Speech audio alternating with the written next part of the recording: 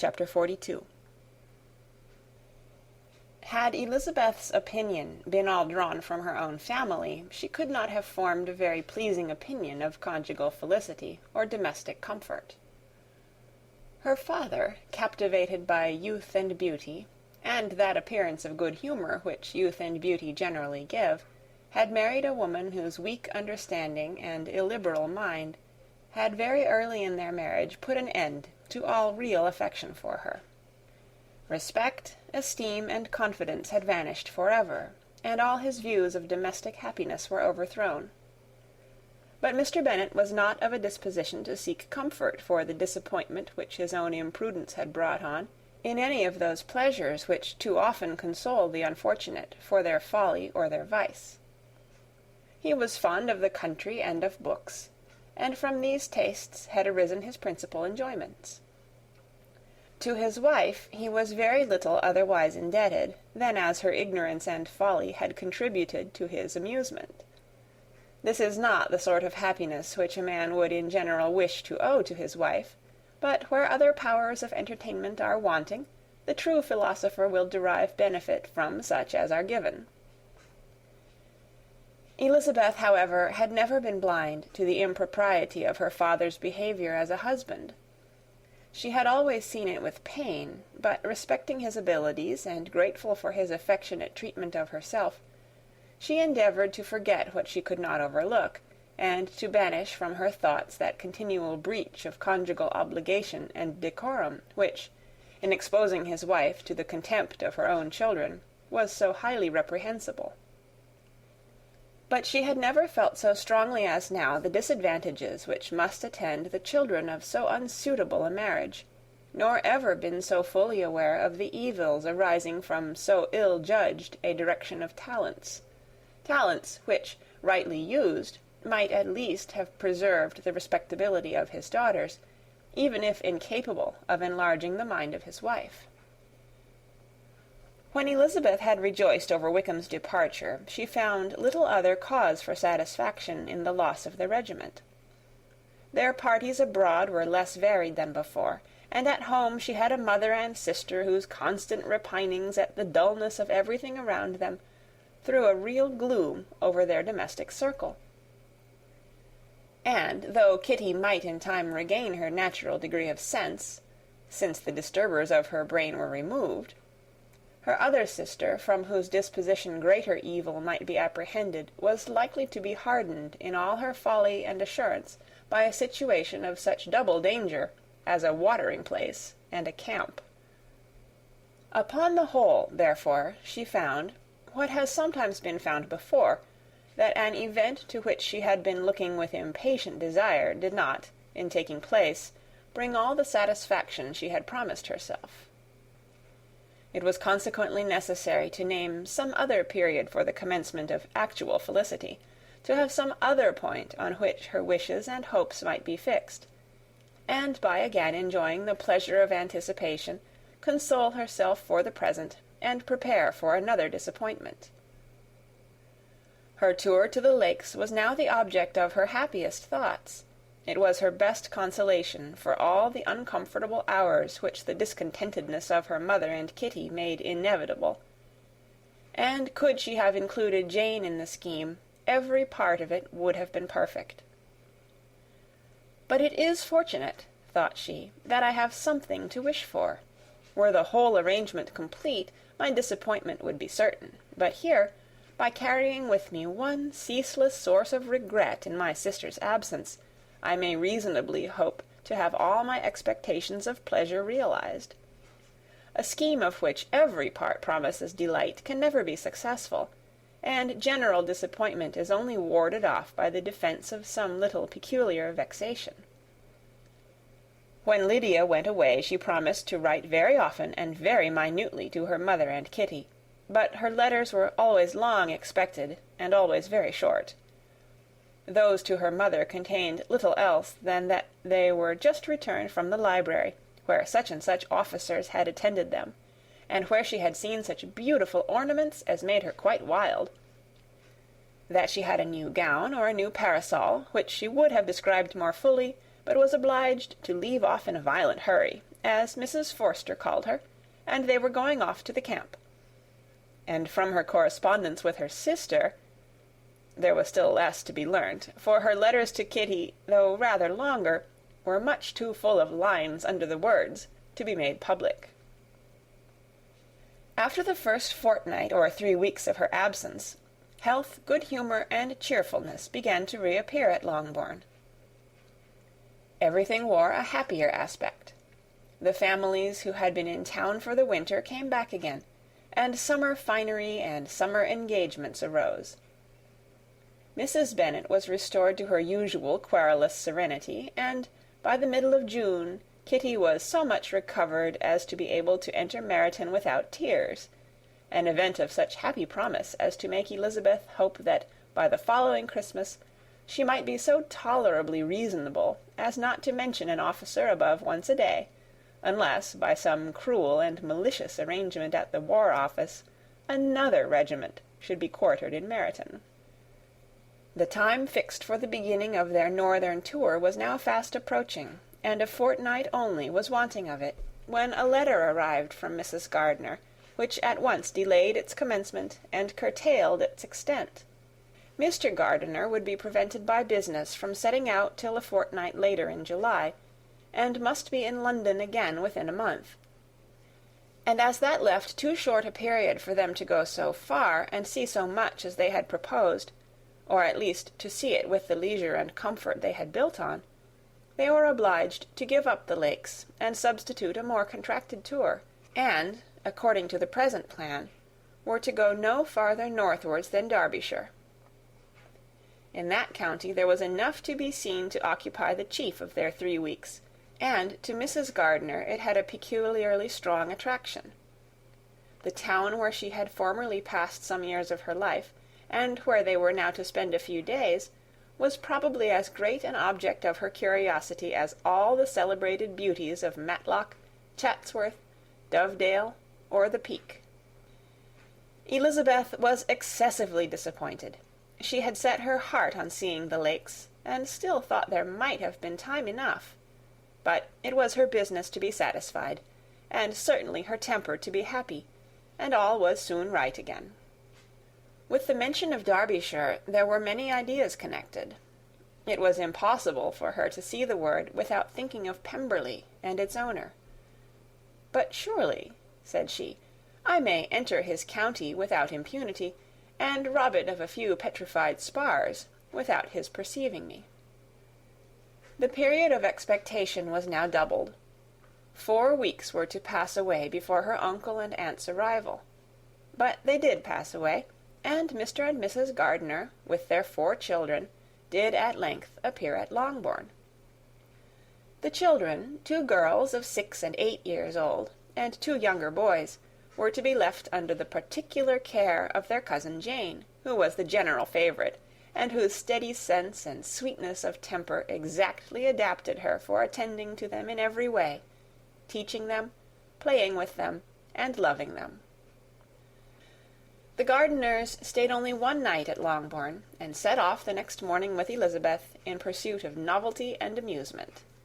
One enjoyment was certain, that of suitableness of companions, a suitableness which comprehended health and temper to bear inconveniences, cheerfulness to enhance every pleasure, and affection and intelligence which might supply it among themselves if there were disappointments abroad. It is not the object of this work to give a description of Derbyshire, nor of any of the remarkable places through which their route thither lay. Oxford, Blenheim, Warwick, Kenilworth, Birmingham, etc., are sufficiently known. A small part of Derbyshire is all the present concern. To the little town of Lambton, the scene of Mrs. Gardiner's former residence, and where she had lately learned some acquaintance still remained, they bent their steps.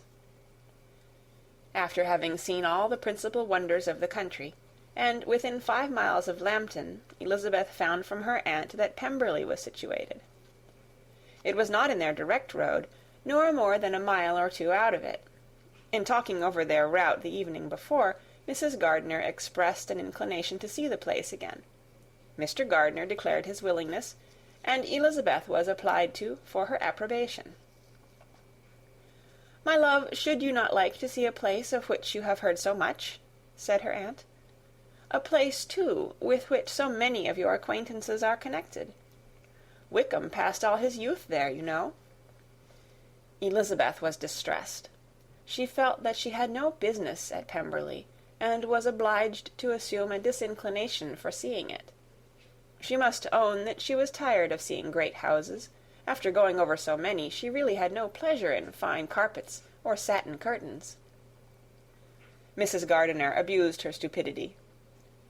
"If it were merely a fine house richly furnished," said she, "I should not care about it myself, but the grounds are delightful.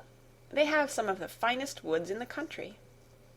Elizabeth said no more, but her mind could not acquiesce. The possibility of meeting Mr. Darcy while viewing the place instantly occurred. It would be dreadful. She blushed at the very idea, and thought it would be better to speak openly to her aunt than to run such a risk. But against this there were objections, and she finally resolved that it could be the last resource, if her private inquiries to the absence of the family were unfavourably answered. Accordingly, when she retired at night, she asked the chambermaid whether Pemberley were not a very fine place, what was the name of its proprietor, and, with no little alarm, whether the family were down for the summer. A most welcome negative followed the last question, and her alarms now being removed, she was at leisure to feel a great deal of curiosity to see the house herself, and when the subject was revived the next morning, and she was again applied to, could readily answer, and with a proper air of indifference, that she had not really any dislike to the scheme.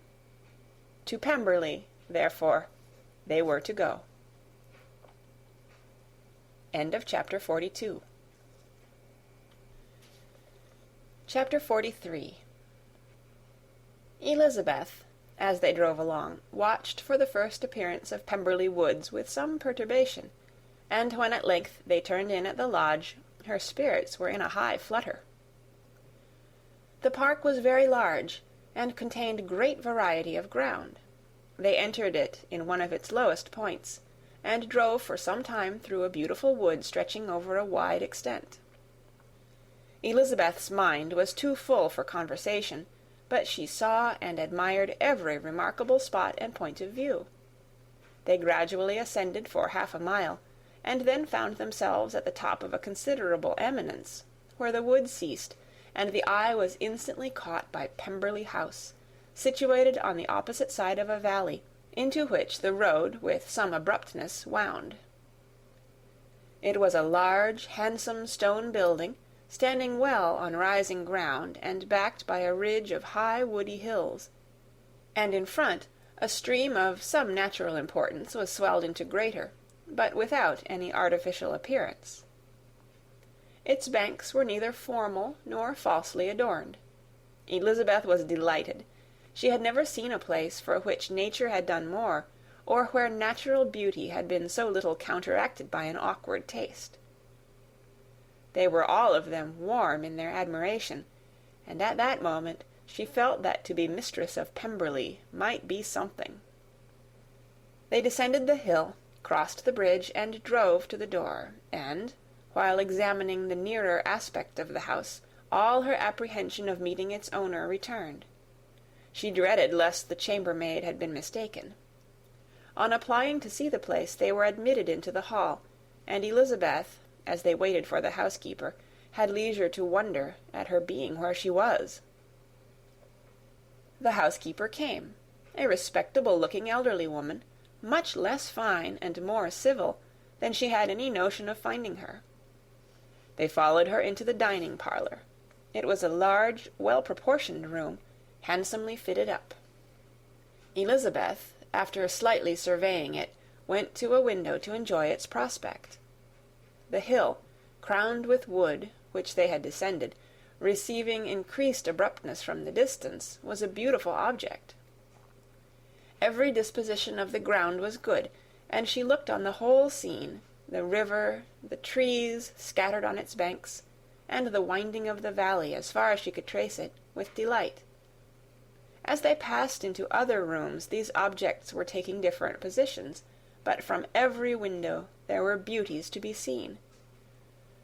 The rooms were lofty and handsome, and their furniture suitable to the fortune of its proprietor, but Elizabeth saw, with admiration of his taste, that it was neither gaudy nor uselessly fine, with less of splendour and more real elegance than the furniture of Rosings. "And of this place," thought she, "I might have been mistress. With these rooms I might now have been familiarly acquainted. Instead of viewing them as a stranger, I might have rejoiced in them as my own, and welcomed to them as visitors my uncle and aunt. But no," recollecting herself, "that could never be. My uncle and aunt would have been lost to me. I should not have been allowed to invite them." This was a lucky recollection. It saved her from something very like regret. She longed to inquire of the housekeeper whether her master was really absent, but had not the courage for it. At length, however, the question was asked by her uncle, and she turned away with alarm, while Mrs. Reynolds replied that he was, adding, "But we expect him to-morrow, with a large party of friends." How rejoiced was Elizabeth that their own journey had not by any circumstance been delayed a day. Her aunt now called her to look at a picture. She approached and saw the likeness of Mr. Wickham, suspended, amongst several other miniatures, over the mantelpiece. Her aunt asked her, smilingly, how she liked it. The housekeeper came forward and told them it was a picture of a young gentleman, the son of her late master's steward, who had been brought up by him at his own expense. "He is now gone into the army," she added, "but I am afraid he has turned out very wild." Mrs. Gardiner looked at her niece with a smile, but Elizabeth could not return it. "And that," said Mrs. Reynolds, pointing to another of the miniatures, "is my master, and very like him. It was drawn at the same time as the other, about 8 years ago." "I have heard much of your master's fine person," said Mrs. Gardiner, looking at the picture. "It is a handsome face, but, Lizzie, you can tell us whether it is like or not." Mrs. Reynolds' respect for Elizabeth seemed to increase on this intimation of her knowing her master. "Does that young lady know Mr. Darcy?" Elizabeth coloured and said, "A little." "And do you not think him a very handsome gentleman, ma'am?" "Yes, very handsome." "I am sure I know none so handsome, but in the gallery upstairs you will see a finer, larger picture of him than this. This room was my late master's favourite room, and these miniatures are just as they used to be then. He was very fond of them." This accounted to Elizabeth for Mr. Wickham's being among them. Mrs. Reynolds then directed their attention to one of Miss Darcy, drawn when she was only 8 years old. "And is Miss Darcy as handsome as her brother?" said Mrs. Gardiner. "Oh, yes, the handsomest young lady that ever was seen, and so accomplished. She plays and sings all day long. In the next room is a new instrument just come down for her, a present from my master. She comes here to-morrow with him." Mr. Gardiner, whose manners were very easy and pleasant, encouraged her communicativeness by his questions and remarks. Mrs. Reynolds, either by pride or attachment, had evidently great pleasure in talking of her master and his sister. "Is your master much at Pemberley in the course of the year?" "Not so much as I could wish, sir, but I dare say he may spend half his time here, and Miss Darcy is always down for the summer months." "Except," thought Elizabeth, "when she goes to Ramsgate." "If your master would marry, you might see more of him." "Yes, sir, but I do not know when that will be. I do not know who is good enough for him." Mr. and Mrs. Gardiner smiled. Elizabeth could not help saying, "It is very much to his credit, I am sure, that you should think so." "I say no more than the truth, and everybody will say that knows him," replied the other. Elizabeth thought this was going pretty far, and she listened with increasing astonishment as the housekeeper added, "I have never known a cross word from him in my life, and I have known him ever since he was 4 years old." This was praise of all others most extraordinary, most opposite to her ideas. That he was not a good-tempered man had been her firmest opinion. Her keenest attention was awakened. She longed to hear more, and was grateful to her uncle for saying, "There are very few people of whom so much can be said. You are lucky in having such a master." "Yes, sir, I know I am. If I were to go through the world, I could not meet with a better. But I have always observed that they who are good-natured when children are good-natured when they grow up. And he was always the sweetest-tempered, most generous-hearted boy in the world." Elizabeth almost stared at her. "Can this be Mr. Darcy?" thought she. "His father was an excellent man," said Mrs. Gardiner. "Yes, ma'am, that he was indeed, and his son will be just like him, just as affable to the poor." Elizabeth listened, wondered, doubted, and was impatient for more. Mrs. Reynolds could interest her on no other point. She related the subjects of the pictures, the dimensions of the rooms, and the price of the furniture in vain. Mr. Gardiner, highly amused by the kind of family prejudice to which he attributed her excessive commendation of her master, soon led again to the subject, and she dwelt with energy on his many merits as they proceeded together up the great staircase. "He is the best landlord and the best master," said she, "that ever lived, not like the wild young men nowadays who think of nothing but themselves. There is not one of his tenants or servants but will give him a good name. Some people call him proud, but I am sure I never saw anything of it. To my fancy, it is only because he does not rattle away like other young men." "In what an amiable light does this place him," thought Elizabeth. "This fine account of him," whispered her aunt as they walked, "is not quite consistent with his behaviour to our poor friend. Perhaps we might be deceived. That is not very likely. Our authority was too good."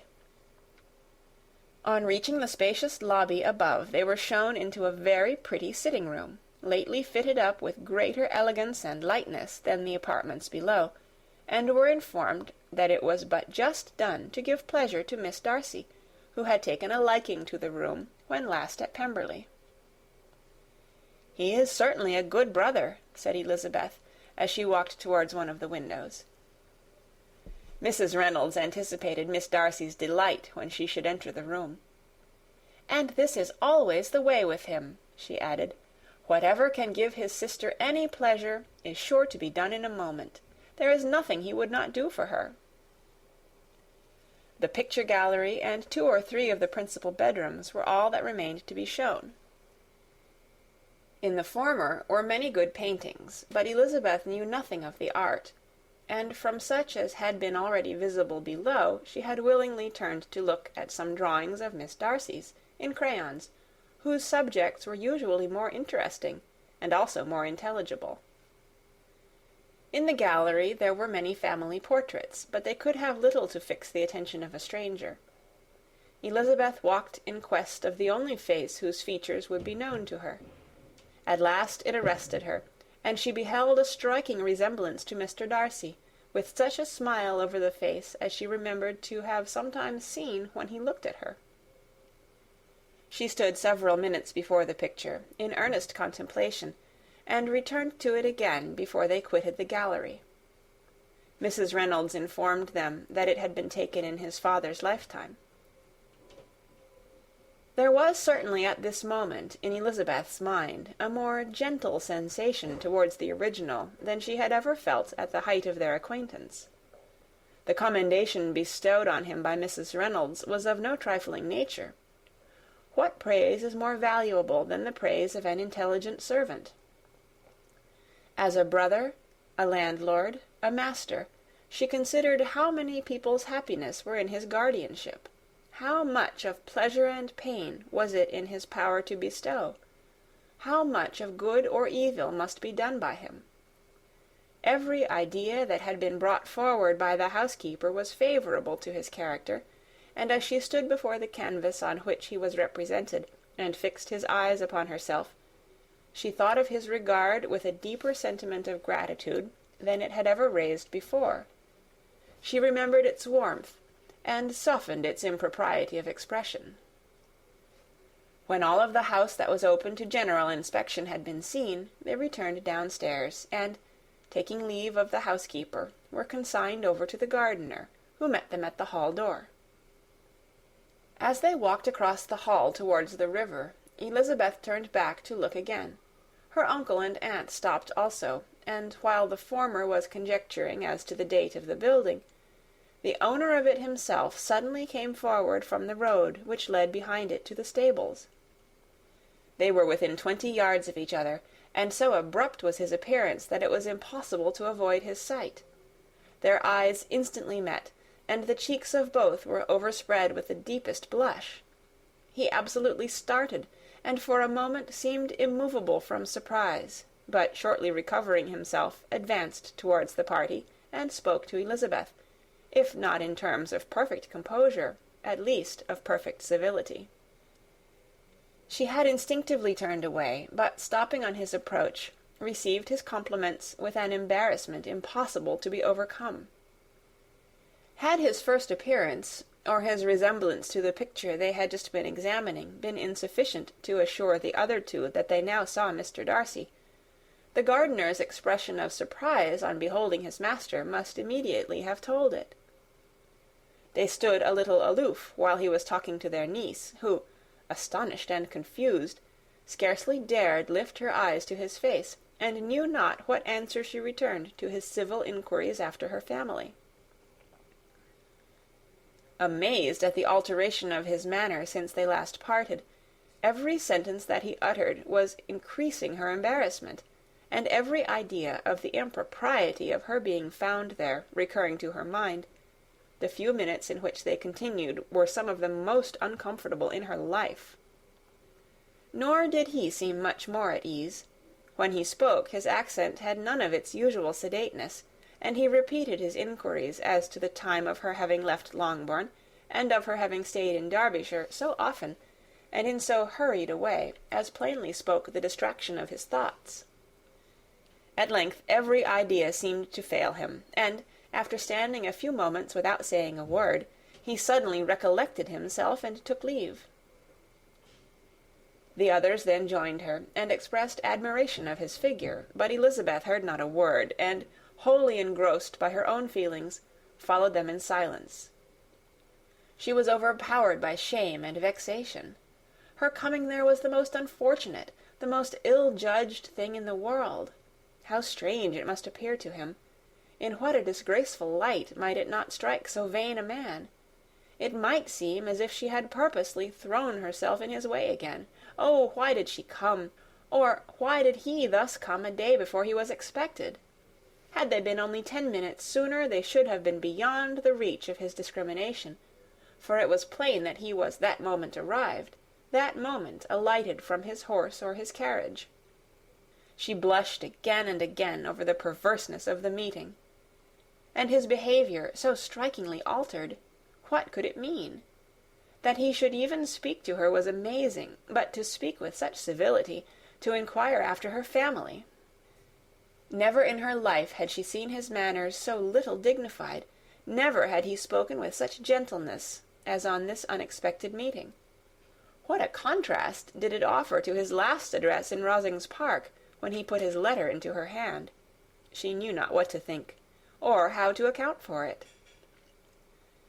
They had now entered a beautiful walk by the side of the water, and every step was bringing forward a nobler fall of ground, or a finer reach of the woods to which they were approaching.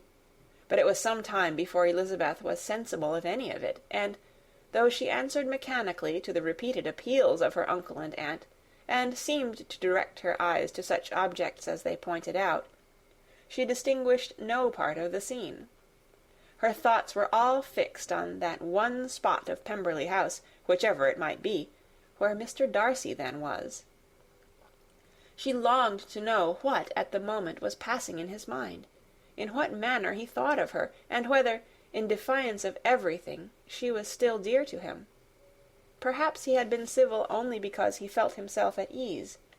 Yet there had been that in his voice which was not like ease. Whether he had felt more of pain or of pleasure in seeing her, she could not tell, but he certainly had not seen her with composure. At length, however, the remarks of her companions on her absence of mind aroused her, and she felt the necessity of appearing more like herself. They entered the woods, and bidding adieu to the river for a while, ascended some of the higher grounds, when, in spots where the opening of the trees gave the eye power to wander, were many charming views of the valley, the opposite hills, with the long range of woods overspreading many, and occasionally part of the stream. Mr. Gardiner expressed a wish of going round the whole park, but feared it might be beyond a walk. With a triumphant smile they were told that it was 10 miles round. It settled the matter, and they pursued the accustomed circuit, which brought them again, after some time, in a descent among hanging woods to the edge of the water, and one of its narrowest parts. They crossed it by a simple bridge, in character with the general air of the scene. It was a spot less adorned than any they had yet visited, and the valley, here contracted into a glen, allowed room only for the stream, and a narrow walk amidst the rough coppice-wood which bordered it. Elizabeth longed to explore its windings, but when they had crossed the bridge, and perceived their distance from the house, Mrs. Gardiner, who was not a great walker, could go no farther, and thought only of returning to the carriage as quickly as possible. Her niece was, therefore, obliged to submit, and they took their way towards the house on the opposite side of the river, in the nearest direction, but their progress was slow, for Mr. Gardiner, though seldom able to indulge the taste, was very fond of fishing, and was so much engaged in watching the occasional appearance of some trout in the water, and talking to the man about them, that he advanced but little. Whilst wandering on in this slow manner, they were again surprised, and Elizabeth's astonishment was quite equal to what it had been at first, by the sight of Mr. Darcy approaching them, and at no great distance. The walk here being less sheltered than on the other side, allowed them to see him before they met. Elizabeth, however astonished, was at least more prepared for an interview than before, and resolved to appear and to speak with calmness, if he really intended to meet them. For a few moments, indeed, she felt that he would probably strike into some other path. The idea lasted while a turning in the walk concealed him from their view. The turning past, he was immediately before them. With a glance, she saw that he had lost none of his recent civility, and, to imitate his politeness, she began, as they met, to admire the beauty of the place. But she had not got beyond the words "delightful" and "charming," when some unlucky recollections obtruded, and she fancied that praise of Pemberley from her might be mischievously construed. Her colour changed, and she said no more. Mrs. Gardiner was standing a little behind, and on her pausing, he asked her if she would do him the honour of introducing him to her friends. This was a stroke of civility for which she was quite unprepared, and she could hardly suppress a smile at his being now seeking the acquaintance of some of those very people against whom his pride had revolted in his offer to herself. What will be his surprise, thought she, when he knows who they are? He takes them now for people of fashion.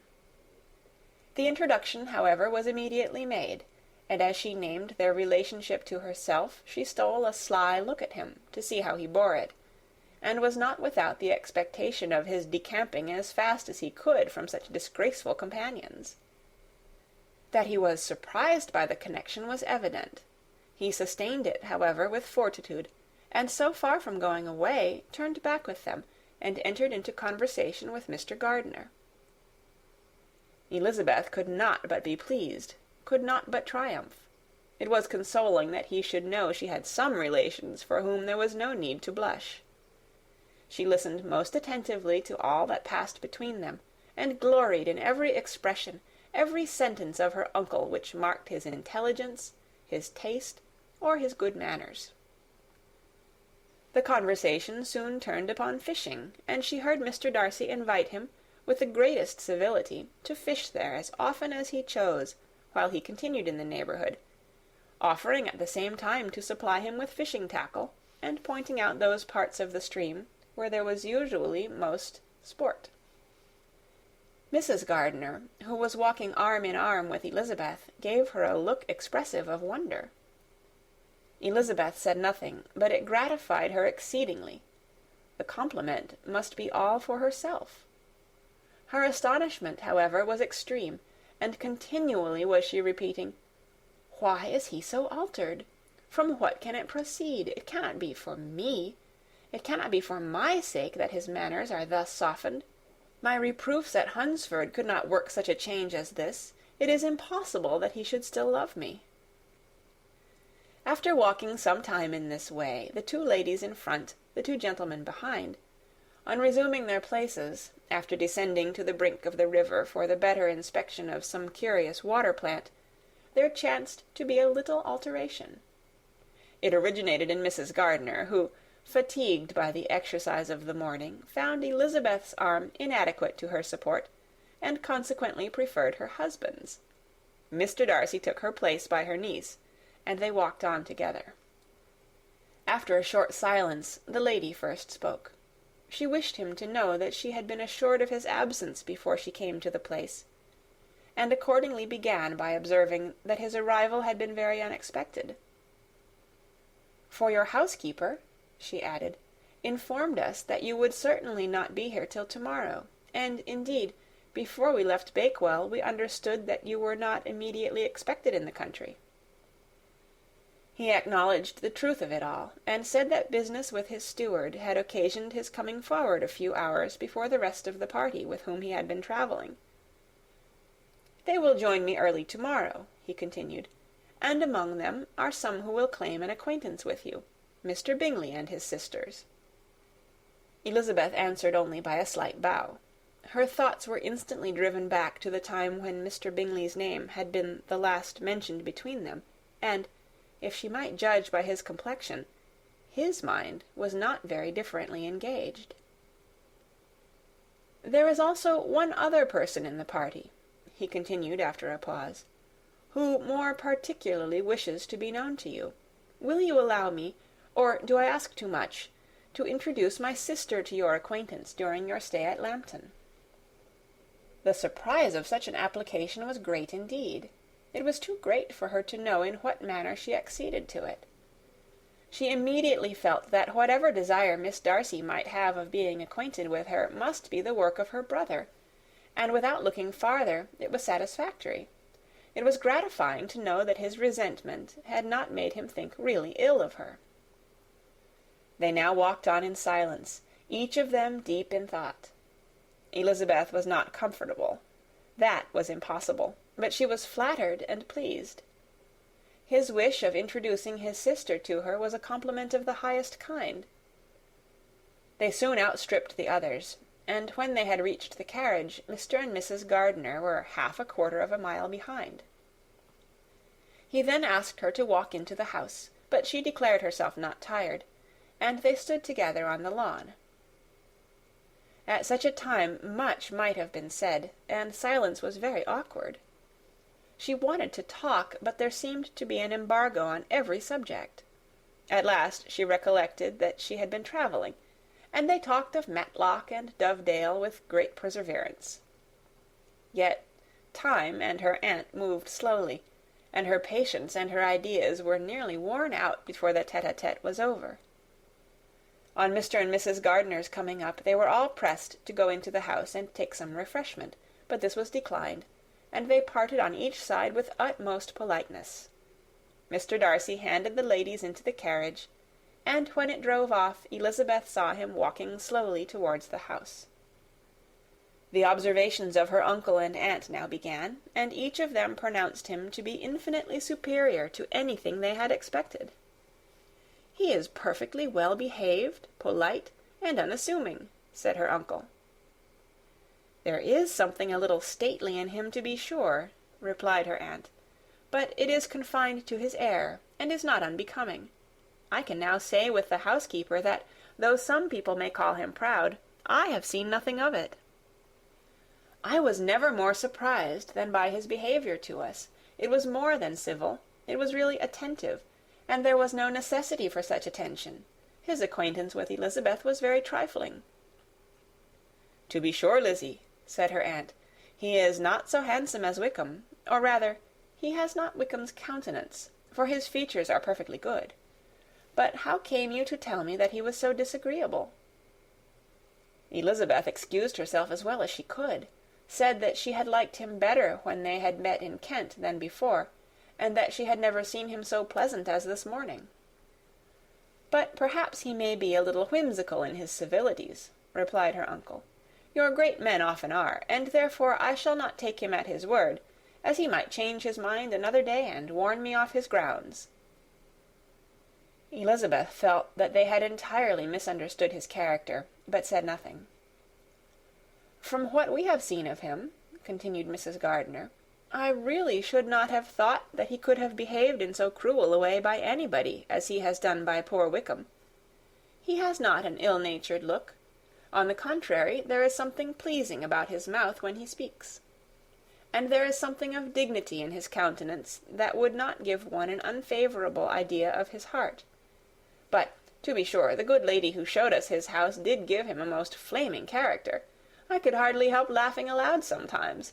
But he is a liberal master, I suppose, and that, in the eye of a servant, comprehends every virtue."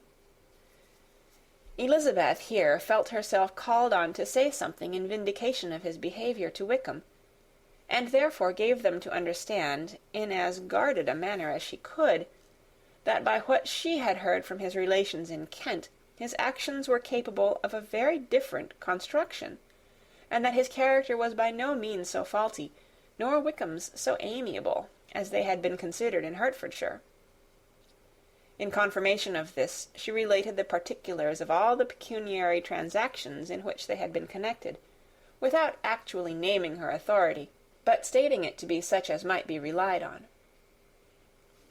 Mrs. Gardiner was surprised and concerned, but as they were now approaching the scene of her former pleasures, every idea gave way to the charm of recollection, and she was too much engaged in pointing out to her husband all the interesting spots in its environs to think of anything else. Fatigued as she had been by the morning's walk, they had no sooner dined than she set off again in quest of her former acquaintance, and the evening was spent in the satisfactions of an intercourse renewed after many years' discontinuance. The occurrences of the day were too full of interest to leave Elizabeth much attention for any of these new friends, and she could do nothing but think, and think with wonder, of Mr. Darcy's civility, and, above all, of his wishing her to be acquainted with his sister. Chapter 44. Elizabeth had settled it that Mr. Darcy would bring his sister to visit her the very day after her reaching Pemberley, and was consequently resolved not to be out of sight of the inn the whole of that morning. But her conclusion was false, for on the very morning after their arrival at Lambton, these visitors came. They had been walking about the place with some of their new friends, and were just returning to the inn to dress themselves for dining with the same family, when the sound of a carriage drew them to a window, and they saw a gentleman and a lady in a curricle driving up the street. Elizabeth, immediately recognizing the livery, guessed what it meant, and imparted no small degree of her surprise to her relations by acquainting them with the honour which she expected. Her uncle and aunt were all amazement, and the embarrassment of her manner as she spoke, joined to the circumstance itself, and many of the circumstances of the preceding day, opened to them a new idea on the business. Nothing had ever suggested it before, but they felt that there was no other way of accounting for such attentions from such a quarter than by supposing a partiality for their niece. While these newly born notions were passing in their heads, the perturbation of Elizabeth's feelings was at every moment increasing. She was quite amazed at her own discomposure, but amongst other causes of disquiet, she dreaded lest the partiality of the brother should have said too much in her favour, and, more than commonly anxious to please, she naturally suspected that every power of pleasing would fail her. She retreated from the window, fearful of being seen, and as she walked up and down the room, endeavouring to compose herself, saw such looks of inquiring surprise in her uncle and aunt as made everything worse. Miss Darcy and her brother appeared, and this formidable introduction took place.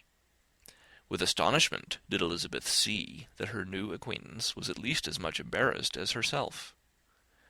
Since her being at Lambton, she had heard that Miss Darcy was exceedingly proud, but the observation of a very few minutes convinced her that she was only exceedingly shy. She found it difficult to obtain even a word from her beyond a monosyllable. Miss Darcy was tall, and on a larger scale than Elizabeth, and, though little more than 16, her figure was formed, and her appearance womanly and graceful. She was less handsome than her brother, but there was sense and good humour in her face, and her manners were perfectly unassuming and gentle. Elizabeth, who had expected to find in her as acute and unembarrassed an observer as ever Mr. Darcy had been, was much relieved by discerning such different feelings. They had not long been together before Mr. Darcy told her that Bingley was also coming to wait on her, and she had barely time to express her satisfaction and prepare for such a visitor, when Bingley's quick step was heard on the stairs, and in a moment he entered the room. All Elizabeth's anger against him had been long done away, but had she still felt any, it could hardly have stood its ground against the unaffected cordiality with which he expressed himself on seeing her again. He inquired in a friendly, though general way, after her family, and looked and spoke with the same good-humoured ease that he had ever done. To Mr. and Mrs. Gardiner he was scarcely a less interesting personage than to herself. They had long wished to see him. The whole party before them, indeed, excited a lively attention. The suspicions which had just arisen of Mr. Darcy and their niece directed their observation towards each with an earnest, though guarded, inquiry, and they soon drew from those inquiries the full conviction that one of them, at least, knew what it was to love. Of the lady's sensations they remained a little in doubt, but that the gentleman was overflowing with admiration was evident enough. Elizabeth, on her side, had much to do. She wanted to ascertain the feelings of each of her visitors. She wanted to compose her own, and to make herself agreeable to all, and in the latter object, where she feared most to fail, she was most sure of success, for those to whom she endeavoured to give pleasure were prepossessed in her favour. Bingley was ready, Georgiana was eager, and Darcy determined to be pleased. In seeing Bingley, her thoughts naturally flew to her sister, and oh, how ardently did she long to know whether any of his were directed in a like manner. Sometimes she could fancy that he talked less than on former occasions, and once or twice pleased herself with the notion that, as he looked at her, he was trying to trace a resemblance. But, though this might be imaginary, she could not be deceived as to his behaviour to Miss Darcy, who had been set up as a rival to Jane. No look appeared on either side that spoke particular regard. Nothing occurred between them that could justify the hopes of his sister. On this point she was soon satisfied, and 2 or 3 little circumstances occurred ere they parted, which, in her anxious interpretation, denoted a recollection of Jane not untinctured by tenderness, and a wish of saying more that might lead to the mention of her, had he dared. He observed to her, at a moment when the others were talking together, and in a tone which had something of real regret, that it was a very long time since he had had the pleasure of seeing her, and, before she could reply, he added, "It is above 8 months. We have not met since the 26th of November, when we were all dancing together at Netherfield." Elizabeth was pleased to find his memory so exact, and he afterwards took occasion to ask her, when unattended to by any of the rest, whether all her sisters were at Longbourn. There was not much in the question, nor in the preceding remark, but there was a look and a manner which gave them meaning. It was not often that she could turn her eyes on Mr. Darcy himself, but whenever she did catch a glimpse, she saw an expression of general complaisance, and in all that he said she heard an accent so removed from hauteur or disdain of his companions as convinced her that the improvement of manners which she had yesterday witnessed, however temporary its existence might prove, had at least outlived one day. When she saw him thus seeking the acquaintance and courting the good opinion of people with whom any intercourse a few months ago would have been a disgrace, when she saw him thus civil, not only to herself, but to the very relations whom he had openly disdained, and recollected their last lively scene in Hunsford Parsonage. The difference, the change, was so great, and struck so forcibly on her mind, that she could hardly restrain her astonishment from being visible. Never, even in the company of his dear friends at Netherfield, or his dignified relations at Rosings, had she seen him so desirous to please, so free from self-consequence or unbending reserve, as now, when no importance could result from the success of his endeavours, and when even the acquaintance of those to whom his attentions were addressed would draw down the ridicule and censure of the ladies, both of Netherfield and Rosings. Their visitor stayed with them above half an hour, and when they arose to depart, Mr. Darcy called on his sister to join him in expressing their wish of seeing Mr. and Mrs. Gardiner and Miss Bennet to dinner at Pemberley before they left the country. Miss Darcy, though with a diffidence which marked her little in the habit of giving invitations, readily obeyed. Mrs. Gardiner looked at her niece, desirous of knowing how she, whom the invitation most concerned, felt disposed as to its acceptance, but Elizabeth had turned away her head. Presuming, however, that this studied avoidance spoke rather a momentary embarrassment than any dislike of the proposal, and seeing in her husband, who was fond of society, a perfect willingness to accept it, she ventured to engage for her attendance, and the day after the next was fixed on. Bingley expressed great pleasure in the certainty of seeing Elizabeth again, having still a great deal to say to her, and many inquiries to make after all their Hertfordshire friends. Elizabeth, construing all this into a wish of hearing her speak of her sister, was pleased, and on this account, as well as some others, found herself, when their visitors left them, capable of considering the last half-hour with some satisfaction, though while it was passing, the enjoyment of it had been little. Eager to be alone, and fearful of inquiries or hints from her uncle and aunt, she stayed with them only long enough to hear their favourable opinion of Bingley, and then hurried away to dress.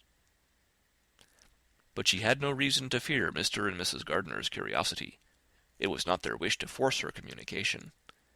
It was evident that she was much better acquainted with Mr. Darcy than they had before any idea of. It was evident that he was very much in love with her. They saw much to interest, but nothing to justify inquiry. Of Mr. Darcy it was now a matter of anxiety to think well, and, as far as their acquaintance reached, there was no fault to find.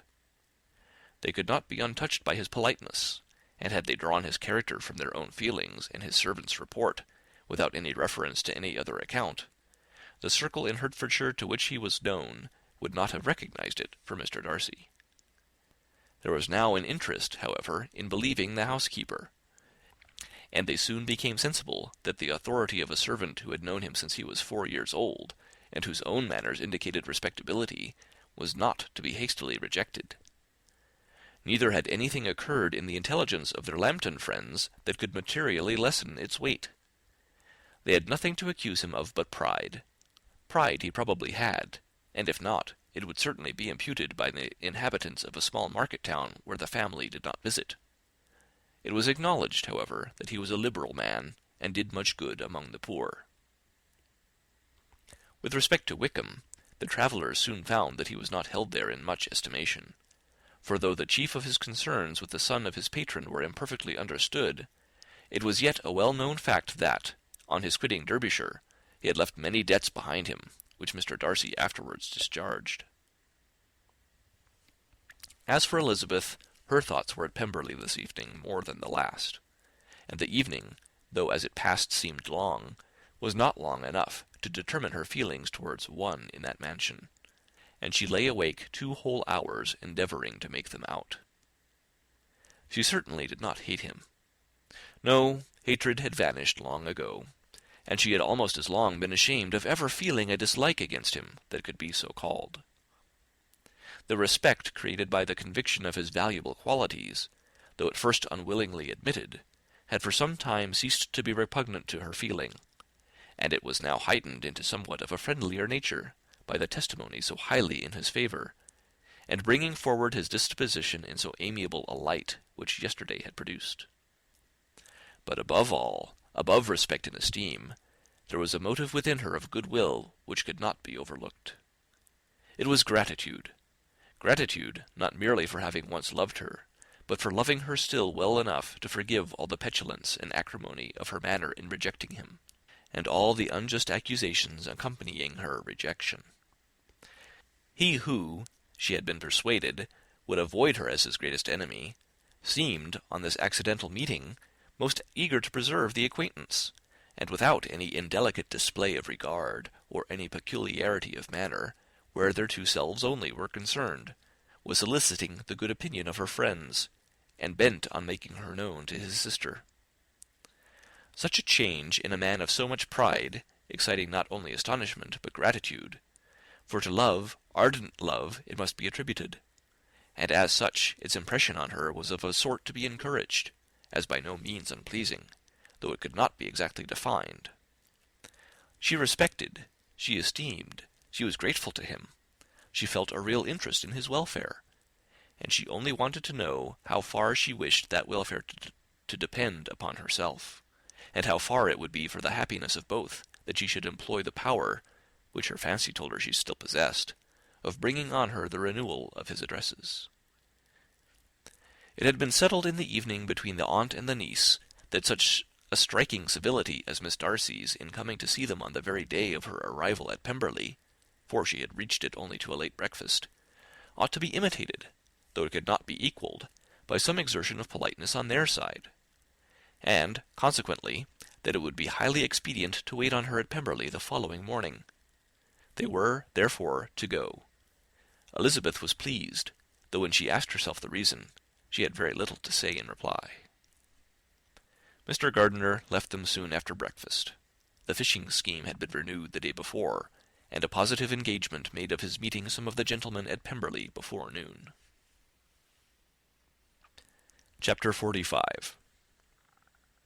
Convinced as Elizabeth now was that Miss Bingley's dislike of her had originated in jealousy, she could not help feeling how unwelcome her appearance at Pemberley must be to her, and was curious to know with how much civility on that lady's side the acquaintance would now be renewed.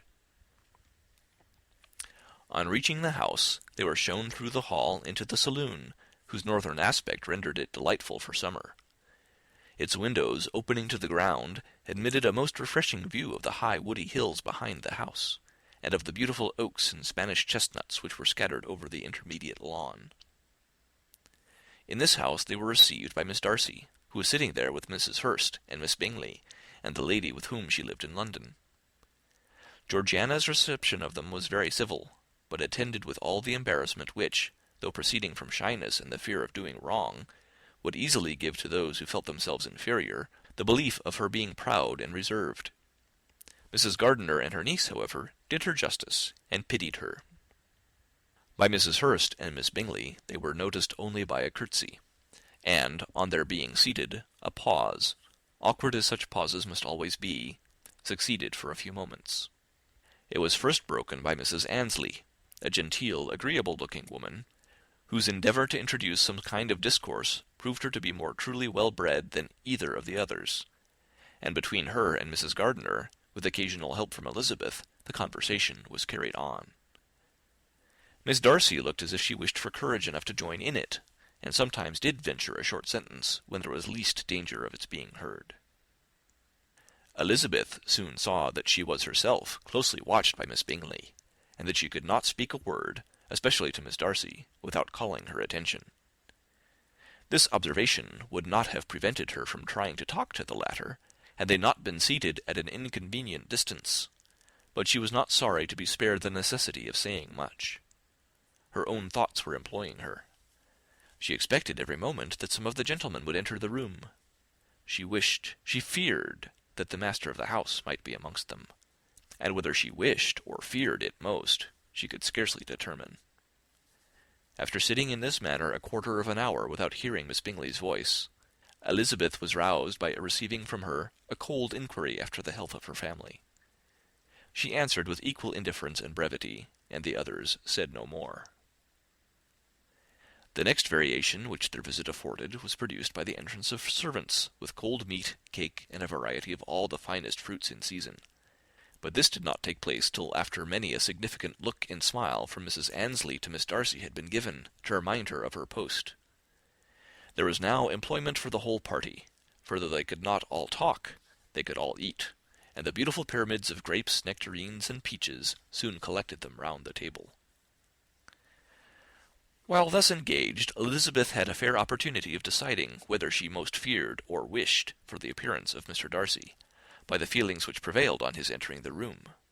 And then, though but a moment before she had believed her wishes to predominate, she began to regret that he came.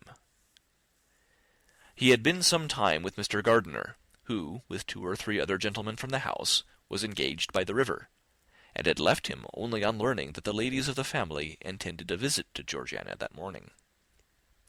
No sooner did he appear than Elizabeth wisely resolved to be perfectly easy and unembarrassed, a resolution the more necessary to be made, but perhaps not the more easily kept, because she saw that the suspicions of the whole party were awakened against them, and that there was scarcely an eye which did not watch his behaviour when he first came into the room.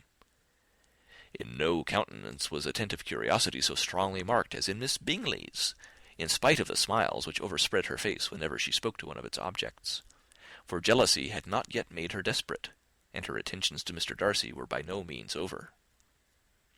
Miss Darcy, on her brother's entrance, exerted herself much more to talk, and Elizabeth saw that he was anxious for his sister and herself to get acquainted, and forwarded, as much as possible, every attempt at conversation on either side. Miss Bingley saw all this likewise, and, in the imprudence of anger, took the first opportunity of saying, with sneering civility, "Pray, Miss Eliza, are not the Blankshire militia removed from Meryton? They must be a great loss to your family." In Darcy's presence she dared not mention Wickham's name, but Elizabeth instantly comprehended that he was uppermost in her thoughts, and the various recollections connected with him gave her a moment's distress. But, exerting herself vigorously to repel the ill-natured attack, she presently answered the question in a tolerably detached tone.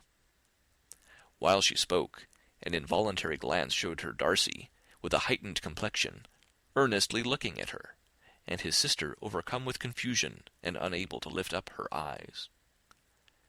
Had Miss Bingley known what pain she was then giving her beloved friend, she undoubtedly would have refrained from the hint, but she had merely intended to discompose Elizabeth by bringing forth the idea of a man to whom she believed her partial, to make her betray a sensibility which might injure her in Darcy's opinion, and, perhaps, to remind the latter of all the follies and absurdities by which some part of her family were connected with that corps. Not a syllable had ever reached her of Miss Darcy's meditated elopement. To no creature had it been revealed, where secrecy was possible, except to Elizabeth, and from all Bingley's connections her brother was particularly anxious to conceal it, from the very wish which Elizabeth had long ago attributed to him, of their becoming hereafter her own. He had certainly formed such a plan, and without meaning that it should affect his endeavour to separate him from Miss Bennet, it is probable that it might add something to his lively concern for the welfare of his friend. Elizabeth's collected behaviour, however, soon quieted his emotion, and as Miss Bingley, vexed and disappointed, dared not approach nearer to Wickham, Georgiana also recovered in time, though not enough to be able to speak any more. Her brother, whose eye she feared to meet, scarcely recollected her interest in the affair, and the very circumstance which had been designed to turn his thoughts from Elizabeth seemed to have fixed them on her more and more cheerfully. Their visit did not continue long after the question and answer above mentioned, and while Mr. Darcy was attending them to their carriage, Miss Bingley was venting her feelings in criticisms on Elizabeth's person, behaviour, and dress. But Georgiana would not join her. Her brother's recommendation was enough to ensure her favour. His judgment could not err, and he had spoken in such terms of Elizabeth as to leave Georgiana without the power of finding her otherwise than lovely and amiable. When Darcy returned to the saloon, Miss Bingley could not help repeating to him some part of what she had been saying to his sister. "How very ill Miss Eliza Bennet looks this morning, Mr. Darcy," she cried. "I never in my life saw anyone so much altered as she is since the winter. She has grown so brown and coarse. Louisa and I were agreeing that we should not have known her again." However little Mr. Darcy might have liked such an address, he contented himself with coolly replying that he perceived no other alteration than her being rather tanned, no miraculous consequence of travelling in the summer. "For my own part," she rejoined, "I must confess that I never could see any beauty in her. Her face is too thin, her complexion has no brilliancy, and her features are not at all handsome. Her nose wants character, there is nothing marked in its lines. Her teeth are tolerable, but not out of the common way, and as for her eyes, which have sometimes been called so fine, I could never see anything extraordinary in them. They have a sharp, shrewish look, which I do not like at all, and in her air altogether there is a self-sufficiency without fashion which is intolerable." Persuaded as Miss Bingley was that Darcy admired Elizabeth, this was not the best method of recommending herself. But angry people are not always wise, and in seeing him at last look somewhat nettled, she had all the success she expected. He was resolutely silent, however, and from a determination of making him speak, she continued, "I remember, when we first knew her in Hertfordshire, how amazed we all were to find that she was a reputed beauty, and I particularly recollect your saying one night, after they had been dining at Netherfield, 'She a beauty! I should as soon call her mother a wit.' But afterwards she seemed to improve on you, and I believe you thought her rather pretty at one time." "Yes," replied Darcy, who could contain himself no longer, "but that was only when I first saw her, for it is many months since I have considered her as one of the handsomest women of my acquaintance." He then went away, and Miss Bingley was left to all the satisfaction of having forced him to say what gave no one any pain but herself. Mrs. Gardiner and Elizabeth talked of all that had occurred during their visit, as they returned, except what had particularly interested them both. The look and behaviour of everybody they had seen were discussed, except of the person who had mostly engaged their attention. They talked of his sister, his friends, his house, his fruit, of everything but himself. Yet Elizabeth was longing to know what Mrs. Gardiner thought of him, and Mrs. Gardiner would have been highly gratified by her niece's beginning the subject. Chapter 46. Elizabeth had been a good deal disappointed in not finding a letter from Jane on their first arrival at Lambton, and this disappointment had been renewed on each of the mornings that had now been spent there. But on the third her repining was over, and her sister justified, by the receipt of 2 letters from her at once, on one of which was marked that it had been missent elsewhere. Elizabeth was not surprised at it, as Jane had written the direction remarkably ill. They had just been preparing to walk as the letters came in, and her uncle and aunt, leaving her to enjoy them in quiet, set off by themselves. The one missent must first be attended to. It had been written 5 days ago. The beginning contained an account of all their little parties and engagements, with such news as the country afforded, but the latter half, which was dated a day later, and written in evident agitation, gave more important intelligence. It was to this effect: "Since writing the above, dearest Lizzie, something has occurred of a most unexpected and serious nature, but I am afraid of alarming you. Be assured that we are all well. What I have to say relates to poor Lydia. An express came at 12 last night, just as we were all gone to bed, from Colonel Forster, to inform us that she was gone off to Scotland with one of his officers. To own the truth, with Wickham! Imagine our surprise! To Kitty, however, it does not seem so wholly unexpected. I am very, very sorry. So imprudent a match on both sides. But I am willing to hope the best, and that his character has been misunderstood. Thoughtless and indiscreet, I can easily believe him. But this step, and let us rejoice over it, marks nothing bad at heart. His choice is disinterested at least, for he must know my father can give her nothing. Our poor mother is sadly grieved. My father bears it better. How thankful I am that we never let them know what has been said against him. We must forget it ourselves. They were off Saturday night about 12, as is conjectured, but were not missed till yesterday morning at 8.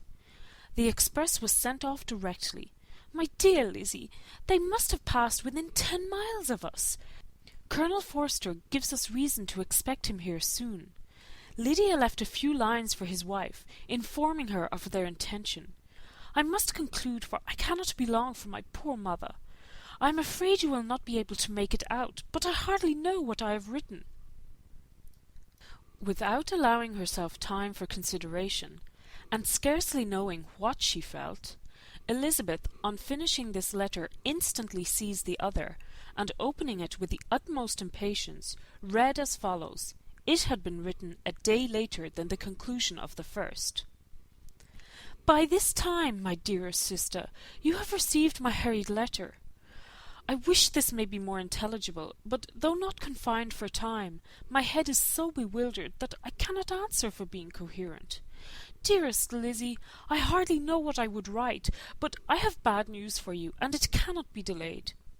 Imprudent as the marriage between Mr. Wickham and our poor Lydia would be, we are now anxious to be assured it has taken place, for there is but too much reason to fear they are not gone to Scotland. Colonel Forster came yesterday, having left Brighton the day before, not many hours after the express. Though Lydia's short letter to Mrs. F. gave them to understand that they were going to Gretna Green, something was dropped by Denny expressing his belief that W. never intended to go there, or to marry Lydia at all, which was repeated to Colonel F., who, instantly taking the alarm, set off from B., intending to trace their route. He did trace them easily to Clapham, but no further, for on entering that place they removed into a hackney coach and dismissed the chaise that brought them from Epsom. All that is known after this, that they were seen to continue the London road. I know not what to think. After making every possible inquiry on that side London, Colonel F. came on into Hertfordshire, anxiously renewing them at all the turnpikes and at the inns in Barnet and Hatfield, but without any success. No such people had been seen to pass through. With the kindest concern he came on to Longbourn, and broke his apprehensions to us in a manner most creditable to his heart. I am sincerely grieved for him and Mrs. F., but no one can throw any blame on them.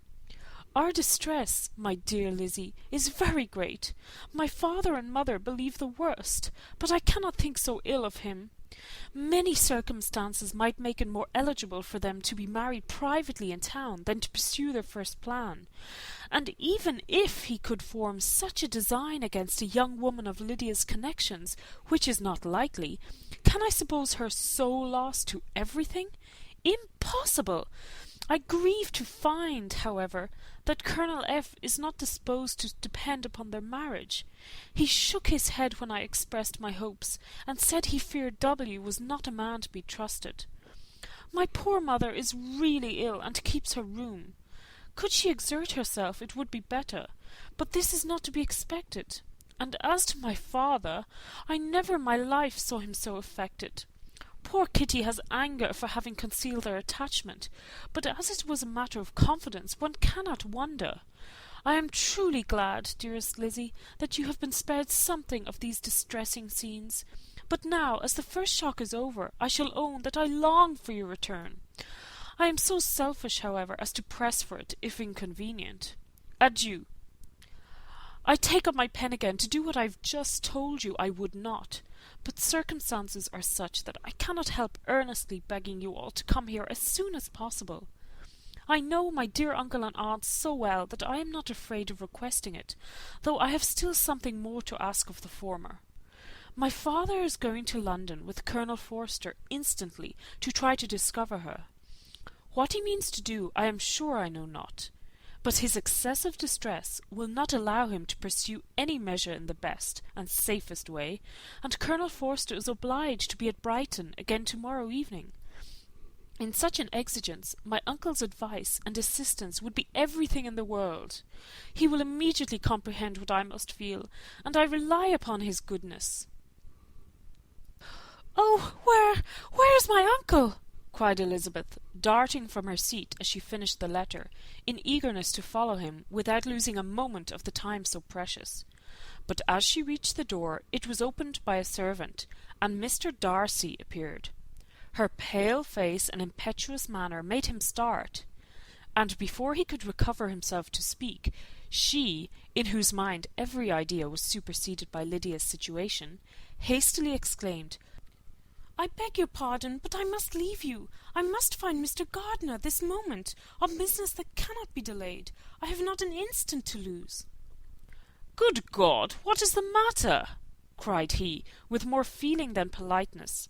Then, recollecting himself, "I will not detain you a minute, but let me, or let the servant, go after Mr. and Mrs. Gardiner. You are not well enough. You cannot go yourself." Elizabeth hesitated, but her knees trembled under her, and she felt how little would be gained by her attempting to pursue them. Calling back the servant, therefore, she commissioned him, though in so breathless an accent as made her almost unintelligible, to fetch his master and mistress home instantly. On his quitting the room, she sat down, unable to support herself, and looking so miserably ill that it was impossible for Darcy to leave her, or to refrain from saying, in a tone of gentleness and commiseration, "Let me call your maid. Is there nothing you could take to give you present relief? A glass of wine? Shall I get you one? You are very ill." "No, I thank you," she replied, endeavouring to recover herself. "There is nothing the matter with me. I am quite well. I am only distressed by some dreadful news which I have just received from Longbourn." She burst into tears as she alluded to it, and for a few minutes could not speak another word. Darcy, in wretched suspense, could only say something indistinctly of his concern, and observe her in compassionate silence. At length she spoke again. "I have just had a letter from Jane, with such dreadful news. It cannot be concealed from anyone. My youngest sister has left all her friends, has eloped, has thrown herself into the power of Mr. Wickham. They are gone off together from Brighton. You know him too well to doubt the rest. She has no money, no connections, nothing that can tempt him to. She is lost forever." Darcy was fixed in astonishment. "When I consider," she added in a yet more agitated voice, "that I might have prevented it, I, who knew what he was. Had I but explained some part of it only, some part of what I learnt, to my own family, had his character been known, this could not have happened. But it is all too late now." "I am grieved indeed," cried Darcy, "grieved, shocked. But is it certain, absolutely certain?" "Oh, yes. They left Brighton together on Sunday night, and were traced almost to London, but not beyond. They are certainly not gone to Scotland." "And what has been done, what has been attempted to recover her?"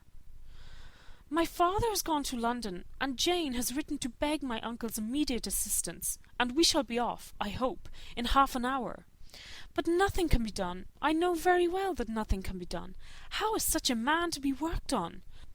How are they even to be discovered? I have not the smallest hope. It is every way horrible." Darcy shook his head in silent acquiescence. "When my eyes were opened to his real character, oh, had I known what I ought, what I dared to do! But I knew not. I was afraid of doing too much. Wretched, wretched mistake!" Darcy made no answer. He seemed scarcely to hear her, and was walking up and down the room in earnest meditation, his brow contracted, his air gloomy. Elizabeth soon observed and instantly understood it. Her power was sinking. Everything must sink under such a proof of family weakness, such an assurance of the deepest disgrace. She could neither wonder nor condemn, but the belief of his self-conquest brought nothing consolatory to her bosom, afforded no palliation of her distress. It was, on the contrary, exactly calculated to make her understand her own wishes, and never had she so honestly felt that she could have loved him, as now, when all love must be vain. But self, though it would intrude, could not engross her. Lydia, the humiliation, the misery she was bringing on them all, soon swallowed up every private care. And covering her face with her handkerchief, Elizabeth was soon lost to everything else, and, after a pause of several minutes, was only recalled to a sense of her situation by the voice of her companion, who, in a manner which, though it spoke compassion, spoke likewise restraint, said, "I am afraid you have been long desiring my absence, nor have I anything to plead in excuse of my stay, but a real, though unavailing concern. Would to heaven that anything could be either said or done on my part that might offer consolation to such distress. But I will torment you not with the vain wishes, which may seem purposely to ask for your thanks. This unfortunate affair will, I fear, prevent my sisters having the pleasure of seeing you at Pemberley to-day. Oh yes, be so kind as to apologize for us to Miss Darcy. Say that urgent business calls us home immediately. Conceal the unhappy truth as long as it is possible. I know it cannot be long." He readily assured her of his secrecy, again expressed his sorrow for her distress, wished it a happier conclusion than there was at present reason to hope, and, leaving his compliments for her relations, with only one serious, parting look, went away.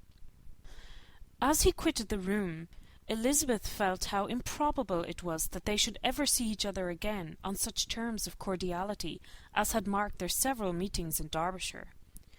And as she threw a retrospective glance over the whole of their acquaintance, so full of contradictions and varieties, sighed at the persevereness of those feelings which would now have promoted its continuance, and would formerly have rejoiced in its termination.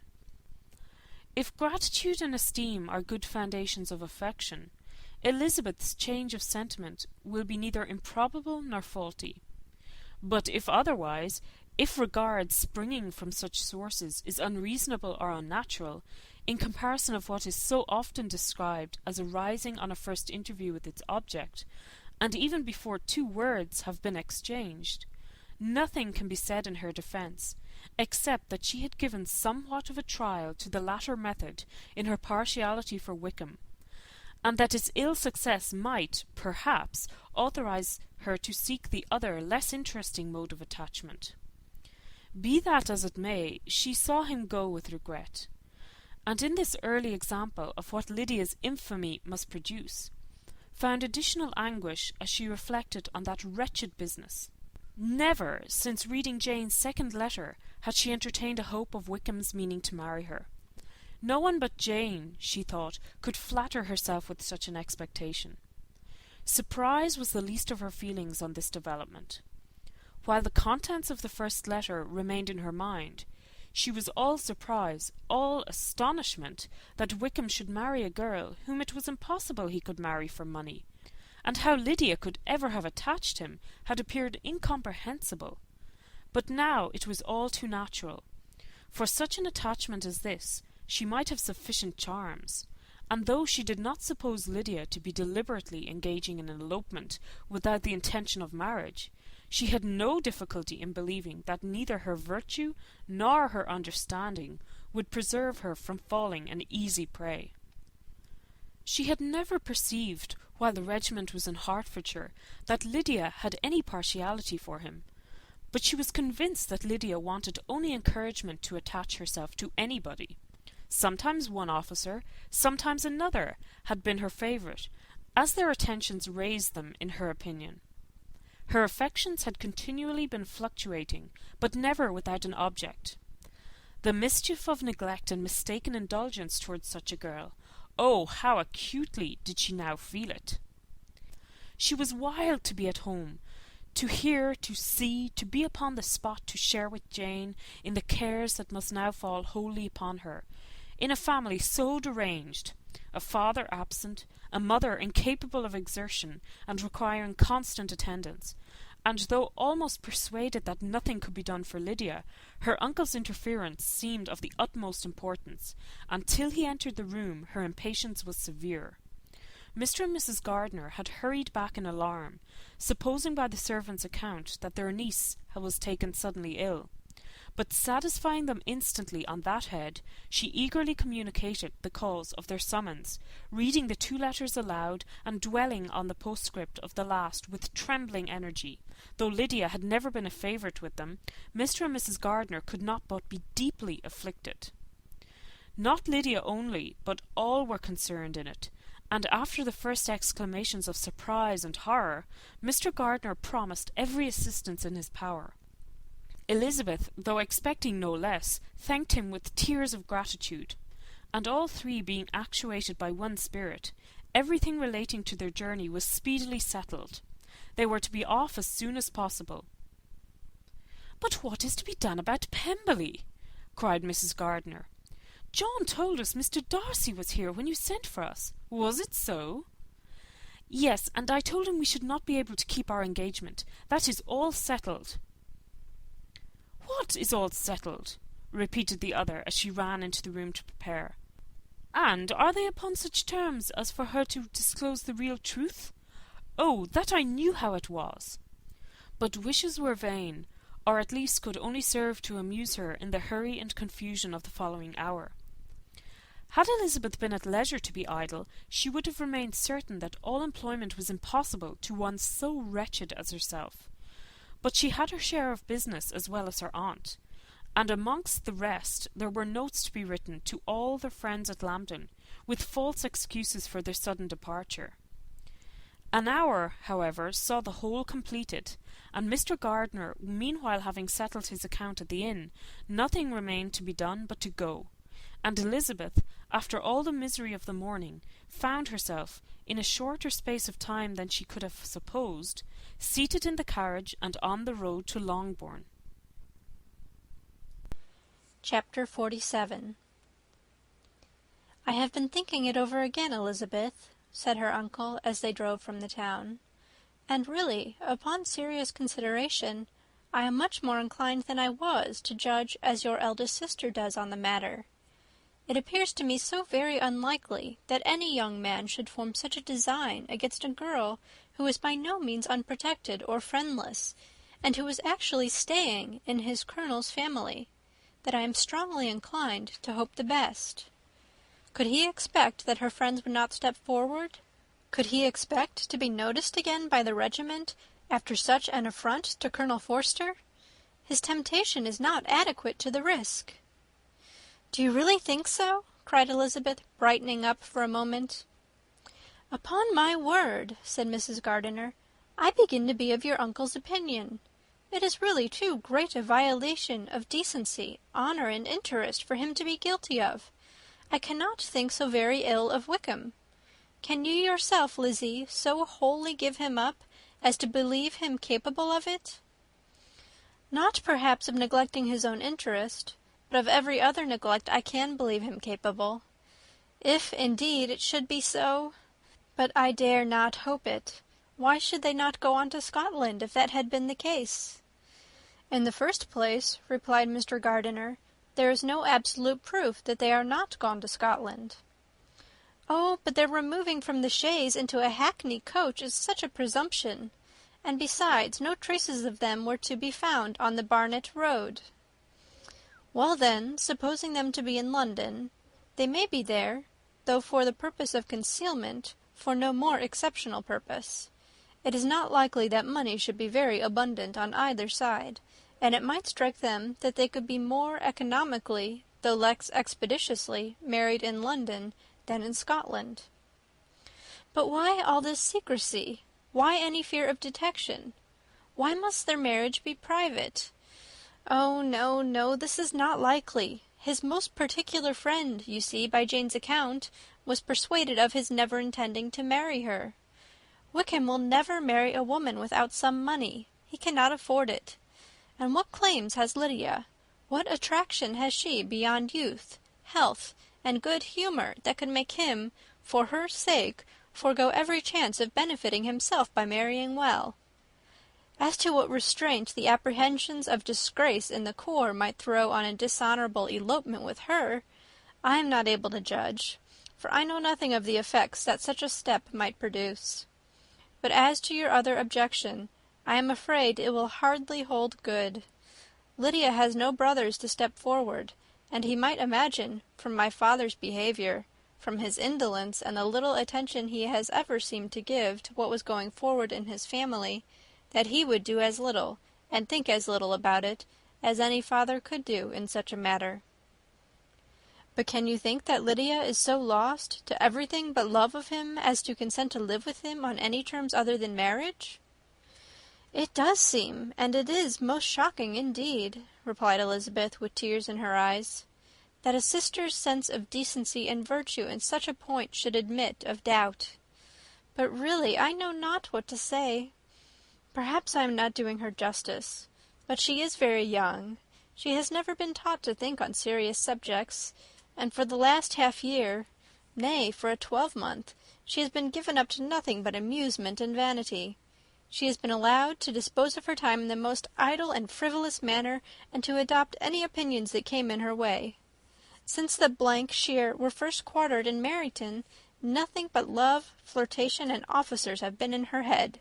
She has been doing everything in her power by thinking and talking on the subject to give greater, what shall I call it, susceptibility to her feelings, which are naturally lively enough.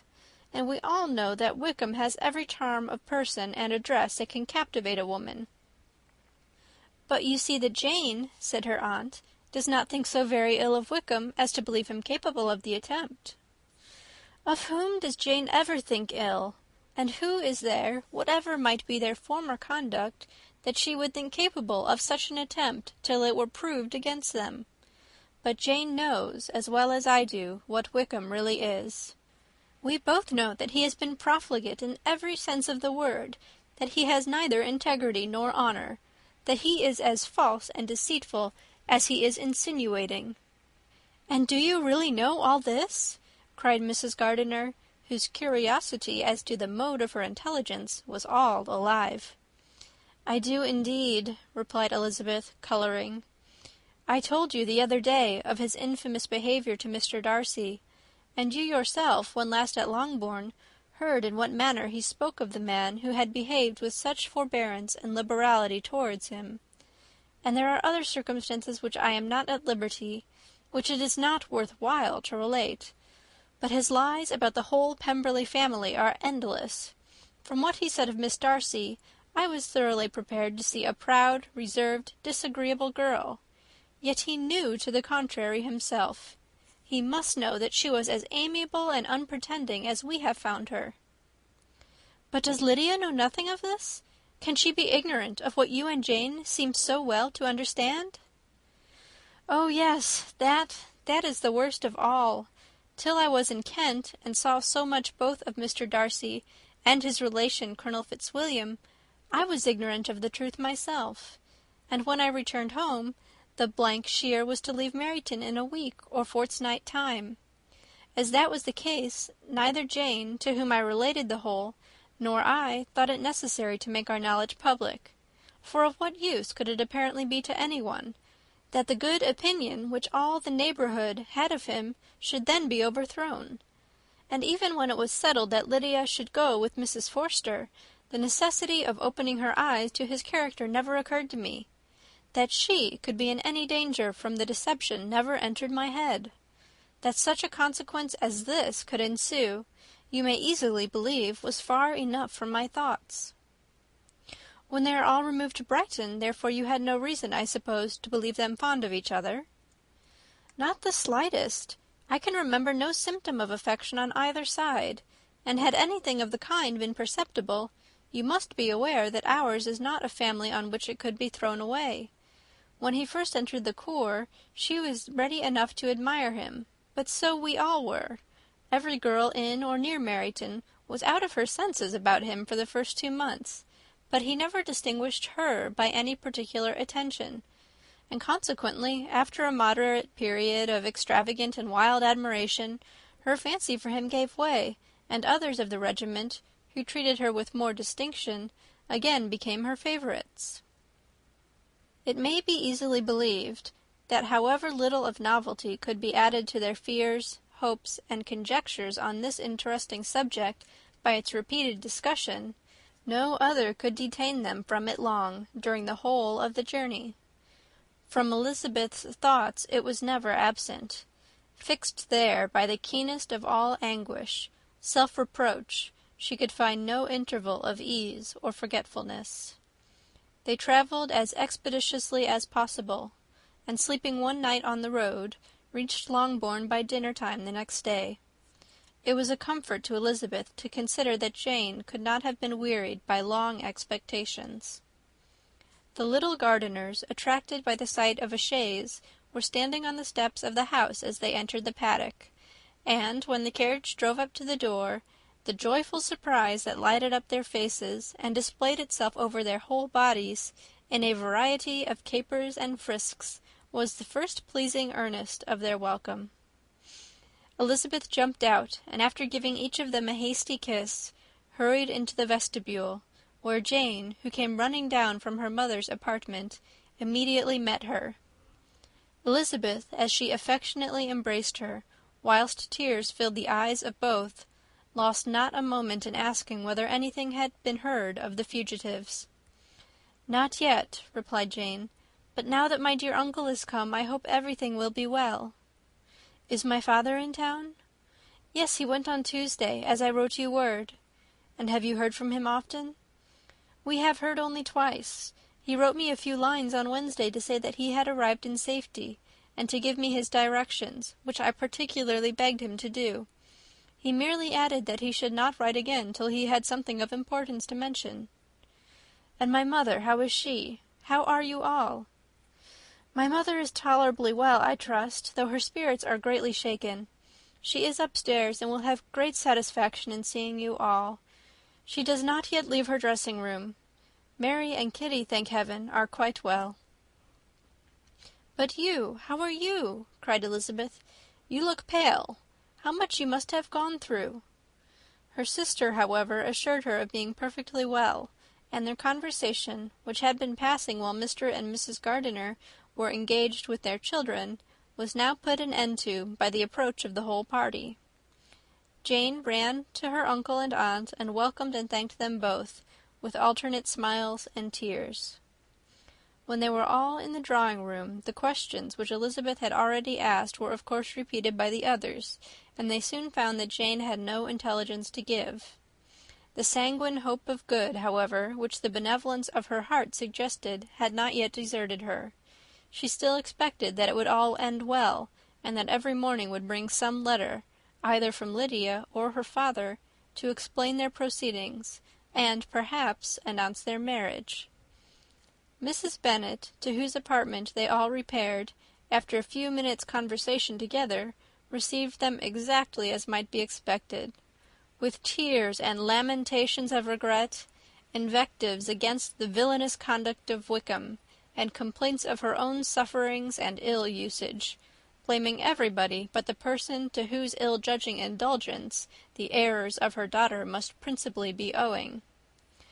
"If I had been able," said she, "to carry my point, and going to Brighton with all my family, this would not have happened.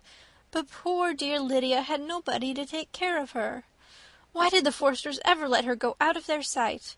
I am sure there was some great neglect or other on their side, for she is not the kind of girl to do such a thing if she had been well looked after. I always thought they were very unfit to have the charge of her, but I was overruled, as I always am. Poor dear child! And now here's Mr. Bennet gone away, and I know he will fight Wickham wherever he meets him, and then he will be killed, and what is to become of us all? The Collinses will turn us out before he is cold in his grave, and if you are not kind to us, brother, I do not know what we shall do." They all exclaimed against such terrific ideas, and Mr. Gardiner, after general assurances of his affection for her and all her family, told her that he meant to be in London the very next day, and would assist Mr. Bennet in every endeavour for recovering Lydia. "Do not give way to useless alarm," added he. "Though it is right to be prepared for the worst, there is no occasion to look on it as certain. It is not quite a week since they left Brighton. In a few days more we may gain some news of them, and till we know that they are not married, and have no design of marrying, do not let us give the matter over as lost. As soon as I get to town I shall go to my brother, and make him come home with me to Gracechurch Street, and then we may consult together as to what is to be done." "Oh, my dear brother," replied Mrs. Bennet, "that is exactly what I could most wish for. And now do, when you get to town, find them out wherever they may be, and if they are not married already, make them marry. And as for wedding clothes, do not let them wait for that, but tell Lydia she shall have as much money as she chooses to buy them, after they are married. And above all, keep Mr. Bennet from fighting. Tell him what a dreadful state I am in, that I am frighted out of my wits, and have such tremblings, such flutterings all over me, such spasms in my side, and pains in my head, and such beatings at heart, that I can get no rest by night nor by day. And tell my dear Lydia not to give any directions about her clothes till she has seen me, for she does not know which are the best warehouses. Oh, brother, how kind you are! I know you will contrive it all." But Mr. Gardiner, though he assured her again of his earnest endeavours in the cause, could not avoid recommending moderation to her, as well in her hopes as her fear, and after talking with her in this manner till dinner was on the table, they all left her to vent all her feelings on the housekeeper, who attended in the absence of her daughters. Though her brother and sister were persuaded that there was no real occasion for such a seclusion from the family, they did not attempt to oppose it, for they knew that she had not prudence enough to hold her tongue before the servants while they waited at table, and judged it better that one only of the household, and the one whom they could most trust, should comprehend all her fears and solicitude on the subject. In the dining-room they were soon joined by Mary and Kitty, who had been too busily engaged in their separate apartments to make their appearance before. One came from her books, and the other from her toilette. The faces of both, however, were tolerably calm, and no change was visible in either, except that the loss of her favourite sister, or the anger which she had herself incurred in this business, had given more of fretfulness than usual to the accents of Kitty. As for Mary, she was mistress enough of herself to whisper to Elizabeth, with a countenance of grave reflection, soon after they were seated at the table, "This is a most unfortunate affair, and will probably be much talked of, but we must stem the tide of malice, and pour into the wounded bosoms of each other the balm of sisterly consolation." Then, perceiving in Elizabeth no inclination of replying, she added, "Unhappy as the event must be for Lydia, we may draw from it this useful lesson, that loss of virtue in a female is irretrievable, that one false step involves her in endless ruin, that her reputation is no less brittle than it is beautiful, and that she cannot be too much guarded in her behaviour towards the undeserving of the other sex." Elizabeth lifted up her eyes in amazement, but was too much oppressed to make any reply.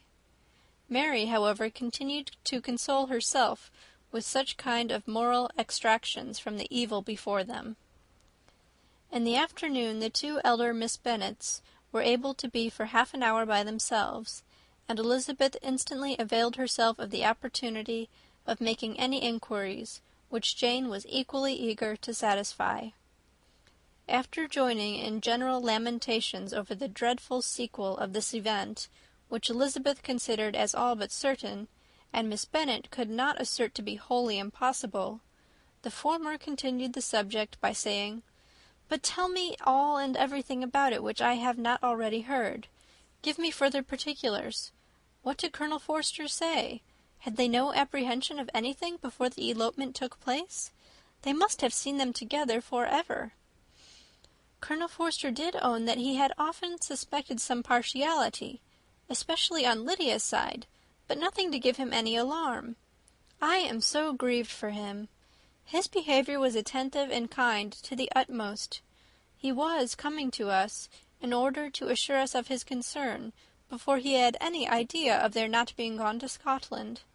When that apprehension first got abroad, it hastened his journey." "And was Denny convinced that Wickham would not marry? Did he know of their intending to go off? Had Colonel Forster seen Denny himself?" "Yes, but when questioned by him, Denny denied knowing anything of their plans, and would not give his real opinion about it. He did not repeat his persuasion of their not marrying, and from that I am inclined to hope he might have been misunderstood before." "And till Colonel Forster came himself, not one of you entertained a doubt, I suppose, of their being really married?" "How was it possible that such an idea could enter our brains? I felt a little uneasy, a little fearful of my sister's happiness with him in marriage, because I knew that his conduct had not been always quite right. My father and mother knew nothing of that. They only felt how imprudent a match it must be. Kitty then owned, with a very natural triumph, on knowing more than the rest of us, that in Lydia's last letter she had prepared her for such a step. She had known, it seems, of their being in love with each other many weeks. But not before they went to Brighton? No, I believe not. And did Colonel Forster appear to think well of Wickham himself? Does he know his real character? I must confess that he did not speak so well of Wickham as he formerly did. He believed him to be imprudent and extravagant, and since this sad affair has taken place, it is said that he left Meryton greatly in debt, but I hope this may be false. Oh, Jane, had we been less secret, had we told what we knew of him, this could not have happened. Perhaps it would have been better, replied her sister. But to expose the former faults of any person, without knowing what their present feelings were, seemed unjustifiable. We acted with the best intentions. Could Colonel Forster repeat the particulars of Lydia's note to his wife? He brought it with him for us to see. Jane then took it from her pocket-book and gave it to Elizabeth. These were the contents. My dear Harriet, you will laugh when you know where I am gone, and I cannot help laughing myself at your surprise tomorrow morning, as soon as I am missed. I am going to Gretna Green, and if you cannot guess with who, I shall think you a simpleton, for there is but one man in the world I love, and he is an angel. I should never be happy without him, so think it no harm to be off. You need not send them word at Longbourn of my going, if you do not like it, for it will make the surprise the greater when I write to them and sign my name Lydia Wickham. What a good joke it will be! I can hardly write for laughing. Pray make my excuses to Pratt for not keeping my engagement and dancing with him tonight. Tell him I hope he will excuse me when he knows all, and tell him I will dance with him at the next ball we meet, with great pleasure. I shall send for my clothes when I get to Longbourn, but I wish you would tell Sally to mend a great slit in my worked muslin gown before they are packed up. Good-bye. Give my love to Colonel Forster. I hope you will drink to our good journey. Your affectionate friend, Lydia Bennet. Oh, thoughtless, thoughtless Lydia! Cried Elizabeth, when she had finished it. What a letter is this, to be written at such a moment! But at least it shows that she was serious on the subject of their journey. Whatever he might afterwards persuade her to, it was not on her side a scheme of infamy. My poor father! How he must have felt it! I never saw anyone so shocked. He could not speak a word for full 10 minutes. My mother was taken ill immediately, and the whole house in such confusion. Oh, Jane, cried Elizabeth, was there a servant belonging to it who did not know the whole story before the end of the day? I do not know. I hope there was, but to be guarded at such a time is very difficult. My mother was in hysterics, and though I endeavoured to give her every assistance in my power, I am afraid I did not do so much as I might have done. But the horror of what might possibly happen almost took me from my faculties. Your attendance upon her has been too much for you. You do not look well. Oh, that I had been with you! You have had every care and anxiety upon yourself alone. Mary and Kitty have been very kind, and would have shared in every fatigue, I am sure, but I did not think it right for either of them. Kitty is slight and delicate, and Mary studies so much that her hours of repose should not be broken in on. My Aunt Phillips came to Longbourn on Tuesday after my father went away, and was so good as to stay till Thursday with me. She was of great use and comfort to us all, and Lady Lucas has been very kind. She walked here on Wednesday morning to condole with us, and offered her services, or any of her daughters, if they should be of use to us. She had better have stayed at home, cried Elizabeth. Perhaps she meant well, but under such a misfortune as this, one cannot see too little of one's neighbours. Assistance is impossible, condolence insufferable. Let them triumph over us at a distance, and be satisfied. She then proceeded to inquire into the measures which her father had intended to pursue, while in town, for the recovery of his daughter. "He meant, I believe," replied Jane, "to go to Epsom, the place where they last changed horses, see the postilions, and try if anything could be made out from them. His principal object must be to discover the number of the hackney coach which took them from Clapham. It had come with a fare from London, and as he thought that the circumstance of a gentleman and a lady's removing from one carriage into another might be remarked, he meant to make inquiries at Clapham. If he could anyhow discover at what house the coachman had before set down his fare, he determined to make inquiries there, and hoped it might not be impossible to find out the stand and number of the coach. I do not know of any other designs that he had formed, but he was in such a hurry to be gone, and his spirits so greatly discomposed, that I had difficulty in finding out even so much as this." End of chapter 47. Chapter 48. The whole party were in hopes of a letter from Mr. Bennet the next morning, but the post came in without bringing a single line from him. His family knew him to be, on all common occasions, a most negligent and dilatory correspondent, but at such a time they had hoped for exertion.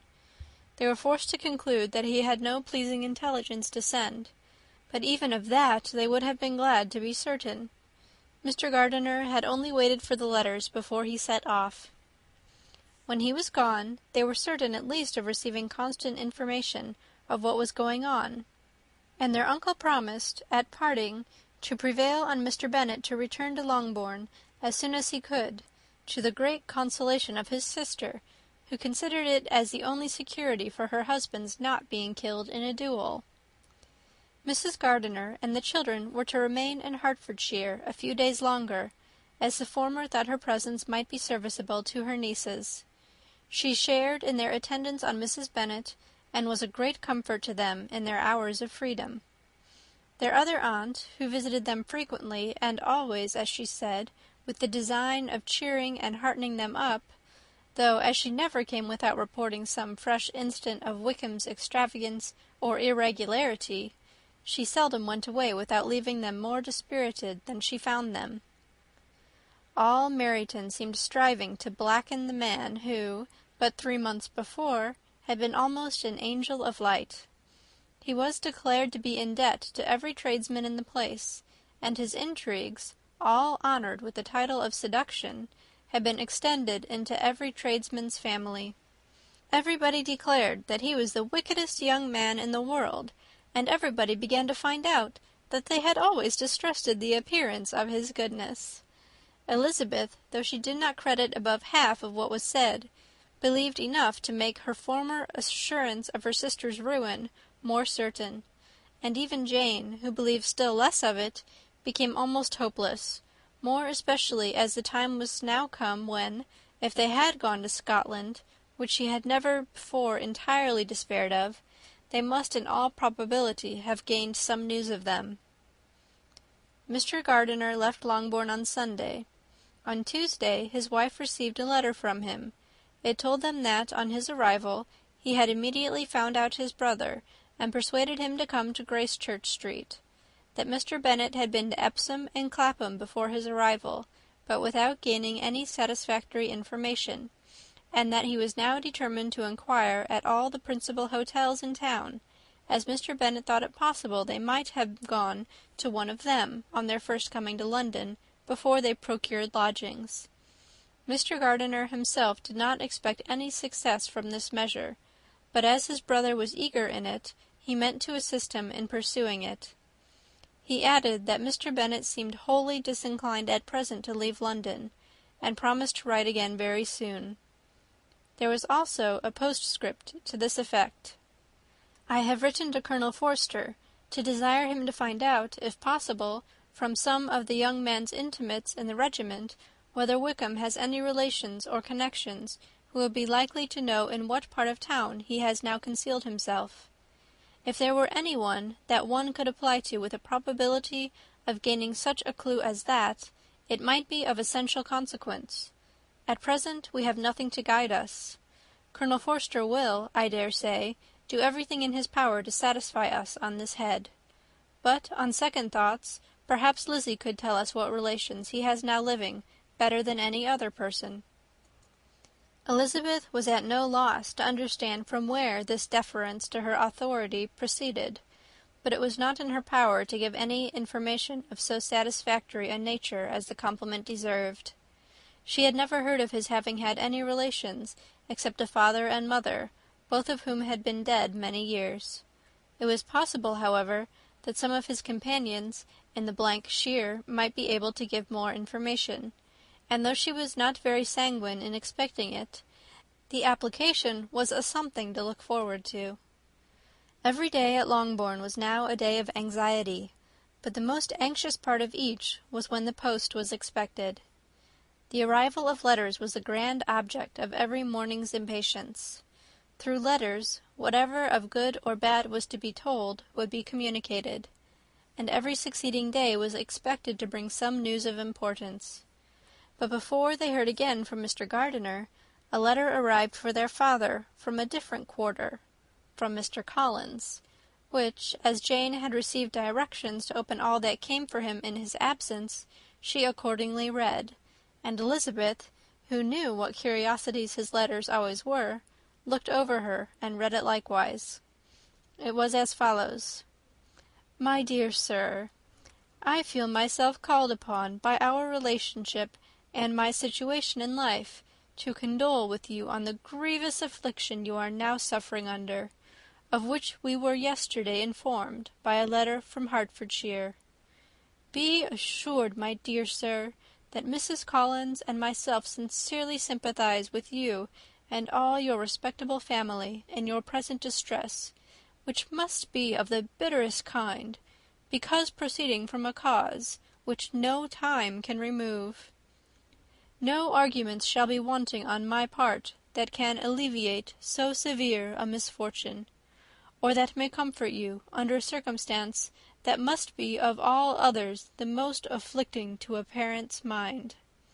The death of your daughter would have been a blessing in comparison to this, and it is the more to be lamented, because there is reason to suppose, as my dear Charlotte informs me, that this licentiousness of behaviour in your daughter has proceeded from a faulty degree of indulgence, though, at the same time, for the consolation of yourself and Mrs. Bennet, I am inclined to think that her own disposition must be naturally bad, or she could not be guilty of such an enormity at so early an age.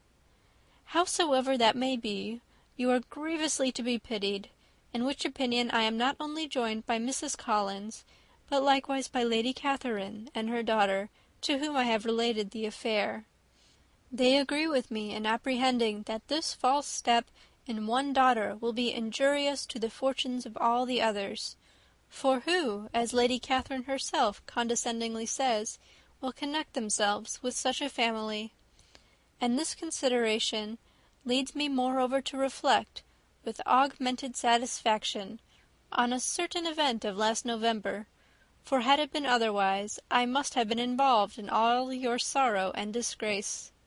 Let me then advise you, dear sir, to console yourself as much as possible, to throw off your unworthy child from your affection for ever, and leave her to reap the fruits of her own heinous offence.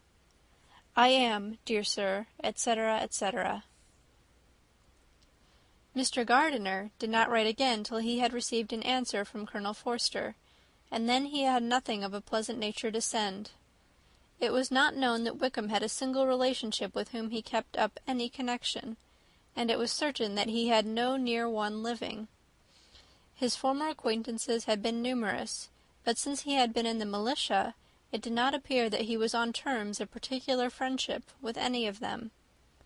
There was no one, therefore, who could be pointed out as likely to give any news of him, and in the wretched state of his own finances there was a very powerful motive for secrecy, in addition to his fear of discovery by Lydia's relations, for it had just transpired that he had left gaming debts behind him to a very considerable amount. Colonel Forster believed that more than £1,000 would be necessary to clear his expenses at Brighton. He owed a good deal in town, but his debts of honour were still more formidable. Mr. Gardiner did not attempt to conceal these particulars from the Longbourn family. Jane heard them with horror. "A gamester!" she cried. "This is wholly unexpected. I had not an idea of it." Mr. Gardiner added in his letter that they might expect to see their father at home on the following day, which was Saturday. Rendered spiritless by the ill success of all their endeavours, he had yielded to his brother-in-law's entreaty that he would return to his family, and leave it to him to do whatever occasion might suggest to be advisable for continuing their pursuit. When Mrs. Bennet was told of this, she did not express so much satisfaction as her children expected, considering what her anxiety for his life had been before. "What, is he coming home, and without poor Lydia?" she cried. "Sure he will not leave London before he has found them. Who is to fight Wickham, and make him marry her if he comes away?" As Mrs. Gardiner began to wish to be at home, it was settled that she and the children should go to London at the same time that Mr. Bennet came from it. The coach, therefore, took them the first stage of their journey, and brought its master back to Longbourn.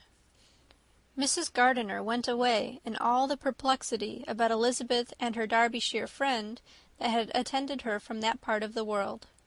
His name had never been voluntarily mentioned before them by her niece, and the kind of half-expectation which Mrs. Gardiner had formed, of their being followed by a letter from him, had ended in nothing.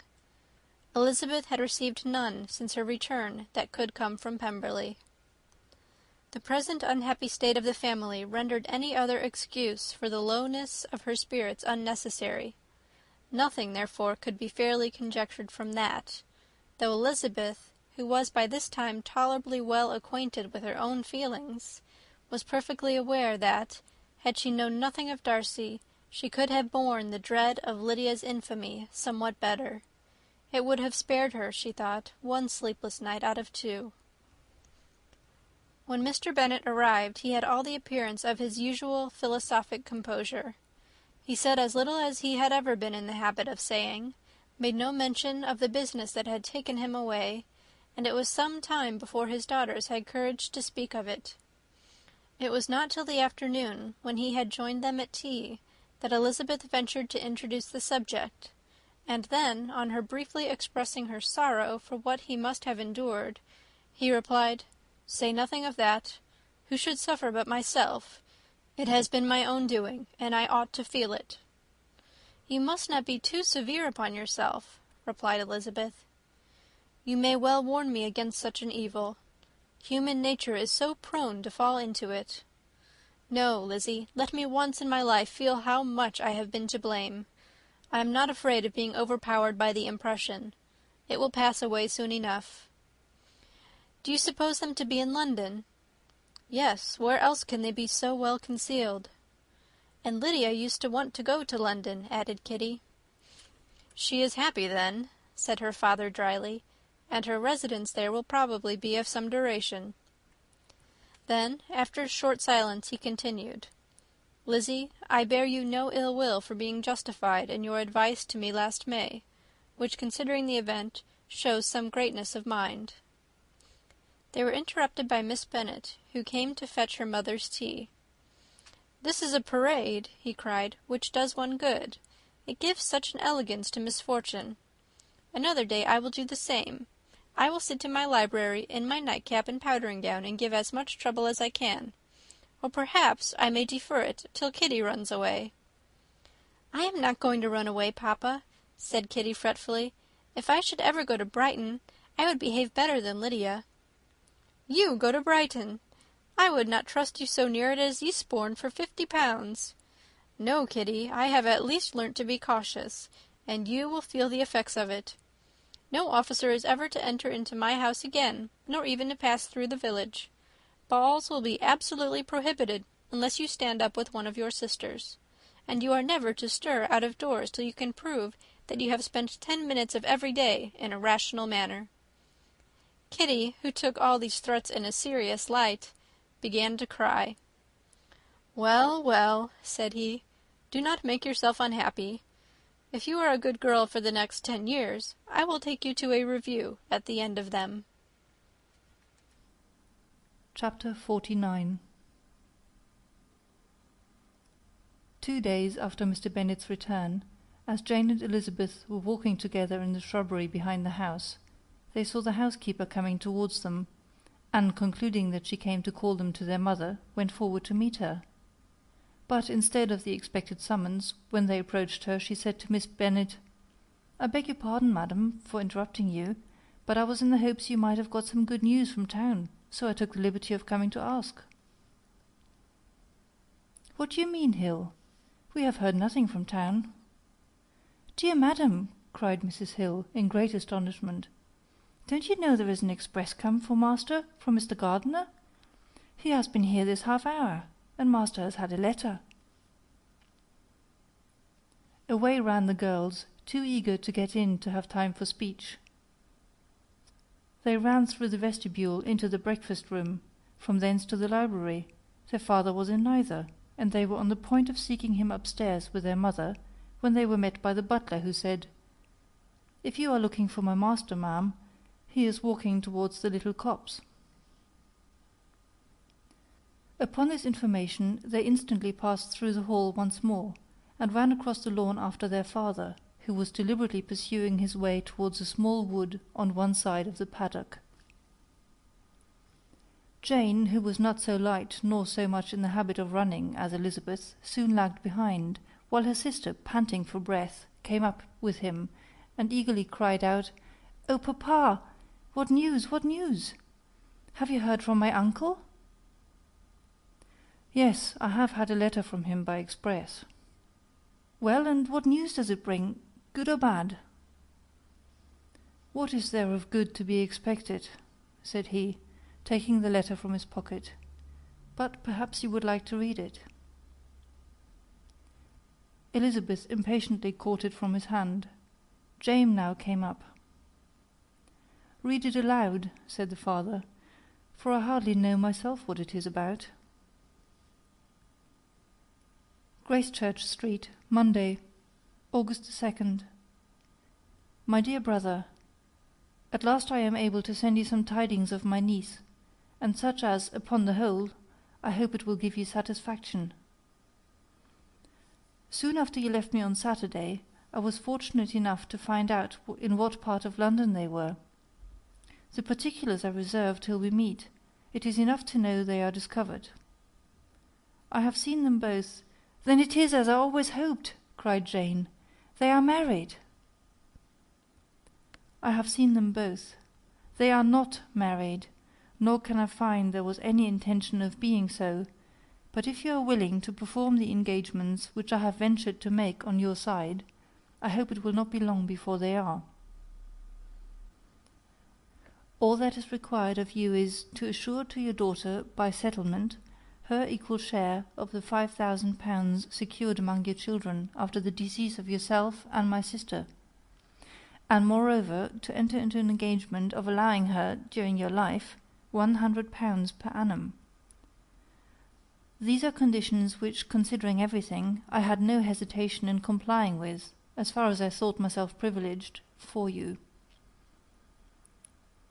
I shall send this by express, that no time may be lost in bringing me your answer. You will easily comprehend from these particulars that Mr. Wickham's circumstances are not so hopeless as they are generally believed to be. The world has been deceived in that respect, and I am happy to say there will be some little money, even when all his debts are discharged, to settle on my niece, in addition to her own fortune. If, as I conclude will be the case, you send me full powers to act in your name throughout the whole of this business, I will immediately give directions to Haggerston for preparing a proper settlement. There will not be the smallest occasion for your coming to town again, therefore stay quiet at Longbourn, and depend on my diligence and care. Send back your answer as fast as you can, and be careful to write explicitly. We have judged it best that my niece should be married from this house, of which I hope you will approve. She comes to us to-day. I shall write again as soon as anything more is determined on. Yours, etc., Edward Gardiner. Is it possible? Cried Elizabeth, when she had finished. Can it be possible that he will marry her? Wickham is not so undeserving, then, as we thought him, said her sister. "My dear father, I congratulate you." "And have you answered the letter?" cried Elizabeth. "No, but it must be done soon." Most earnestly did she then entreat to him to lose no more time before he wrote. "Oh, my dear father," she cried, "come back and write immediately. Consider how important every moment is in such a case." "Let me write for you," said Jane, "if you dislike the trouble yourself." "I dislike it very much," he replied, "but it must be done." And so saying, he turned back with them, and walked towards the house. "And may I ask," said Elizabeth, "but the terms, I suppose, must be complied with." "Complied with? I am only ashamed of his asking so little." "And they must marry. Yet he is such a man." Yes, yes, they must marry. There is nothing else to be done. But there are two things that I want very much to know. One is, how much money your uncle has laid down to bring it about, and the other, how am I ever to pay him?" "Money? My uncle?" cried Jane. "What do you mean, sir?" "I mean that no man in his senses would marry Lydia on so slight a temptation as 100 a year during my life, and 50 after I am gone." "That is very true," said Elizabeth, "though it had not occurred to me before. His debts to be discharged, and something still to remain! Oh, it must be my uncle's doings. Generous, good man! I am afraid he has distressed himself. A small sum could not do all this." "No," said her father, "Wickham's a fool if he takes her with a farthing less than 10,000 pounds. I should be sorry to think so ill of him in the very beginning of our relationship." 10,000 pounds! Heaven forbid! How is half such a sum to be repaid? Mr. Bennet made no answer, and each of them, deep in thought, continued silent till they reached the house. Their father then went on to the library to write, and the girls walked into the breakfast-room. "And they are really to be married!" cried Elizabeth, as soon as they were by themselves. "How strange this is! And for this we are to be thankful. That they should marry, small as is their chance of happiness, and wretched as is his character, we are forced to rejoice. Oh, Lydia!" "I comfort myself with thinking," replied Jane, "that he certainly would not marry Lydia if he had not a real regard for her. Though our kind uncle has done something towards clearing him, I cannot believe that 10,000 pounds, or anything like it, has been advanced. He has children of his own, and may have more. How could he spare half 10,000 pounds? "If we were ever able to learn what Wickham's debts have been," said Elizabeth, "and how much is settled on his side on our sister, we shall exactly know what Mr. Gardiner has done for them, because Wickham has not sixpence of his own. The kindness of my uncle and aunt can never be requited. Their taking her home and affording her their personal protection and countenance is such a sacrifice to her advantage as years of gratitude cannot enough acknowledge. By this time she is actually with them. If such goodness does not make her miserable now, she will never deserve to be happy. What a meeting for her when she first sees my aunt! "We must endeavour to forget all that has passed on either side," said Jane. "I hope and trust they will yet be happy. His consenting to marry her is a proof, I will believe, that he has come to a right way of thinking. Their mutual affection will steady them, and I flatter myself they will settle so quietly, and live in so rational a manner, as may in time make their past imprudence forgotten." "Their conduct has been such," replied Elizabeth, "as neither you nor I nor anybody can ever forget. It is useless to talk of it." It now occurred to the girls that their mother was in all likelihood perfectly ignorant of what had happened. They went to the library, therefore, and asked their father whether he would not wish them to make it known to her. He was writing, and, without raising his head, coolly replied, "Just as you please." "May we take my uncle's letter to read to her?" "Take whatever you like, and get away." Elizabeth took the letter from his writing-table, and they went upstairs together. Mary and Kitty were both with Mrs. Bennet. One communication would, therefore, do for all. After a slight preparation for good news, the letter was read aloud. Mrs. Bennet could hardly contain herself. As soon as Jane had read Mr. Gardiner's hope of Lydia's being soon married, her joy burst forth, and every following sentence added to its exuberance. She was now in an irritation as violent from delight as she had ever been fidgety from alarm and vexation.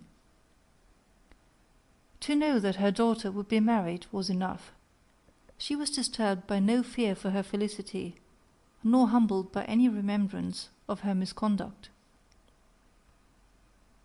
"My dear, dear Lydia," she cried, "this is delightful indeed. She will be married. I shall see her again. She will be married at 16. My good, kind brother, I knew how it would be. I knew he would manage everything. How I long to see her, and to see dear Wickham too. But the clothes, the wedding clothes! I will write to my sister Gardiner about them directly. Lizzie, my dear, run down to your father and ask him how much he will give her. Stay, I will go myself. Ring the bell, Kitty, for Hill. I will put on my things in a moment. My dear, dear Lydia, how merry we shall be together when we meet." Her eldest daughter endeavoured to give some relief to the violence of these transports, by leading her thoughts to the obligations which Mr. Gardiner's behaviour laid them all under. "For we must attribute this happy conclusion," she added, "in a great measure to his kindness. We are persuaded that he has pledged himself to assist Mr. Wickham with money." "Well," cried her mother, "it is all very right. Who should do it but her own uncle? If he had not had a family of his own, I and my children must have had all his money, you know, and it is the first time we have ever had anything from him, except a few presents. Well, I am so happy. In a short time I shall have a daughter married. Mrs. Wickham, how well it sounds! And she was only 16 last June. My dear Jane, I am in such a flutter that I am sure I can't write. So I will dictate, and you will write for me. We will settle with your father about the money afterwards, but the things should be ordered immediately." She was then proceeding to all the particulars of calico, muslin, and cambric, and would shortly have dictated some very plentiful orders, had not Jane, though with some difficulty, persuaded her to wait till her father was at leisure to be consulted. One day's delay, she observed, would be of small importance, and her mother was too happy to be quite so obstinate as usual. Other schemes, too, came into her head. "I will go to Meryton," said she, "as soon as I am dressed, and tell the good news to my sister Phillips. And as I come back, I can call on Lady Lucas and Mrs. Long. Kitty, run down and order the carriage. An airing would do me a great deal of good, I am sure. Girls, can I do anything for you in Meryton? Oh, here comes Hill. My dear Hill, have you heard the good news? Miss Lydia is going to be married, and you shall all have a bowl of punch to make merry at her wedding." Mrs. Hill began instantly to express her joy. Elizabeth received her congratulations amongst the rest, and then, sick of this folly, took refuge in her own room, that she might think with freedom. Poor Lydia's situation must at best be bad enough, but that it was no worse she had need to be thankful. She felt it so, and though, in looking forward, neither rational happiness nor worldly prosperity could be justly expected for her sister, in looking back to what they had feared only 2 hours ago, she felt all the advantages of what they had gained. Chapters 50 and 51. Mr. Bennet had very often wished before this period of his life that, instead of spending his whole income, he had laid by an annual sum for the better provision of his children and of his wife if she survived him. He now wished it more than ever. Had he done his duty in that respect, Lydia need not have been indebted to her uncle for whatever of honor or credit could now be purchased for her. The satisfaction of prevailing on one of the most worthless young men in Great Britain to be her husband might then have rested in its proper place. He was seriously concerned that a cause of so little advantage to anyone should be forwarded at the sole expense of his brother-in-law, and he was determined, if possible, to find out the extent of his assistance, and to discharge the obligation as soon as he could. When first Mr. Bennet had married, economy was held to be perfectly useless, for, of course, they were to have a son. The son was to join in cutting off the entail, as soon as he should be of age, and the widow and younger children would by that means be provided for. 5 daughters successively entered the world, and yet the son was to come, and Mrs. Bennet, for many years after Lydia's birth, had been certain that he would. This event had at last been despaired of, but it was then too late to be saving. Mrs. Bennet had no turn for economy, and her husband's love of independence had alone prevented their exceeding their income. £5,000 was settled by marriage articles on Mrs. Bennet and the children, but in what proportions it should be divided amongst the latter depended on the will of the parents.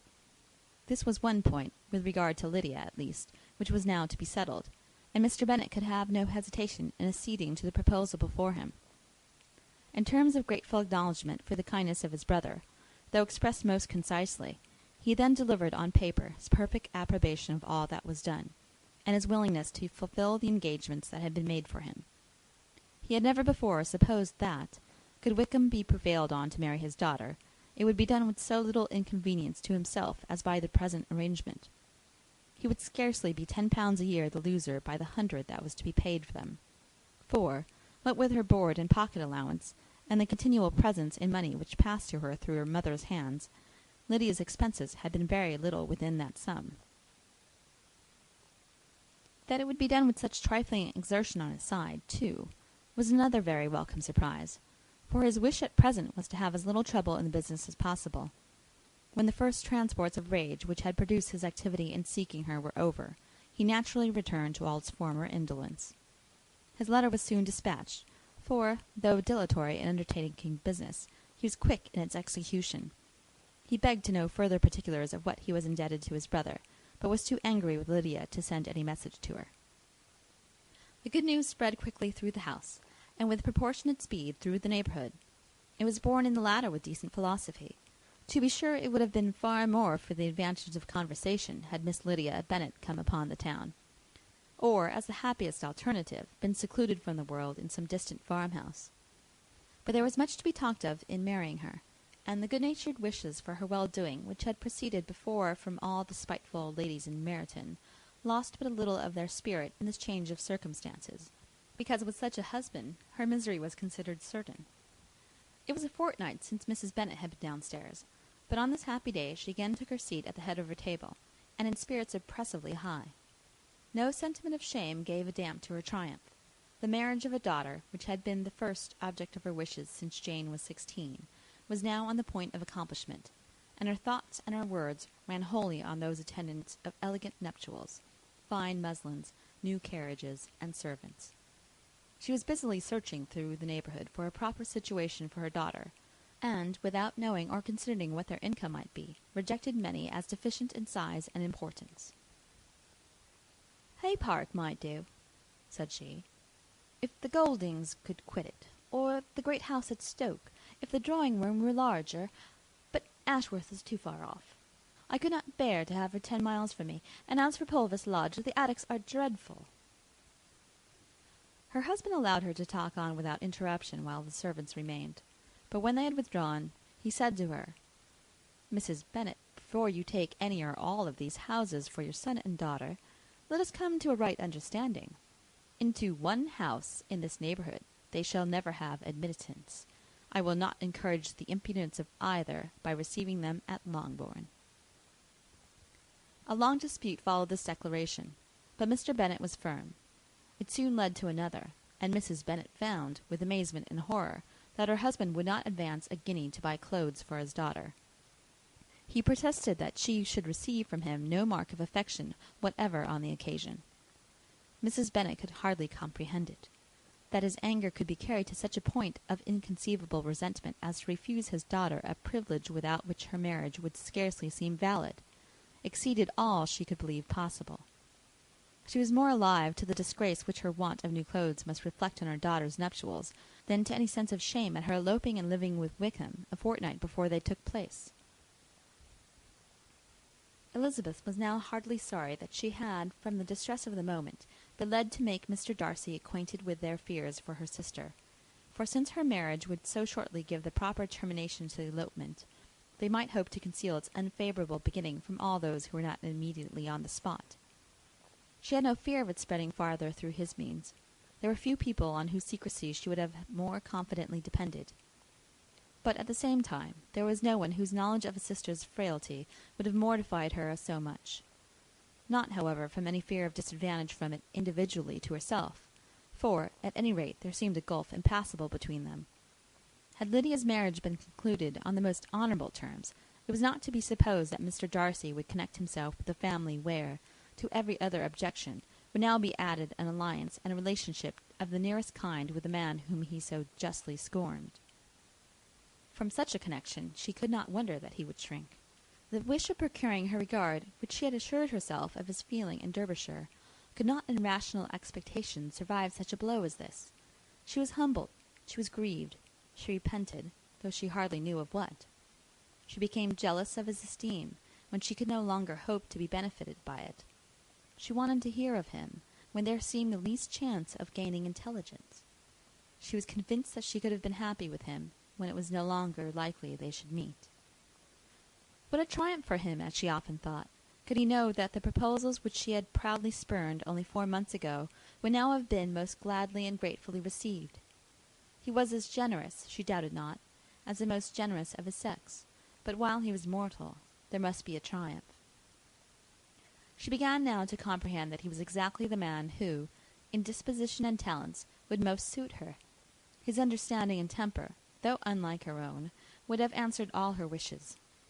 It was a union that must have been to the advantage of both. By her ease and liveliness his mind might have been softened, his manners improved, and from his judgment, information, and knowledge of the world she must have received benefit of greater importance. But no such happy marriage could now teach the admiring multitude what connubial felicity really was.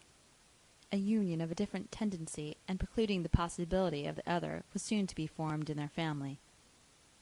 How Wickham and Lydia were to be supported in tolerable independence she could not imagine, but how little of permanent happiness could belong to a couple who were only brought together because their passions were stronger than their virtue she could easily conjecture. Mr. Gardiner soon wrote again to his brother. To Mr. Bennet's acknowledgments he briefly replied, with assurance of his eagerness to promote the welfare of any of his family, and concluded with entreaties that the subject might never be mentioned to him again. The principal purport of his letter was to inform them that Mr. Wickham had resolved on quitting the militia. It was greatly my wish that he should do so, he added, as soon as his marriage was fixed on, and I think you will agree with me in considering the removal of that corps as highly advisable, both on his account and my niece's. It is Mr. Wickham's intention to go into the regulars, and among his former friends there are still some who are able and willing to assist him in the army. He has a promise of an ensigncy in General Regiment, now quartered in the north. It is an advantage to have it so far from this part of the kingdom. He promises fairly, and I hope among different people, where they may each have a character to preserve, they will both be more prudent. I have written to Colonel Forster to inform him of our present arrangements, and to request that he will satisfy the various creditors of Mr. Wickham in and near Brighton, with assurance of speedy payment, for which I have pledged myself. And will you give yourself the trouble of carrying similar assurances to his creditors in Meryton, of whom I shall subjoin a list according to his information? He has given in all his debts. I hope at least he has not deceived us. Haggerston has our directions, and all will be completed in a week. They will then join his regiment, unless they are first invited to Longbourn, and I understand from Mrs. Gardiner that my niece is very desirous of seeing you all before she leaves the south. She is well, and begs to be dutifully remembered to you and your mother. Yours, etc. E. Gardiner. Mr. Bennet and his daughters saw all the advantages of Wickham's removal from the shire as clearly as Mr. Gardiner could do. But Mrs. Bennet was not so well pleased with it. Lydia's being settled in the north, just when she had expected most pleasure and pride in her company, for she had by no means given up her plan for their residing in Hertfordshire, was a severe disappointment. And besides, it was such a pity that Lydia should be taken from a regiment where she was acquainted with everyone, and had so many favourites. "She is so fond of Mrs. Forster," said she. "It will be quite shocking to send her away, and there are several of the young men, too, that she likes very much. The officers may not be so pleasant in general regiment." His daughter's request, for such it might be considered, of being admitted into her family again before she set off for the north, received at first an absolute negative. But Jane and Elizabeth, who agreed in wishing, for the sake of their sister's feelings and consequence, that she should be noticed on her marriage by her parents, urged him so earnestly, yet so rationally and so mildly, to receive her and her husband at Longbourn, as soon as they were married, that he was prevailed on to think as they thought, and act as they wished.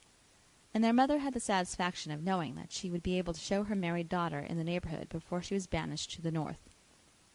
When Mr. Bennet wrote again to his brother, therefore, he sent his permission for them to come, and it was settled, that as soon as the ceremony was over, they should proceed to Longbourn. Elizabeth was surprised, however, that Wickham should consent to such a scheme, and had she consulted only her own inclination, any meeting with him would have been the last object of her wishes. Chapter 51. The sisters' wedding day arrived, and Jane and Elizabeth felt for her probably more than she felt for herself. The carriage was sent to meet them and they were to return in it by dinner-time. Their arrival was dreaded by the elder Miss Bennets, and Jane more especially, who gave Lydia the feelings which would have attended herself had she been the culprit, and was wretched in the thought of what her sister must endure. They came. The family were assembled in the breakfast-room to receive them. Smiles decked the face of Mrs. Bennet as the carriage drove up to the door. Her husband looked impenetrably grave. Her daughters, alarmed, anxious, uneasy. Lydia's voice was heard in the vestibule. The door was thrown open, and she ran into the room. Her mother stepped forwards, embraced her, and welcomed her with rapture, gave her hand with an affectionate smile to Wickham, who followed his lady, and wished them both joy with an alacrity which showed no doubt of their happiness. Their reception from Mr. Bennet, to whom they then turned, was not quite so cordial. His countenance rather gained in austerity, and he scarcely opened his lips. The easy assurance of the young couple, indeed, was enough to provoke him. Elizabeth was disgusted, and even Miss Bennet was shocked. Lydia was Lydia's still, untamed, unabashed, wild, noisy, and fearless. She turned from sister to sister, demanding their congratulations, and when at length they all sat down, looked eagerly around the room, took notice of some little alteration in it, and observed, with a laugh, that it was a great while since she had been there. Wickham was not at all more distressed than herself, but his manners were always so pleasing, that had his character and his marriage been exactly what they ought, his smiles and his easy address, while he claimed their relationship, would have delighted them all. Elizabeth had not before believed him quite equal to such assurance, but she sat down, resolving within herself to draw no limits in future to the impudence of an impudent man. She blushed, and Jane blushed, but the cheeks of the two, caused their confusion, suffered no variation of colour. There was no want of discourse. The bride and her mother could neither of them talk fast enough, and Wickham, who happened to sit near Elizabeth, began inquiring after his acquaintance in that neighbourhood, with a good-humoured ease which she felt very unable to equal in her replies. They seemed each of them to have the happiest memories in the world. Nothing of the past was recollected with pain, and Lydia led voluntarily to subjects which her sisters would not have alluded to for the world. "Only think of its being 3 months," she cried, "since I went away. It seems but a fortnight, I declare, and yet there have been things enough happened in the time. Good gracious! When I went away I am sure I had no more idea of being married till I had come back again, though I thought it would be very good fun if I was." Her father lifted up his eyes. Jane was distressed. Elizabeth looked expressly at Lydia, but she, who never heard nor saw anything of which she chose to be insensible, gaily continued, "Oh, mamma, do the people hereabouts know I am married to-day? I was afraid they might not, and we overtook William Golding in his curricle, So I was determined he should know it, and so I let down the side-glass next to him, and took off my glove, and let my hand just rest upon the window-frame, so that he might see the ring, and then I bowed and smiled like anything."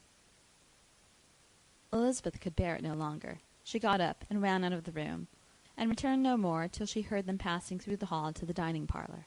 She then joined them, soon enough to see Lydia, with anxious parade, walk up to her mother's right hand, and hear her say to her eldest sister, "Ah, Jane, I take your place now, and you must go lower, because I'm a married woman." It was not to be supposed that time would give Lydia that embarrassment from which she had been so wholly free at first. Her ease and good spirits increased. She longed to see Mrs. Phillips, Lucases, and all their other neighbours, and to hear herself called Mrs. Wickham by each of them. And in the meantime she went after dinner to show her ring, and boast of being married to Mrs. Hill and the 2 housemaids.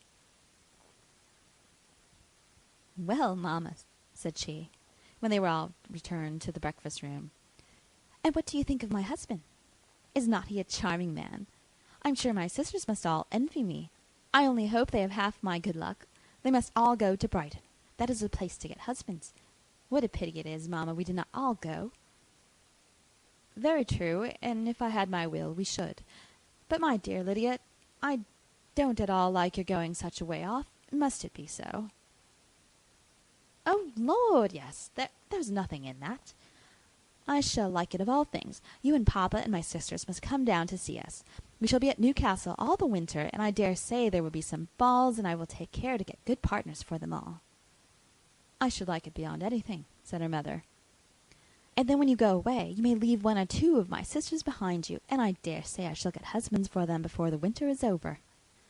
"I thank you for my share of the favour," said Elizabeth, "but I do not particularly like your way of getting husbands."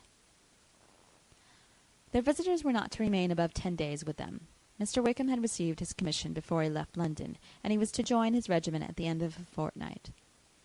No one but Mrs. Bennet regretted that their stay would be so short, and she made the most of the time by visiting about with her daughter, and having very frequent parties at home. These parties were acceptable to all. To avoid a family circle was even more desirable to such as did think than such as did not. Wickham's affection for Lydia was just what Elizabeth had expected to find, not equal to Lydia's for him. She had scarcely needed her present observation to be satisfied, from the reason of things, that their elopement had been brought on by the strength of her love rather than by his, and she would have wondered why, without violently caring for her, he chose to elope with her at all, and she not felt certain that his flight was rendered necessary by distress of circumstances, and if that were the case, he was not the young man to resist an opportunity of having a companion. Lydia was excessively fond of him. He was her dear Wickham on every occasion.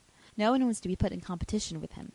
He did everything best in the world, and she was sure he would kill more birds on the 1st of September than anybody else in the country. One morning, soon after their arrival, as she was sitting with her 2 elder sisters, she said to Elizabeth, "Lizzie, I never gave you an account of my wedding, I believe. You were not by when I told Mamma and the others all about it. Are not you curious to hear how it was managed?" "No, really," replied Elizabeth. "I think there cannot be too little said on the subject." "Ah, you are so strange.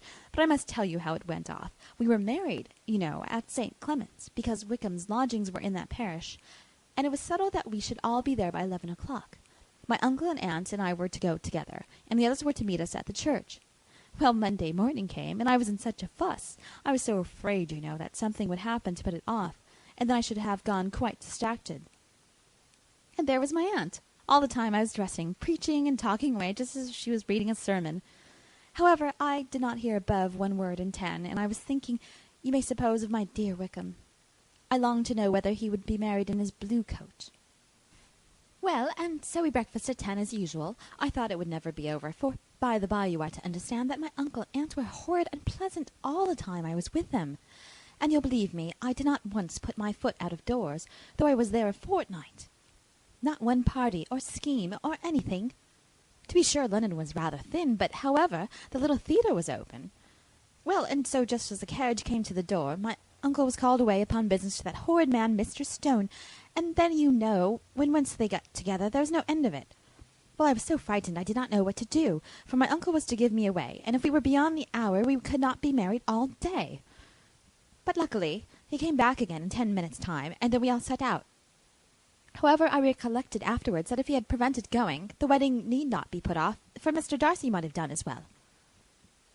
Mr. Darcy? Repeated Elizabeth, in utter amazement. Oh, yes, he was to come there with Wickham, you know. But gracious me, I quite forgot. I ought not to have said a word about it. I promised them so faithfully. What would Wickham say? It was to be such a secret. If it was to be secret, said Jane, say not another word on the subject. You may depend upon my seeking no further. Oh, certainly, said Elizabeth, though burning with curiosity. We will ask you no questions. Thank you, said Lydia, for if you did, I should certainly tell you all, and then Wickham would be angry. On such encouragement to ask, Elizabeth was forced to put it out of her power by running away. But to live in ignorance on such a point was impossible, or at least it was impossible not to try for information. Mr. Darcy had been at her sister's wedding. It was exactly a scene, and exactly among people, where he had apparently least to do, and least temptation to go. Conjectures as to the meaning of it, rapid and wild, hurried into her brain, but she was satisfied with none. Those that best pleased her, as placing his conduct in the noblest light, seemed most improbable. She could not bear such suspense, and hastily seizing a sheet of paper, wrote a short letter to her aunt, to request an explanation of what Lydia had dropped, if it were compatible with the secrecy which had been intended. You may readily comprehend, she added, but my curiosity must be to know how a person unconnected with any of us, and, comparatively speaking, a stranger to our family, should have been amongst you at such a time. Pray write instantly, and let me understand it, unless it is, for very cogent reasons, to remain in the secrecy which Lydia seems to think necessary, and then I must endeavour to be satisfied with ignorance. Not that I shall, though, she added to herself, as she finished the letter. And, my dear aunt, if you do not tell me in an honourable manner, I shall certainly be reduced to tricks and stratagems to find it out. Jane's delicate sense of honour would not allow her to speak to Elizabeth privately of what Lydia had let fall. Elizabeth was glad of it. Till it appeared whether her inquiries would receive any satisfaction, she had rather be without a confidant. Chapter 52. Elizabeth had the satisfaction of receiving an answer to her letter as soon as she possibly could. She was no sooner in possession of it than, hurrying into the little copse where she was least likely to be interrupted, she sat down on one of the benches and prepared to be happy, for the length of the letter convinced her that it did not contain a denial. Gracechurch Street, September 6th. My dear niece, I have just received your letter, and shall devote this whole morning to answering it, as I foresee that a little writing will not comprise what I have to tell you. I must confess myself surprised by your application. I did not expect it from you. Don't think me angry, however, for I only mean to let you know that I had not imagined such inquiries to be necessary on your side. If you do not choose to understand me, forgive my impertinence. Your uncle is as much surprised as I am, and nothing but the belief of your being a party concerned would have allowed him to act as he has done. But if you are really innocent and ignorant, I must be more explicit. On the very day of my coming home from Longbourn, your uncle had a most unexpected visitor. Mr. Darcy called, and was shut up with him several hours. It was all over before I arrived, so my curiosity was not so dreadfully racked as yours seems to be. He came to tell Mr. Gardiner that he had found out where your sister and Mr. Wickham were, and that he had seen and talked with both. Wickham repeatedly, Lydia once. From what I can collect, he left Derbyshire only 1 day after ourselves, and came to town with the resolution of hunting for them. The motive professed was his conviction of its being owing to himself that Wickham's worthlessness had not been so well known as to make it impossible for any young woman of character to love or confide in him. He generously imputed the whole to his mistaken pride, and confessed that he had before thought it beneath him to lay his actions open to the world. His character was to speak for itself. He called it therefore his duty to step forward and endeavour to remedy an evil which he had brought on by himself. If he had another motive, I am sure it would never disgrace him. He had been some days in town before he was able to discover them, but he had something to direct his search, which was more than we had, and the consciousness of this was another reason for his resolving to follow us. There is a lady, it seems, a Mrs. Young, who was some time ago governess to Miss Darcy, and was dismissed from her charge on some cause of disapprobation, though he did not say what. She then took a large house in Edward Street, and has since maintained herself by letting lodgings. Mrs. Young was, he knew, intimately acquainted with Wickham, and he went to her for intelligence of him as soon as he got to town. But it was 2 or 3 days before he could get from her what he wanted. She would not betray her trust, I suppose, without bribery and corruption, for she really did know where her friend was to be found. Wickham indeed had gone to her on their first arrival in London, and she had been able to receive them into her house. They would have taken up their abode with her. At length, however, our kind friend procured the wished-for direction. He saw Wickham, and afterwards insisted on seeing Lydia. His first object with her, he acknowledged, had been to persuade her to quit her present disgraceful situation and return to her friends as soon as they could be prevailed on to receive her, offering his assistance as far as it would go. But he found Lydia absolutely resolved on remaining where she was. She cared for none of her friends. She wanted no help of his. She would not hear of leaving Wickham. She was sure they should be married some time or other, and it did not much signify when. Since such were her feelings, it only remained, he thought, to secure and expedite a marriage, which in his very first conversation with Wickham he easily learnt had never been his design. He confessed himself obliged to leave the regiment on account of some debts of honour which were very pressing, and scrupled not to lay all the ill consequences of Lydia's flight on her own folly alone. He meant to resign his commission immediately, and as to his future situation, he could conjecture very little about it. He must go somewhere, but he did not know where, and he knew he should have nothing to live on. Mr. Darcy asked him why he had not married your sister at once. Though Mr. Bennet was not imagined to be very rich, he would have been able to do something for him, and his situation must have been benefited by marriage. But he found in reply to this question that Wickham still cherished the hope of more effectually making his fortune by marriage in some other country. Under such circumstances, however, he was not likely to be proof against the temptation of immediate relief. They met several times, for there was much to be discussed. Wickham, of course, wanted more than he could get, but at length was reduced to being reasonable. Everything being settled between them, Mr. Darcy's next step was to make your uncle acquainted with it, and he first called in Gracechurch Street the evening before I came home. But Mr. Gardiner could not be seen, and Mr. Darcy found, on further inquiry, that your father was still with him, but would quit town the next morning. He did not judge your father to be a person whom he could so properly consult as your uncle, and therefore readily postponed seeing him till after the departure of the former. He did not leave his name, and till the next day it was only known that a gentleman had called on business. On Saturday he came again. Your father was gone, your uncle at home, and as I said before, they had a great deal of talk together. They met again on Sunday, and then I saw him too. It was not all settled before Monday. As soon as it was, the express was sent off to Longbourn. But our visitor was very obstinate. I fancy, Lizzie, that obstinacy is the real defect of his character, after all. He has been accused of many faults at different times, but this is the true one. Nothing was to be done that he did not do himself, though I am sure, and I do not speak it to be thanked, therefore say nothing about it, your uncle would most readily have settled the whole.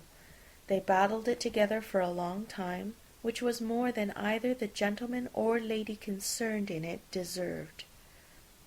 But at last your uncle was forced to yield, and instead of being allowed to be of use to his niece, was forced to put up with only having the probable credit of it, which went sorely against the grain.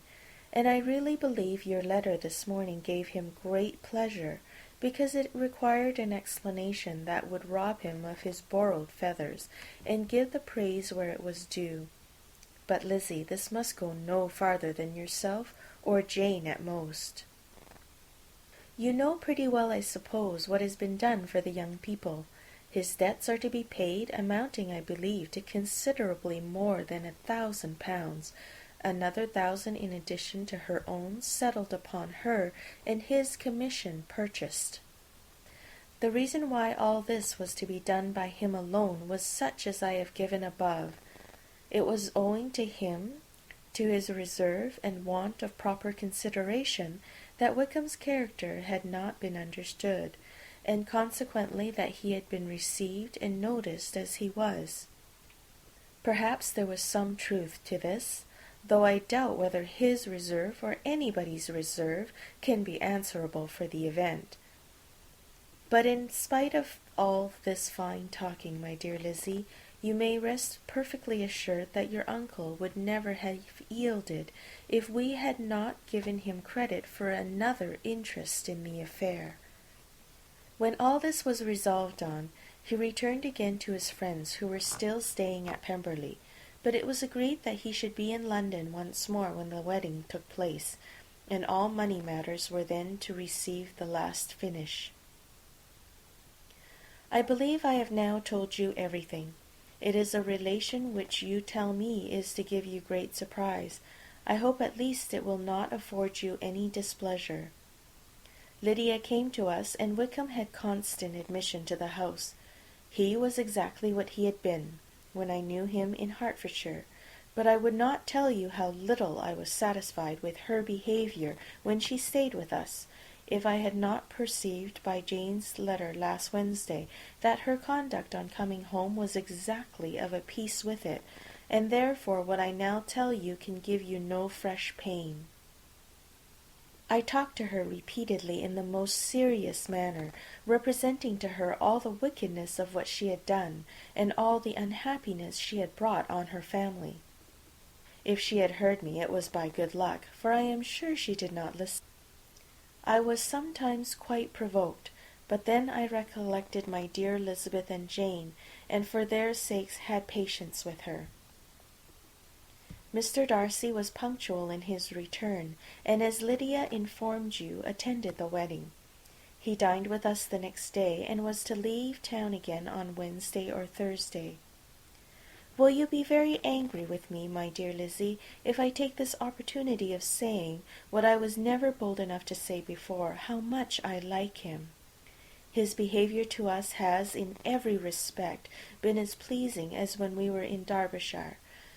His understanding and opinions all please me.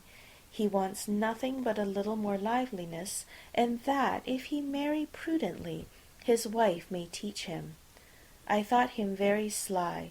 He hardly ever mentions your name, but slyness seems the fashion. Pray forgive me if I have been very presuming, or at least do not punish me so far as to exclude me from Pemberley. I shall never be quite happy till I have been all around the park. A low phaeton with a nice little pair of ponies would be the very thing. But I must write no more. The children have been wanting me this half hour. Yours very sincerely, M. Gardiner. The contents of this letter threw Elizabeth into a flutter of spirits, in which it was difficult to determine whether pleasure or pain bore the greatest share. The vague and unsettled suspicions which uncertainty had produced of what Mr. Darcy might have been doing to forward her sister's match, which she had feared to encourage as an exertion of goodness too great to be probable, and at the same time dreaded to be just from the pain of obligation, were proved beyond their greatest extent to be true. He had followed them purposely to town. He had taken on himself all the trouble and mortification attendant on such a research, in which supplication had been necessary to a woman whom he must abominate and despise, and where he was reduced to frequently meet, reason with, persuade, and finally bribe the man who he always most wished to avoid, and whose very name it was punishment to him to pronounce. He had done all this for a girl whom he could neither regard nor esteem. Her heart did whisper that he had done it for her, but it was a hope shortly checked by other considerations, and she soon felt that even her vanity was insufficient when required to depend on his affection for her. For a woman who had already refused him, as able to overcome a sentiment so natural as abhorrence against relationship with Wickham, brother-in-law of Wickham, every kind of pride must revolt from that connection. He had, to be sure, done much. She was ashamed to think how much. But he had given a reason for his interference, which asked no extraordinary stretch of belief. It was reasonable that he should feel he had been wrong. He had liberality, and he had the means of exercising it, and though she would not place herself as his principal inducement, she could perhaps believe that remaining partiality for her might assist his endeavours in a cause where her peace of mind must be materially concerned. It was painful, exceedingly painful, to know that they were under obligations to a person who could never receive a return. They owed the restoration of Lydia, her character, everything to him. Oh, how heartily did she grieve over every ungracious sensation she had ever encouraged, every saucy speech she had ever directed towards him. For herself she was humbled, but she was proud of him, proud that in a cause of compassion and honour he had been able to get the better of himself. She read over her aunt's commendation of him again and again. It was hardly enough, but it pleased her. She was even sensible of some pleasure, though mixed with regret, on finding how steadfastly both she and her uncle had been persuaded that affection and confidence subsisted between Mr. Darcy and herself. She was roused from her seat and her reflections by someone's approach, and before she could strike into another path, she was overtaken by Wickham. "I am afraid I interrupt your solitary ramble, my dear sister," said he as he joined her. "You certainly do," she replied with a smile, "but it does not follow that the interruption must be unwelcome." "I should be sorry indeed if it were. We were always good friends, and now we are better." "True. Are the others coming out?" "I do not know. Mrs. Bennet and Lydia are going in the carriage to Meryton, and so, my dear sister, I find from our uncle and aunt that you have actually seen Pemberley." She replied in the affirmative. "I almost envy you the pleasure, and yet I believe it would be too much for me, or else I could take it in my way to Newcastle. And you saw the old housekeeper, I suppose? Poor Reynolds! She was always very fond of me. But of course she did not mention my name to you." "Yes, she did." "And what did she say?" "That you had gone into the army, and she was afraid had not turned out well. At such a distance as that, you know, things are strangely misrepresented." "Certainly," he replied, biting his lips. Elizabeth hoped she had silenced him, but he soon afterwards said, "I was surprised to see Darcy in town last month. We passed each other several times. I wonder what he can be doing there." "Perhaps preparing for his marriage with Miss de Bourgh," said Elizabeth. "It must be something particular to take him there at this time of the year." "Undoubtedly. Did you see him while you were at Lambton? I thought I understood from the gardeners that you had." "Yes, he introduced us to his sister." "And do you like her?" "Very much. I have heard, indeed, that she is uncommonly improved within this year or two. When I last saw her she was not very promising. I am very glad you liked her. I hope she will turn out well." "I dare say she will." She has got over the most trying age. Did you go by the village of Kympton? I do not recollect that we did. I mention it because it is the living which I ought to have had. A most delightful place, excellent parsonage house. It would have suited me in every respect. How should you have liked making sermons? Exceedingly well. I should have considered it as part of my duty, and the exertion would soon have been nothing. One ought not to repine, but to be sure it would have been such a thing for me.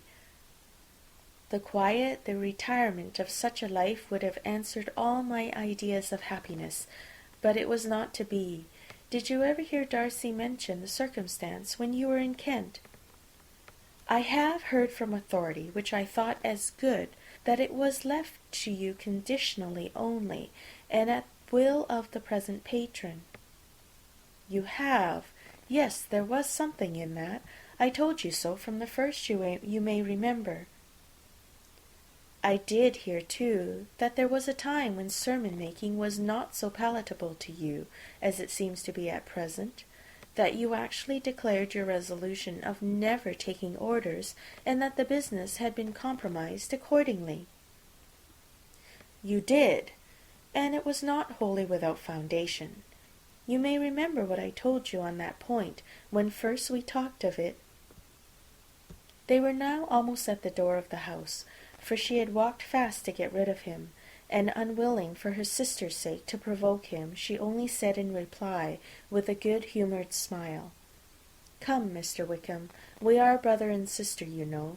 Do not let us quarrel about the past. In future I hope we shall be always of one mind." She held out her hand. He kissed it with affectionate gallantry, though he hardly knew how to look, and they entered the house. End of chapter 52. Chapter 53.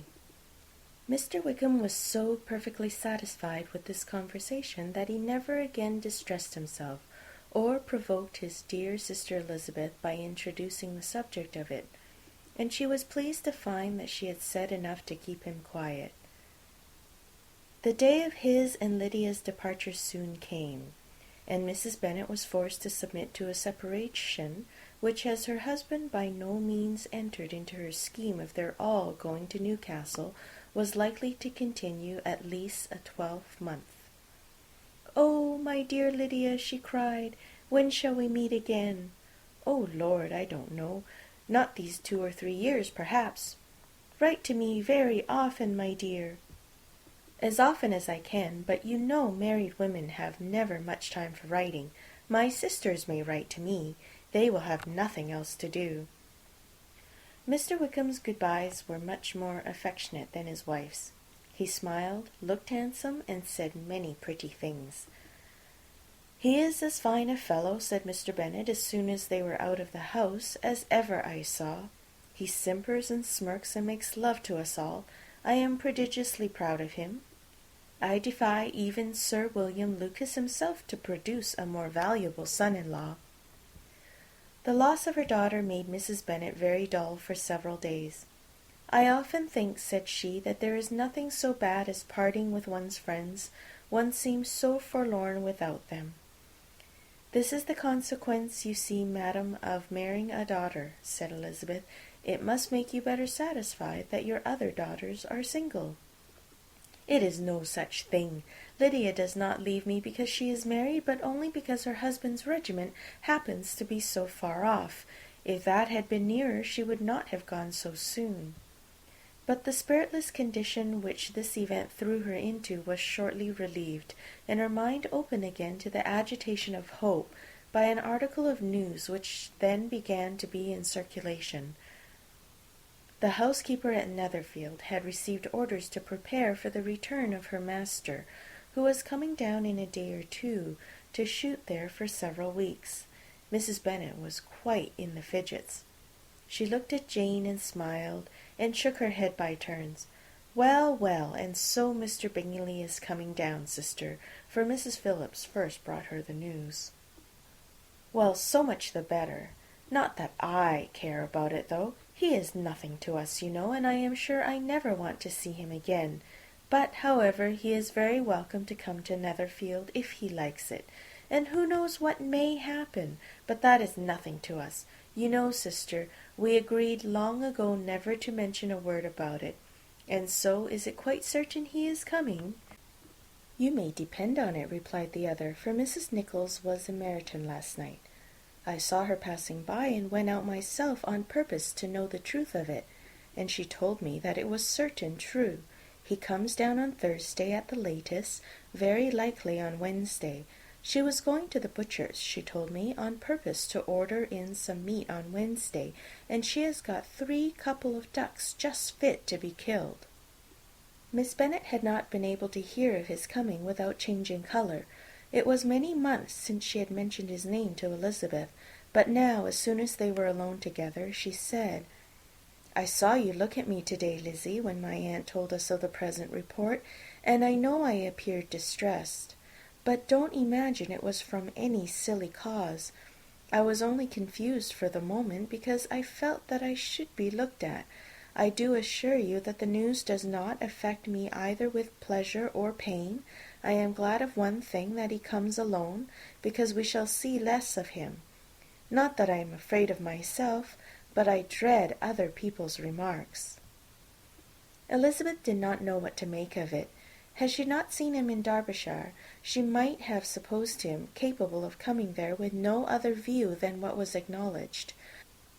But she still thought him partial to Jane, and she wavered as to the greater probability of his coming there with his friend's permission, or being bold enough to come without it. Yet it is hard, she sometimes thought, that this poor man cannot come to a house which he has legally hired, without raising all this speculation. I will leave him to himself. In spite of what her sister declared, and really believed to be her feelings in the expectation of his arrival, Elizabeth could easily perceive that her spirits were affected by it. They were more disturbed, more unequal than she had often seen them. The subject which had been so warmly canvassed between their parents before about a 12-month ago was now brought forward again. "As soon as ever Mr. Bingley comes, my dear," said Mrs. Bennet, "you will have to wait on him, of course." "No, no, you forced me into visiting him last year, and promised if I went to see him he should marry one of my daughters. But it ended in nothing, and I will not be sent on a fool's errand again." His wife represented to him how absolutely necessary such an attention would be from all the neighbouring gentlemen on his return to Netherfield. "'Tis an etiquette I despise," said he. "If he wants our society, let him seek it. He knows where we live. I will not spend my hours in running after my neighbours every time they go away and come back again. Well, all I know is that it will be abominably rude if you do not wait on him. But, however, that shan't prevent my asking him to dine here, I am determined. We must have Mrs. Long and the Goldings soon. That will make 13 with ourselves, so there will be just room at table for him." Consoled by this resolution, she was the better able to bear her husband's incivility, though it was very mortifying to know that her neighbours might all see Mr. Bingley in consequence of it before they did. As the day of his arrival drew near, "I begin to be sorry that he comes at all," said Jane to her sister. "It would be nothing. I could see him with perfect indifference, but I can hardly bear to hear it thus perpetually talked of. My mother means well, but she does not know. No one can know how much I suffer from what she says. Happy shall I be when his stay at Netherfield is over." "I wish I could say anything to comfort you," replied Elizabeth, "but it is wholly out of my power. You must feel it, and the usual satisfaction of preaching patience to a sufferer is denied me, because you have always so much." Mr. Bingley arrived. Mrs. Bennet, through the assistance of servants, contrived to have the earliest tidings of it, that the period of anxiety and fretfulness on her side might be as long as it could. She counted the days that must intervene before their invitation could be sent, hopeless of seeing him before. But on the third morning after his arrival in Hertfordshire, she saw him, from her dressing-room window, enter the paddock and ride towards the house. Her daughters were eagerly called to partake of her joy. Jane resolutely kept her place at the table, but Elizabeth, to satisfy her mother, went to the window. She looked, she saw Mr. Darcy with him, and sat down again by her sister.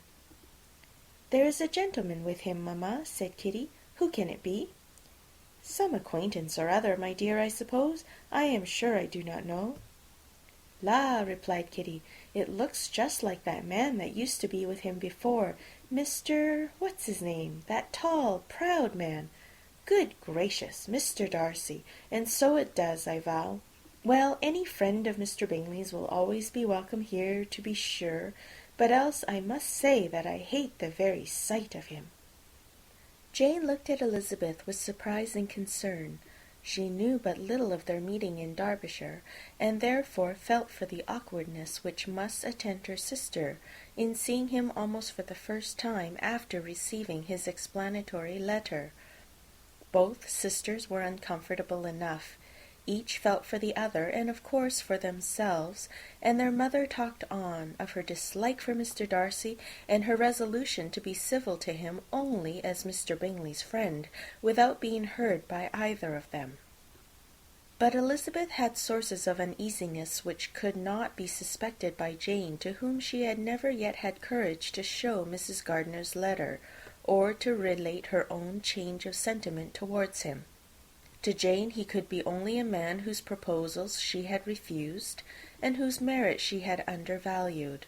But to her own more extensive information, he was the person to whom the whole family were indebted for the first of benefits, and whom she regarded herself with an interest, if not quite so tender, at least as reasonable and just as what Jane felt for Bingley.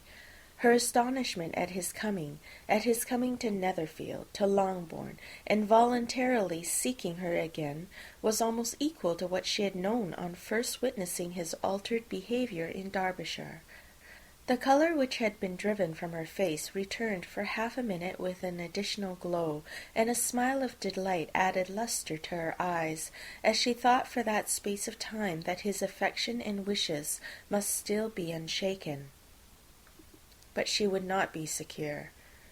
"Let me first see how he behaves," said she. "It will then be early enough for expectation." She sat intently at work, striving to be composed, and without daring to lift up her eyes, till anxious curiosity carried them to the face of her sister as the servant was approaching the door. Jane looked a little paler than usual, but more sedate than Elizabeth had expected.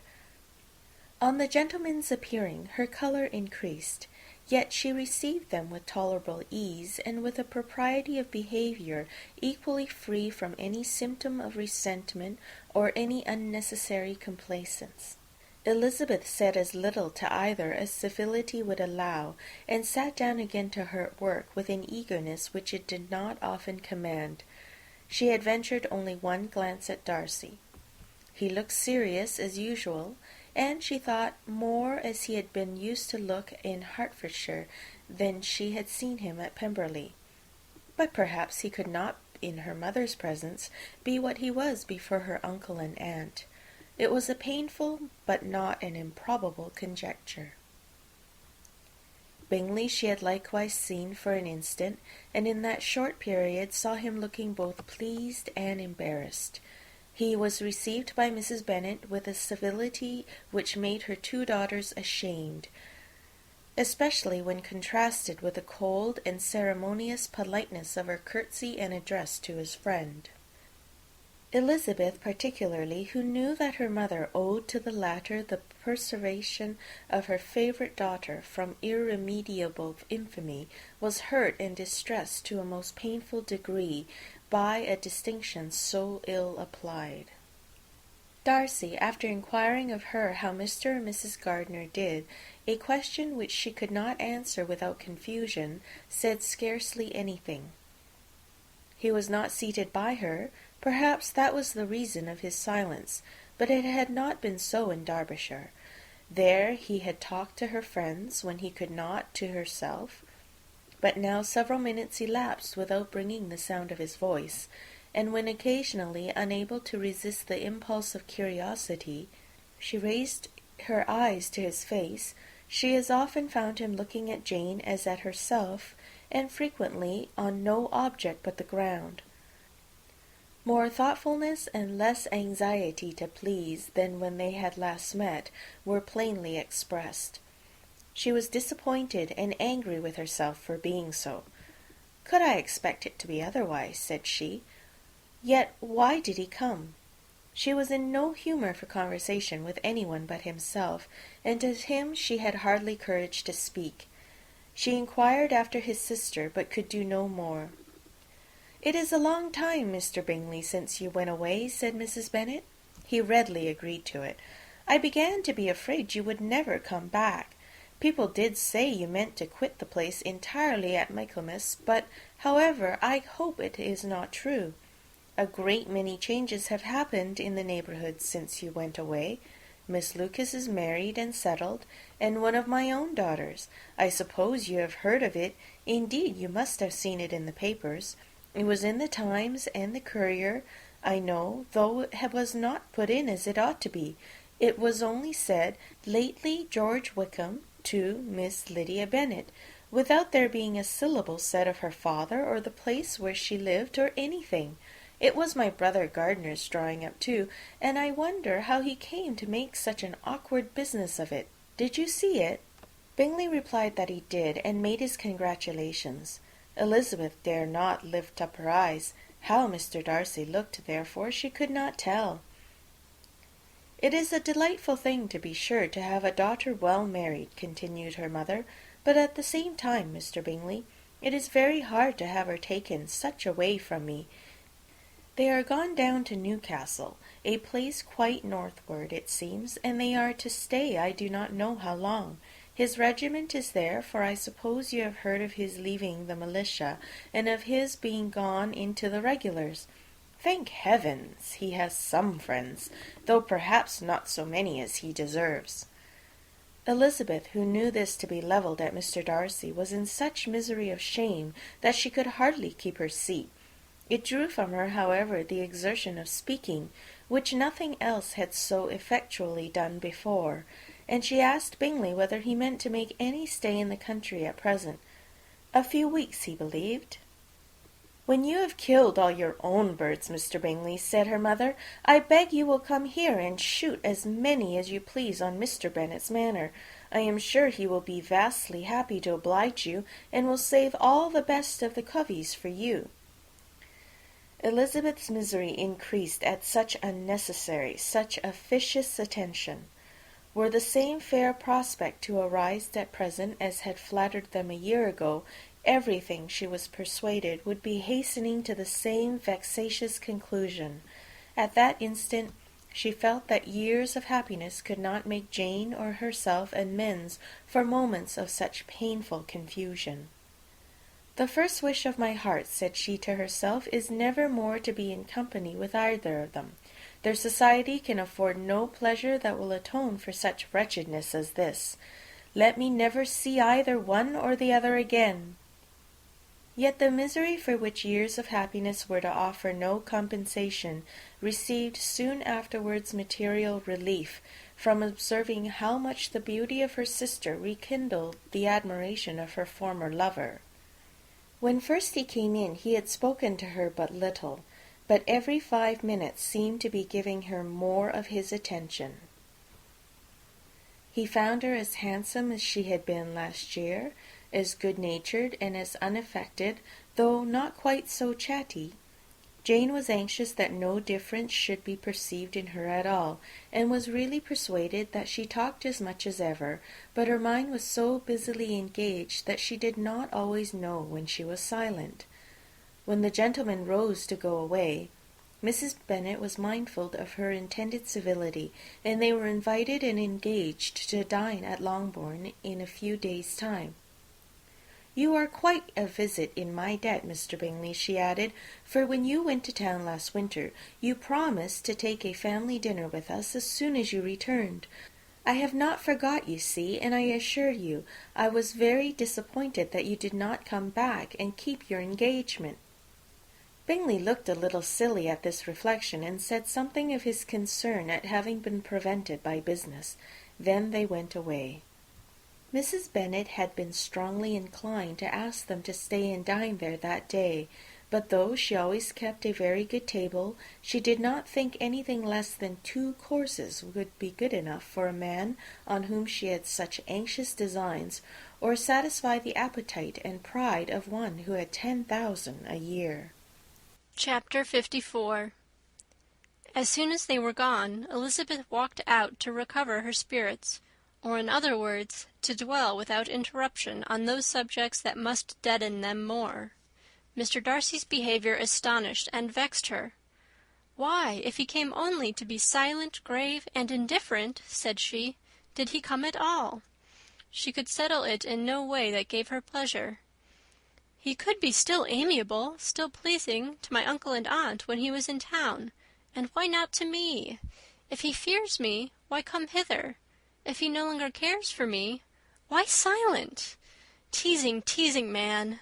I will think no more about him." Her resolution was for a short time involuntarily kept by the approach of her sister, who joined her with a cheerful look, which showed her better satisfied with their visitors than Elizabeth. "Now," said she, "that this first meeting is over, I feel perfectly easy.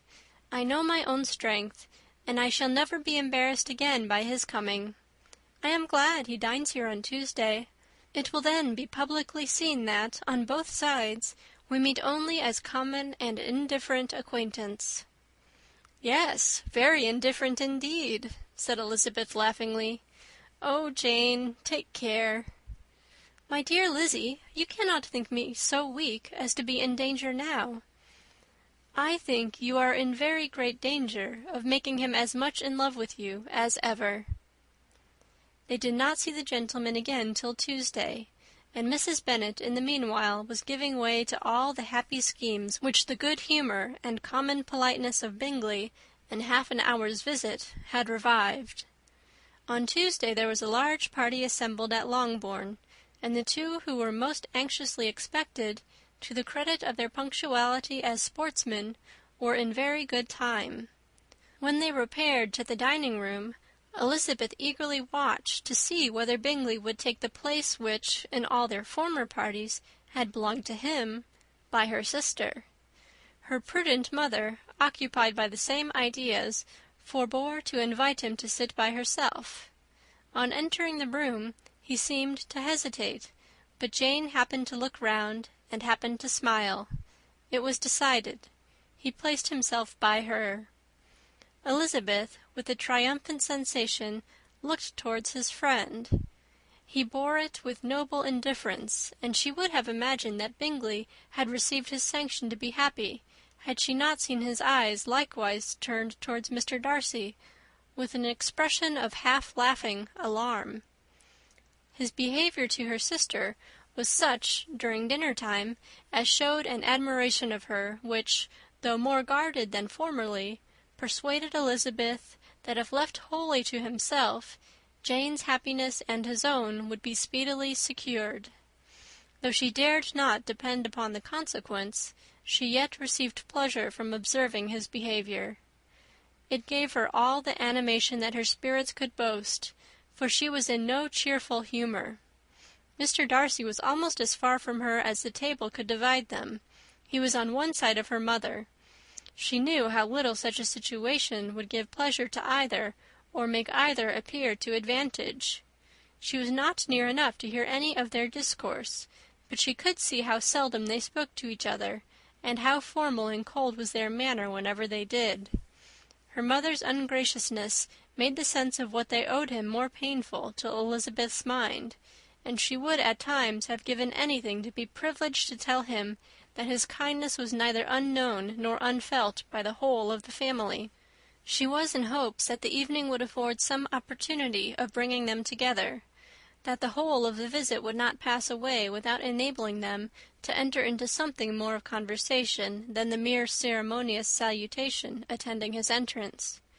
Anxious and uneasy, The period which passed in the drawing-room before the gentlemen came was wearisome and dull to a degree that almost made her uncivil. She looked forward to their entrance as the point on which all her chance of pleasure for the evening must depend. "If he does not come to me then," said she, "I shall give him up forever." The gentleman came, and she thought he looked as if he would have answered her hopes. But, alas! the ladies had crowded round the table where Miss Bennet was making tea, and Elizabeth pouring out the coffee, in so close a confederacy that there was not a single vacancy near her which would admit of a chair. And on the gentleman's approaching, one of the girls moved closer to her than ever, and said in a whisper, "The men shan't come and part us, I am determined. We want none of them, do we?" Darcy had walked away to another part of the room. She followed him with her eyes, envied every one to whom he spoke, had scarcely patience enough to help anybody to coffee, and then was enraged against herself for being so silly. A man who has once been refused! How could I ever be foolish enough to expect a renewal of his love? Is there one among the sex who would not protest against such a weakness as a second proposal to the same woman? There is no indignity so abhorrent to their feelings. She was a little revived, however, by his bringing back his coffee-cup himself, and she seized the opportunity of saying, "Is your sister at Pemberley still?" "Yes, she will remain there till Christmas." "And quite alone? Have all her friends left her?" "Mrs. Annesley is with her. The others have been gone on to Scarborough these 3 weeks." She could think of nothing more to say, but if he wished to converse with her, he might have better success. He stood by her, however, for some minutes in silence, and at last, on the young lady's whispering to Elizabeth again, he walked away. When the tea things were removed and the card tables placed, the ladies all rose, and Elizabeth was then hoping to be soon joined by him, when all her views were overthrown by seeing him fall a victim to her mother's rapacity for whist-players, and in a few moments after seated with the rest of the party. She now lost every expectation of pleasure. They were confined for the evening at different tables, and she had nothing to hope but that his eyes were so often turned towards her side of the room as to make him play as unsuccessfully as herself. Mrs. Bennet had designed to keep the 2 Netherfield gentlemen to supper, but their carriage was unluckily ordered before any of the others, and she had no opportunity of detaining them. "Well, girls," said she, as soon as they were left to themselves, "what say you to the day? I think everything has passed off uncommonly well, I assure you. The dinner was as well dressed as any I ever saw. The venison was roasted to a turn, and everybody said they never saw so fat a haunch. The soup was 50 times better than what we had at the Lucases last week, and even Mr. Darcy acknowledged that the partridges were remarkably well done, and I suppose he has 2 or 3 French cooks at least. And my dear Jane, I never saw you look in greater beauty. Mrs. Long said so too, for I asked her whether you did not, and what do you think she said besides? 'Ah, Mrs. Bennet, we shall have her at Netherfield at last.' She did indeed. I do think Mrs. Long is as good a creature as ever lived, and her nieces are very pretty behaved girls, and not at all handsome. I like them prodigiously." Mrs. Bennet, in short, was in very great spirits. She had seen enough of Bingley's behaviour to Jane to be convinced that she would get him at last, and her expectations of advantage to her family, when in a happy humour, were so far beyond reason that she was quite disappointed at not seeing him there again the next day to make his proposals. "It has been a very agreeable day," said Miss Bennet to Elizabeth. "The party seemed so well selected, so suitable one with the other. I hope we may often meet again." Elizabeth smiled. "Lizzie, you must not do so. You must not suspect me. It mortifies me. I assure you that I have now learnt to enjoy his conversation as an agreeable and sensible young man, without having a wish beyond it. I am perfectly satisfied, from what his manners now are, that he never had any design of engaging my affection. It is only that he is blessed with greater sweetness of address and a stronger desire of generally pleasing than any other man. "You are very cruel," said her sister. "You will not let me smile, and are provoking me to it every moment. How hard it is in some cases to be believed, and how impossible in others! But why should you wish to persuade me that I feel more than I acknowledge? That is a question which I hardly know how to answer. We all love to instruct, though we can teach only what is not worth knowing. Forgive me, and if you persist in indifference, do not make me your confidant." Chapter 55. A few days after this visit, Mr. Bingley called again, and alone. His friend had left him that morning for London, but was to return home in 10 days' time. He sat with them above an hour, and was in remarkably good spirits. Mrs. Bennet invited him to dine with them, but, with many expressions of concern, he confessed himself engaged elsewhere. "Next time you call," said she, "I hope we shall be more lucky." He should be particularly happy at any time, etc., etc., and if she would give him leave, would take an early opportunity of waiting on them. "Can you come tomorrow?" Yes, he had no engagement at all for tomorrow, and her invitation was accepted with alacrity. He came, and in such very good time that the ladies were none of them dressed. In ran Mrs. Bennet to her daughter's room, in her dressing-gown, and with her hair half finished, crying out, "My dear Jane, make haste and hurry down. He is come. Mr. Bingley is come. He is indeed. Make haste, make haste. Here, Sarah, come to Miss Bennet this moment, and help her on with her gown. Never mind Miss Lizzie's hair." "We will be down as soon as we can," said Jane, "but I dare say Kitty is forwarder than either of us, for she went upstairs half an hour ago." "Oh, hang Kitty! What has she to do with it? Come, be quick, be quick! Where is your sash, my dear?" But when her mother was gone, Jane would not be prevailed on to go down without one of her sisters. The same anxiety to get them by themselves was visible again in the evening. After tea, Mr. Bennet retired to the library, as was his custom, and Mary went upstairs to her instrument. 2 obstacles of the 5 being thus removed, Mrs. Bennet sat looking and winking at Elizabeth and Catherine for a considerable time without making any impression on them. Elizabeth would not observe her, and when at last Kitty did, she very innocently said, "What is the matter, mamma? What do you keep winking at me for? What am I to do?" "Nothing, child, nothing. I did not wink at you." She then sat still 5 minutes longer, but, unable to waste such a precious occasion, she suddenly got up, and saying to Kitty, "Come here, my love, I want to speak to you," took her out of the room. Jane instantly gave a look at Elizabeth which spoke her distress at such premeditation, and her entreaty that she would not give in to it. In a few minutes Mrs. Bennet half opened the door and called out, "Lizzie, my dear, I want to speak with you." Elizabeth was forced to go. "We may as well leave them by themselves, you know," said her mother, as soon as she was in the hall. "Kitty and I are going upstairs to sit in my dressing-room." Elizabeth made no attempt to reason with her mother, but remained quietly in the hall till she and Kitty were out of sight, then returned into the drawing-room. Mrs. Bennet's schemes for this day were ineffectual. Bingley was everything that was charming, except the professed lover of her daughter. His ease and cheerfulness rendered him a most agreeable addition to their evening party, and he bore, with the ill-judged officiousness of the mother, and heard all her silly remarks with a forbearance and command of countenance particularly grateful to the daughter.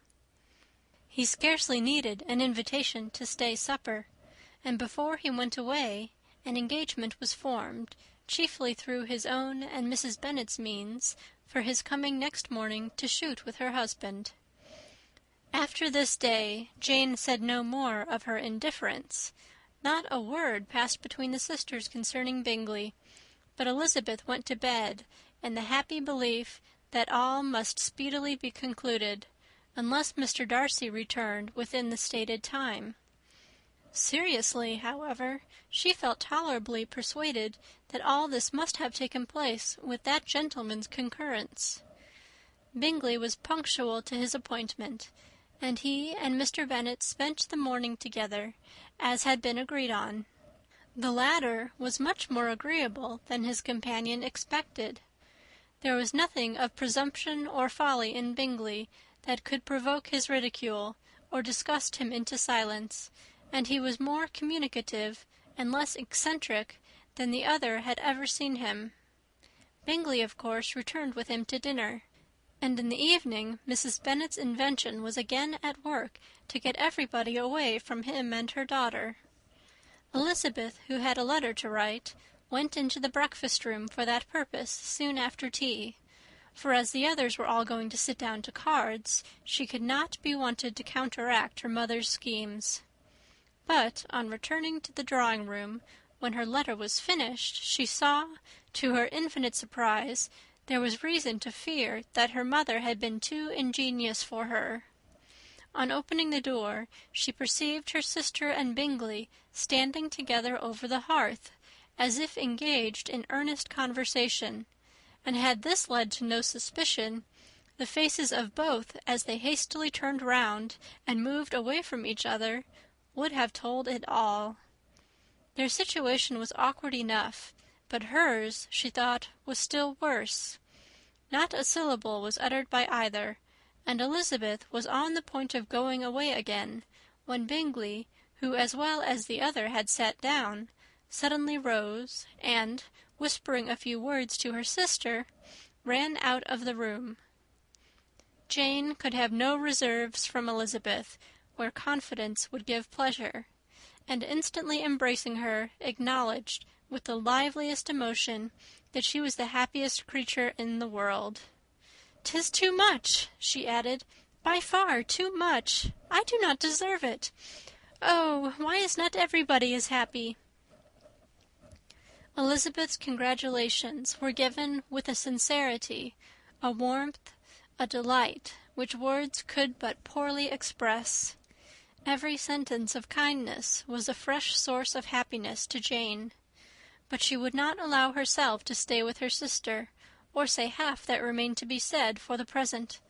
"I must go instantly to my mother," she cried. "I would not on any account trifle with her affectionate solicitude, or allow her to hear it from anyone but myself. He is gone to my father already. Oh, Lizzie, to know what I have to relate will give such pleasure to all my dear family. How shall I bear so much happiness?" She then hastened away to her mother, who had purposely broken up the card party, and was sitting upstairs with Kitty. Elizabeth, who was left by herself, now smiled at the rapidity and ease with which an affair was finally settled that had given them so many previous months of suspense and vexation. "And this," said she, "is the end of all his friend's anxious circumspection, of all his sister's falsehood and contrivance, the happiest, wisest, most reasonable end." In a few minutes she was joined by Bingley, whose conference with her father had been short and to the purpose. "Where is your sister?" said he hastily, as he opened the door. "With my mother upstairs. She will be down in a moment, I dare say." He then shut the door, and, coming up to her, claimed the good wishes and affection of a sister. Elizabeth honestly and heartily expressed her delight in the prospect of their relationship. They shook hands with great cordiality, and then, till her sister came down, she had to listen to all he had to say of his own happiness and of Jane's perfections, and, in spite of his being a lover, Elizabeth really believed all his expectations of felicity to be rationally founded, because they had for basis the excellent understanding and super-excellent disposition of Jane, and a general similarity of feeling and taste between her and himself. It was an evening of no common delight to them all. The satisfaction of Miss Bennet's mind gave a glow of such sweet animation to her face as made her look handsomer than ever. Kitty simpered and smiled, and hoped her turn was coming soon. Mrs. Bennet could not give her consent or speak her approbation in terms warm enough to satisfy her feelings, though she talked to Bingley of nothing else for half an hour. And when Mr. Bennet joined them at supper, his voice and manner plainly showed how really happy he was. Not a word, however, passed his lips in allusion to it till their visitor took his leave for the night, but as soon as he was gone, he turned to his daughter and said, "Jane, I congratulate you. You will be a very happy woman." Jane went to him instantly, kissed him, and thanked him for his goodness. "You are a good girl," he replied, "and I have great pleasure in thinking you will be so happily settled. I have not a doubt of your doing very well together. Your tempers are by no means unlike. You are each of you so complying that nothing will ever be resolved on, so easy that every servant will cheat you, and so generous that you will always exceed your income." "I hope not so. Imprudence or thoughtlessness in money matters would be unpardonable in me." "Exceed their income, my dear Mr. Bennet!" cried his wife. "What are you talking of? Why, he has 4,000 or 5,000 a year, and very likely more." Then addressing her daughter, "Oh, my dear, dear Jane, I am so happy. I am sure I shan't get a wink of sleep all night. I knew how it would be. I always said it must be so at last. I was sure you could not be so beautiful for nothing. I remember as soon as ever I saw him, when he first came into Hertfordshire last year, I thought how likely it was that you should come together. Oh, he is the handsomest young man that ever was seen." Wickham, Lydia, were all forgotten. Jane was beyond competition her favourite child. At that moment she cared for no other. Her younger sisters soon began to make interest with her for objects of happiness which she might in future be able to dispense. Mary petitioned for the use of the library at Netherfield, and Kitty begged very hard for a few balls there every winter. Bingley from this time was of course a daily visitor at Longbourn, coming frequently before breakfast, and always remaining till after supper, unless when some barbarous neighbour, who could not be enough detested, had given him an invitation to dinner which he thought himself obliged to accept. Elizabeth had now but little time for conversation with her sister, for while he was present, Jane had no attention to bestow on anyone else, but she found herself considerably useful to both of them in those hours of separation that must sometimes occur. In the absence of Jane, he always attached himself to Elizabeth for the pleasure of talking of her, and when Bingley was gone, Jane constantly sought the same means of relief. "He has made me so happy," said she one evening, "by telling me that he was totally ignorant of my being in town last spring. I had not believed it possible." "I suspected as much," replied Elizabeth. "But how did he account for it?" "It must have been his sister's doing. They were certainly no friends to his acquaintance with me, which I cannot wonder at, since he might have chosen so much more advantageously in many respects. But when they see, as I trust they will, that their brother is happy with me, they will learn to be contented, and we shall be on good terms again, though we can never be what we once were to each other." "That is the most unforgiving speech," said Elizabeth, "that I ever heard you utter. Good girl! It would vex me indeed to see you again the dupe of Miss Bingley's pretended regard." "Would you believe it, Lizzie, that when he went to town last November he really loved me, and nothing but a persuasion of my being indifferent would have prevented his coming down again?" "He made a little mistake, to be sure, but it is to the credit of his modesty." This naturally introduced a panegyric from Jane on his diffidence and the little value he put on his own good qualities. Elizabeth was pleased to find that he had not betrayed the interference of his friend, for, though Jane had the most generous and forgiving heart in the world, She knew it was a circumstance which must prejudice her against him. "I am certainly the most fortunate creature that ever existed," cried Jane. "Oh, Lizzie, why am I thus singled from my family, and blessed above them all? If I could but see you as happy, if there were but such another man for you! If you were to give me 40 such men, I could never be so happy as you. Till I have your disposition, your goodness, I never can have your happiness. No, no, let me shift for myself, and perhaps, if I have very good luck, I may meet with another Mr. Collins in time." The situation of affairs in the Longbourn family could not be long a secret. Mrs. Bennet was privileged to whisper it to Mrs. Phillips, and she ventured, without any permission, to do the same by all her neighbours in Meryton. The Bennets were speedily pronounced to be the luckiest family in the world, though only a few weeks before, when Lydia had first run away, they had been generally proved to be marked out for misfortune. Chapter 56. One morning, about a week after Bingley's engagement with Jane had been formed, as he and the females of the family were sitting together in the dining-room, their attention was suddenly drawn to the window by the sound of a carriage, and they perceived a chaise and four driving up the lawn. It was too early in the morning for visitors, and besides, the equipage did not answer to that of any of their neighbours. The horses were post, and neither the carriage nor the livery of the servant who preceded it were familiar to them. As it was certain, however, that somebody was coming, Bingley instantly prevailed on Miss Bennet to avoid the confinement of such an intrusion, and walk away with him into the shrubbery. They both set off, and the conjectures of the remaining three continued, though with little satisfaction, till the door was thrown open and their visitor entered. It was Lady Catherine de Bourgh. They were, of course, all intending to be surprised, but their astonishment was beyond their expectation, and on the part of Miss Bennet and Kitty, though she was perfectly unknown to them, even inferior to what Elizabeth felt. She entered the room with an air more than usually ungracious, made no other reply to Elizabeth's salutation than a slight inclination of the head, and sat down without saying a word. Elizabeth had mentioned her name to her mother on her ladyship's entrance, though no request of introduction had been made.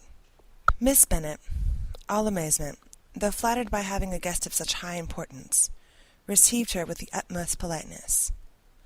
After sitting for a moment in silence, she said very stiffly to Elizabeth, "I hope you are well, Miss Bennet. That lady, I suppose, is your mother?" Elizabeth replied very concisely that she was. "And that, I suppose, is one of your sisters?" "Yes, madame," said Mrs. Bennet, delighted to speak to a Lady Catherine. "She is my youngest girl but one.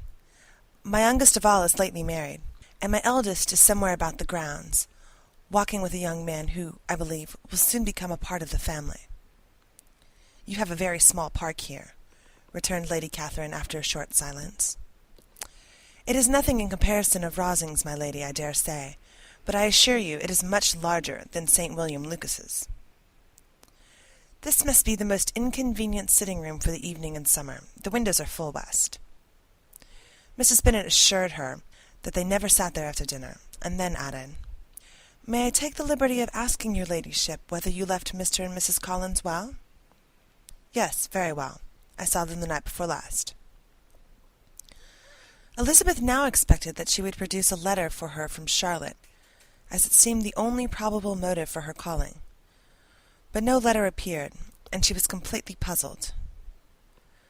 Mrs. Bennet, with great civility, begged her ladyship to take some refreshment, but Lady Catherine very resolutely, and not very politely, declined eating anything, and then, rising up, said to Elizabeth, "Miss Bennet, there seemed to be a prettyish kind of a little wilderness on one side of your lawn.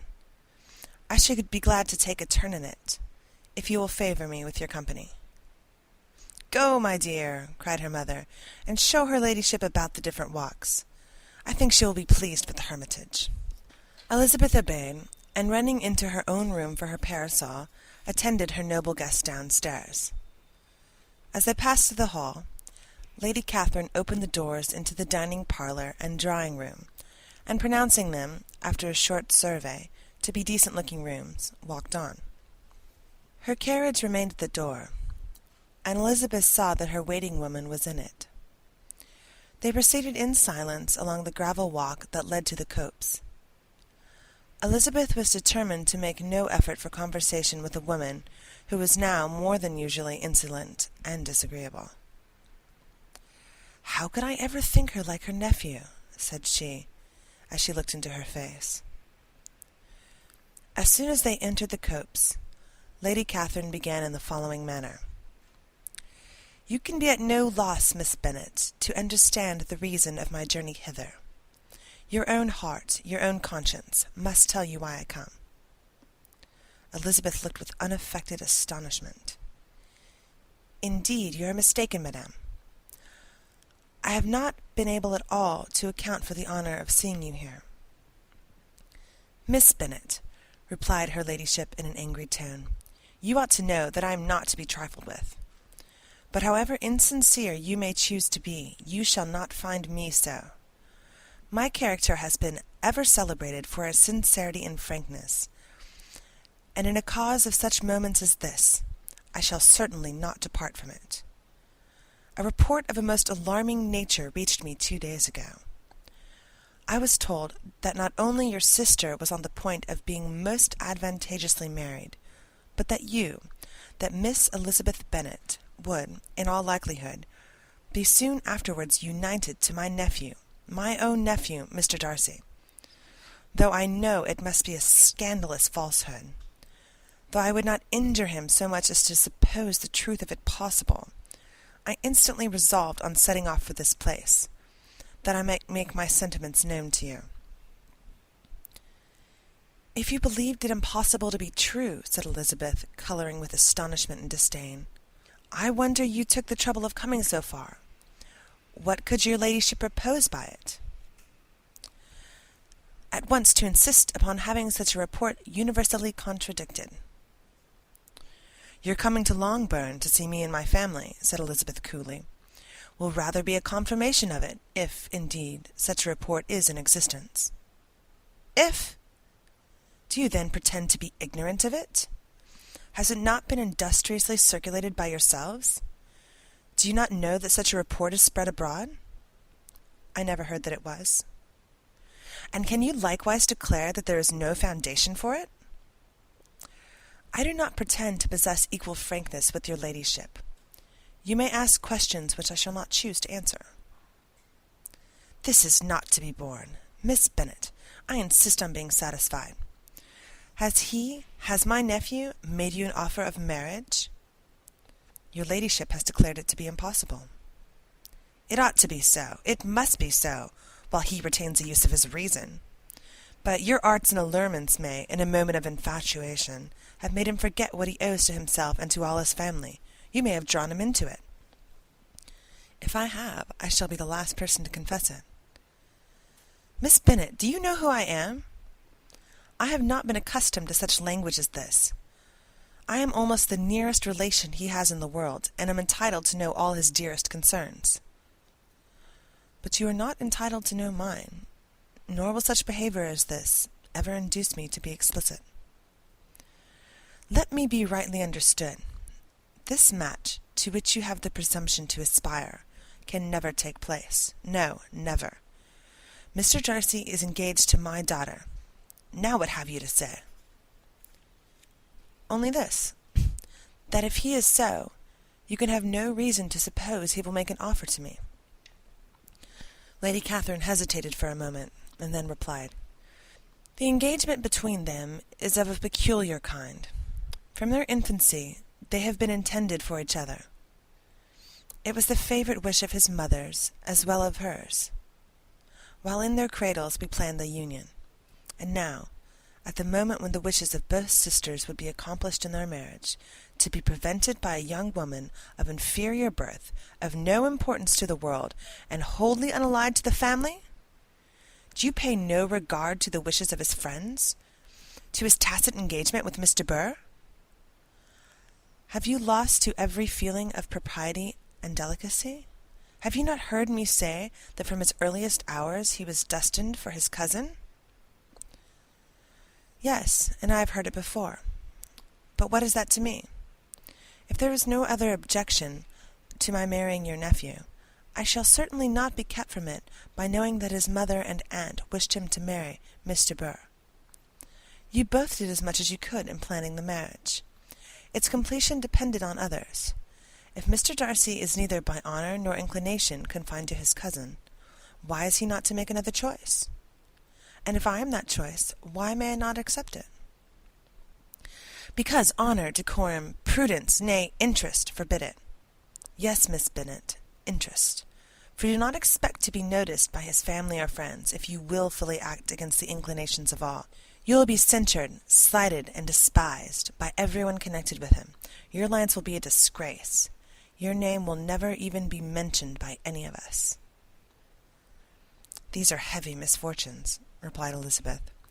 But the wife of Mr. Darcy must have such extraordinary sources of happiness necessarily attached to her situation, that she could, upon the whole, have no cause to repine. Obstinate, headstrong girl, I am ashamed of you.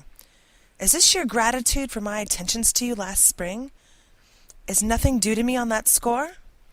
Let us sit down. You are to understand, Miss Bennet, that I came here with the determined resolution of carrying my purpose, nor will I be dissuaded from it. I have not been used to submit to any person's whims. I have not been in the habit of brooking disappointment. That will make your ladyship's situation at present more pitiable, but it will have no effect on me.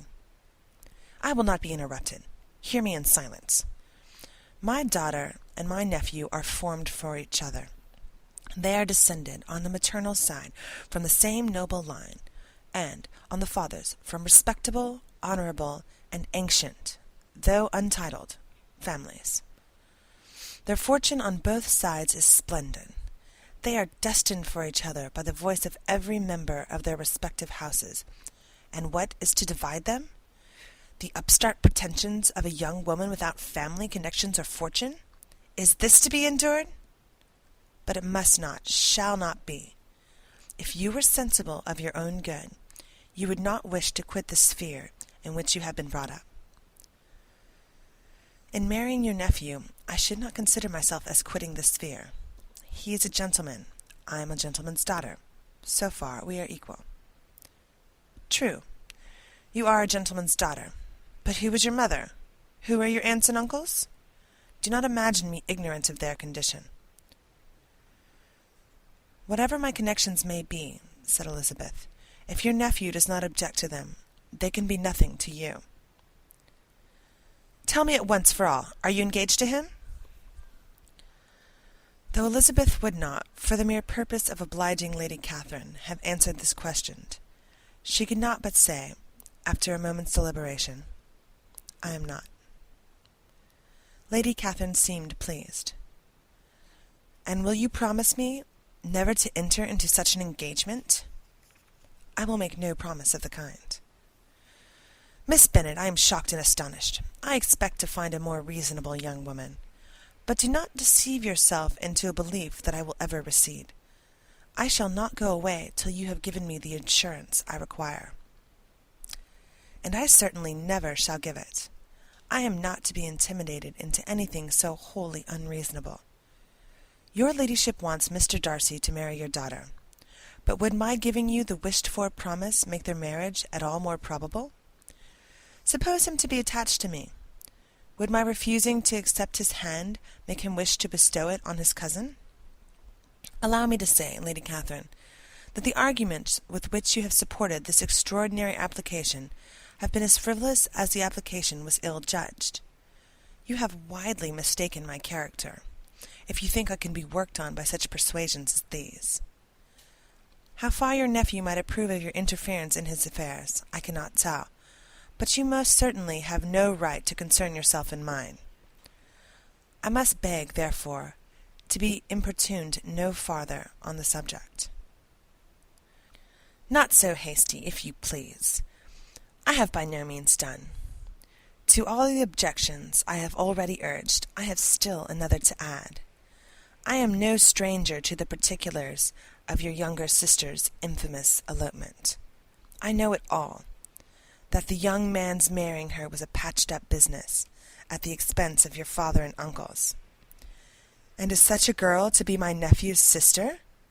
Is her husband, the son of his late father's steward, to be his brother? Heaven and earth! Of what are you thinking? Are the shades of Pemberley to be thus polluted? You can now have nothing further to say, she resentfully answered. You have insulted me in every possible method. I must beg to return to the house. And she rose as she spoke. Lady Catherine rose also, and they turned back. Her ladyship was highly incensed. Have you no regard, then, for the honour and credit of my nephew? Unfeeling, selfish girl! Do you not consider that a connection with you must disgrace him in the eyes of everybody? Lady Catherine, I have nothing further to say. You know my sentiments. You are then resolved to have him? I have said no such thing. I am only resolved to act in that manner which will, in my own opinion, constitute my happiness, without reference to you, or to any person so wholly unconnected with me. It is well. You refuse, then, to oblige me. You refuse to obey the claims of duty, honour, and gratitude. You are determined to ruin him in the opinion of all his friends, and make him the contempt of the world. Neither duty, nor honour, nor gratitude, replied Elizabeth, have any possible claim on me in the present instance. No principle of either would be violated by my marriage with Mr. Darcy. And with regard to the resentment of his family, or the indignation of the world, if the former were excited by his marrying me, it would not give me one moment's concern, and the world in general would have too much sense to join in the scorn. And this is your real opinion? This is your final resolve? Very well. I shall now know how to act. Do not imagine, Miss Bennet, that your ambition will ever be gratified. I came to try you. I hoped to find you reasonable, but, depend on it, I will carry my point. In this manner Lady Catherine talked on, till they were at the door of the carriage, when, turning hastily round, she added, I shall take no leave of you, Miss Bennet. I send no compliments to your mother. You deserve no such attention. I am most seriously displeased. Elizabeth made no answer, and without attempting to persuade her ladyship to return into the house, walked quietly into it herself. She heard the carriage drive away as she proceeded upstairs. Her mother impatiently met her at the door of the dressing-room to ask why Lady Catherine would not come in again and rest herself. She did not choose it, said her daughter. She would go. She is a very fine-looking woman, and her calling here was prodigiously civil. For she only came, I suppose, to tell us the Collinses were well. She is on her road somewhere, I dare say, and so, passing through Meryton, thought she might as well call on you. I suppose she had nothing particular to say to you, Lizzie? Elizabeth was forced to give into a little falsehood here, for to acknowledge the substance of their conversation was impossible. End of chapter 56. Chapter 57. The discomposure of spirits which this extraordinary visit threw Elizabeth into could not be easily overcome, nor could she, for many hours, learn to think of it less than incessantly. Lady Catherine, it appeared, had actually taken the trouble of this journey from Rosings for the sole purpose of breaking off her supposed engagement with Mr. Darcy. It was a rational scheme, to be sure, for from what the reports of their engagement could originate, Elizabeth was at a loss to imagine, till she recollected that, his being the intimate friend of Bingley, and her being the sister of Jane, was enough, at a time when the expectation of one wedding made everybody eager for another, to supply the idea. She had not herself forgotten to feel that the marriage of her sister must bring them more frequently together. And her neighbours at Lucas Lodge, therefore, for through their communication with the Collinses, the report, she concluded, had reached Catherine, had only set that down as almost certain and immediate, which she had looked forward to as possible at some future time. In revolving Lady Catherine's expressions, however, she could not help feeling some uneasiness as to the possible consequence of her persisting in this interference. From what she had said of her resolution to prevent their marriage, it occurred to Elizabeth that she must mediate an application to her nephew, and how he might take a similar representation of the evils attached to a connection with her, she dared not pronounce. She knew not the exact degree of his affection for his aunt, or his dependence on her judgment, but it was natural to suppose that he had thought much higher of her ladyship than she could do, and it was certain that, in enumerating the miseries of a marriage with one whose immediate connections were so unequal with his own, his aunt would address him on his weakest side. With his notions of dignity, he would probably feel that the arguments, which to Elizabeth had appeared weak and ridiculous, contained much good sense and solid reasoning. If he had been wavering before as to what he should do, which had often seemed likely, the advice and entreaty of so near a relation might settle every doubt, and determine him at once to be as happy as dignity unblemished could make him. In that case, he would return no more. Lady Catherine might see him in her way through town, and his engagement to Bingley of coming against to Netherfield must give way. If, therefore, an excuse for not keeping his promise should come to his friend within a few days, she added, I shall know how to understand it. I shall then give over every expectation, every wish of his constancy. If he is satisfied with only regretting me, when he might have obtained my affections in hand, I shall soon cease to regret him at all. The surprise of the rest of the family, on hearing who the visitor had been, was very great, but they obligingly satisfied it with the same kind of supposition which had appeased Miss Bennet's curiosity, and spared Elizabeth from much teasing on the subject. The next morning, as she was going downstairs, she was met by her father, who came out of his library with a letter in his hand. Lizzie, said he, I was going to look for you. Come into my room. She followed him thither, and her curiosity to know what he had to tell her was heightened by the supposition of its being in some manner connected with a letter he held. It suddenly struck her that it might be from Lady Catherine, and she anticipated with dismay all the consequent explanations. She followed her father to the fireplace, and they both sat down. He then said, I have received a letter this morning that has astonished me exceedingly. As it principally concerns yourself, you ought to know its contents. I did not know before that I had 2 daughters on the brink of matrimony. Let me congratulate you on a very important conquest. The colour now rushed into Elizabeth's cheeks, in the instantaneous conviction of its being a letter from the nephew instead of the aunt, and she was undetermined whether most to be pleased that he explained himself at all, or offended that his letter was not rather to address to herself, when her father continued, You look conscious. Young ladies have a great penetration in such matters as these, but I think I may defy even your sagacity to discover the name of your admirer. This letter is from Mr. Collins. From Mr. Collins? And what can he have to say? Something very much to the purpose, of course. He begins with congratulations on the approaching nuptials of my eldest daughter, of which, it seems, he has been told by some of the good-natured gossiping Lucases. I shall not sport with your impatience by reading what he says on that point. What relates to yourself is as follows. Having thus offered you the sincerest congratulations of Mrs. Collins and myself on this happy event, let me now add a short hint on the subject of another, of which we have been advised by the same authority. Your daughter Elizabeth, it is presumed, will not long bear the name of Bennet, after her elder sister has resigned it, and the chosen partner of her fate may be reasonably looked up to as one of the most illustrious personages in the land. Can you possibly guess, Lizzie, who is meant by this? This young gentleman is blessed, in a peculiar way, with everything the heart of a mortal can most desire, Splendid property, noble kindred, and extensive patronage.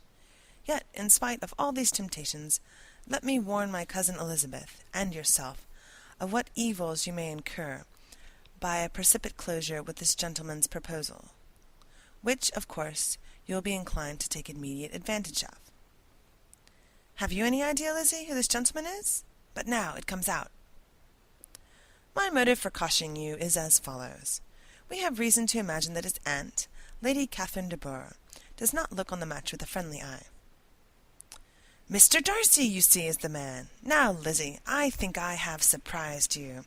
Could he or the Lucases have pitched on any man within the circle of our acquaintance whose name would have given the lie more effectively to what they related? Mr. Darcy, who never looks at a woman but to see a blemish, and who probably never looked at you in his life? It is admirable. Elizabeth tried to join her father's pleasantry, but could only force one most reluctant smile. Never had his wit been directed in a manner so little agreeable to her. Are you not diverted? Are you not diverted? Oh, yes. Pray read on. After mentioning the likelihood of this marriage to her ladyship last night, she immediately, with her usual condescension, expressed what she felt on the occasion, when it became apparent that in the score of some family objections on the part of my cousin, she would never give her consent to what she termed so disgraceful a match. I thought it my duty to give the speediest intelligence of this to my cousin, that she and her noble admirer may be aware of what they are about, and not run hastily into a marriage that has not been properly sanctioned. Mr. Collins moreover adds, I am truly rejoiced that my cousin Lydia's sad business has been so well hushed up, and am only concerned that their living together before marriage took place should be so generally known. I must not, however, neglect the duties of my station, or refrain from declaring my amazement at hearing that she received the young couple into your house as soon as they were married. It was an encouragement of vice, and had I been the rector of Longbourn, I should very strenuously have opposed it. You ought certainly to forgive them, as a Christian, but never admit them into your sight, or allow their names to be mentioned in your hearing. That is his notion of Christian forgiveness? The rest of his letter is only about his dear Charlotte's situation, and his expectation of a young olive branch. But, Lizzie, you did not look as if you enjoyed it. You are not going to be missish, I hope, and pretend to be affronted at an idle report. For what do we live, but to make sport for our neighbours, and to laugh at them in our own turn? Oh, cried Elizabeth, I am excessively diverted. But it is so strange. Yes, that is what makes it amusing. Had they fixed on any other man, it would have been nothing.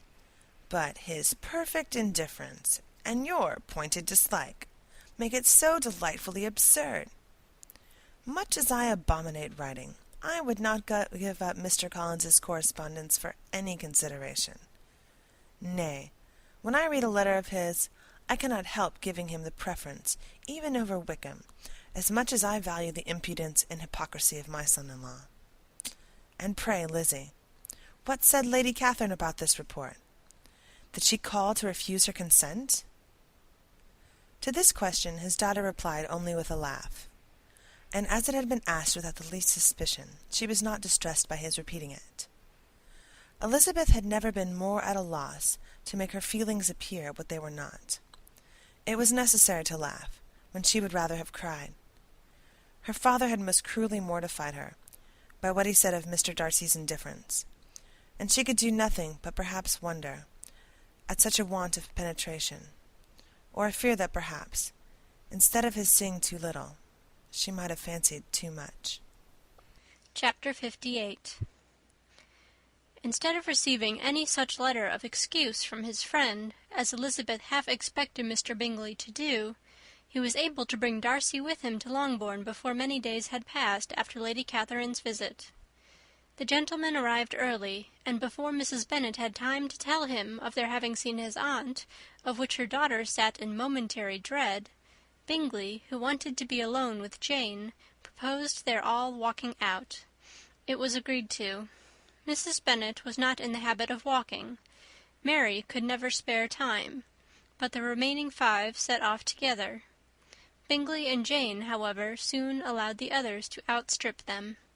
They lagged behind, while Elizabeth, Kitty, and Darcy were to entertain each other. Very little was said by either. Kitty was too much afraid of him to talk. Elizabeth was secretly forming a desperate resolution, and perhaps he might be doing the same. They walked towards the Lucases, because Kitty wished to call upon Maria, and as Elizabeth saw no occasion for making it a general concern, when Kitty left them she went boldly on with him alone. Now was the moment for her resolution to be executed, and while her courage was high, she immediately said, "Mr. Darcy, I am a very selfish creature, and for the sake of giving relief to my own feelings, care not how much I may be wounding yours. I can no longer help thanking you for your unexampled kindness to my poor sister. Ever since I have known it, I have been most anxious to acknowledge to you how gratefully I feel it. Were it known to the rest of the family, I should not have merely my own gratitude to express."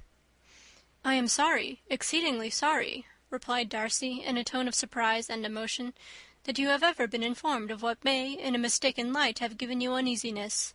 I did not think Mrs. Gardiner was so little to be trusted." "You must not blame my aunt. Lydia's thoughtlessness first betrayed to me that you had been concerned in the matter, and, of course, I could not rest till I knew the particulars. Let me thank you again and again, in the name of all my family, for that generous compassion which induced you to take so much trouble, and bear so many mortifications, for the sake of discovering them." "If you will thank me," he replied, "let it be for yourself alone. That the wish of giving happiness to you might add force to the other inducements which led me on, I shall not attempt to deny. But your family owe me nothing. Much as I respect them, I believe I thought only of you." Elizabeth was too much embarrassed to say a word. After a short pause, her companion added, "You are too generous to trifle with me. If your feelings are still what they were last April, tell me so at once. My affections and wishes are unchanged, but one word from you will silence me on this subject for ever."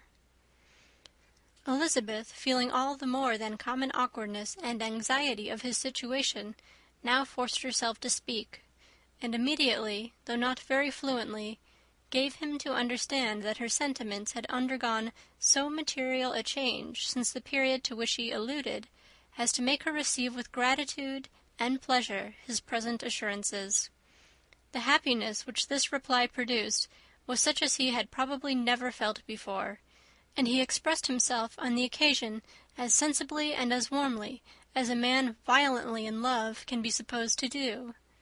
Had Elizabeth been able to encounter his eye, she might have seen how well the expression of heartfelt delight diffused over his face became him. But, though she could not look, she could listen, and he told her of feelings which, in proving of what importance she was to him, made his affection every moment more valuable. They walked on, without knowing in what direction. There was too much to be thought and felt and said for attention to any other objects. She soon learnt that they were indebted for their present good understanding to the efforts of his aunt, who did call on him in her return through London, and there relate her journey to Longbourn, its motive, and the substance of her conversation with Elizabeth, dwelling emphatically on every expression of the latter which, in her ladyship's apprehension, peculiarly denoted her perverseness and assurance, in the belief that such a relation must assist her endeavours to obtain that promise from her nephew which she had refused to give. But unluckily for her ladyship, its effect had been exactly contrariwise. "It taught me to hope," said he, "as I had scarcely ever allowed myself to hope before. I knew enough of your disposition to be certain that, had you been absolutely, irrevocably decided against me, you would have acknowledged it to Lady Catherine, frankly and openly." Elizabeth coloured and laughed as she replied, "Yes, you know enough of my frankness to believe me capable of that. After abusing you so abominably to your face, I could have no scruple in abusing you to all your relations." What did you say of me that I did not deserve?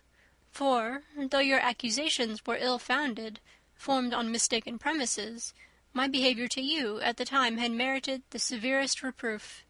It was unpardonable. I cannot think of it without abhorrence. We will not quarrel for the greater share of blame annexed to that evening, said Elizabeth. The conduct of neither, if strictly examined, will be irreproachable. But since then we have both, I hope, improved in civility. I cannot be so easily reconciled to myself. The recollection of what I then said, of my conduct, my manners, my expressions during the whole of it, is now, and has been many months, inexpressibly painful to me. Your reproof, so well applied, I shall never forget. Had you behaved in a more gentlemanlike manner. Those were your words. You know not, you can scarcely conceive how they have tortured me, though it was some time, I confess, before I was reasonable enough to allow their justice. I was certainly very far from expecting them to make so strong an impression. I had not the smallest idea of their being ever felt in such a way. I can easily believe it. You thought me then devoid of every proper feeling. I am sure you did. The turn of your countenance I shall never forget, as you said that I could not have addressed you in any possible way that would induce you to accept me. Oh, do not repeat what I then said. These recollections will not do at all.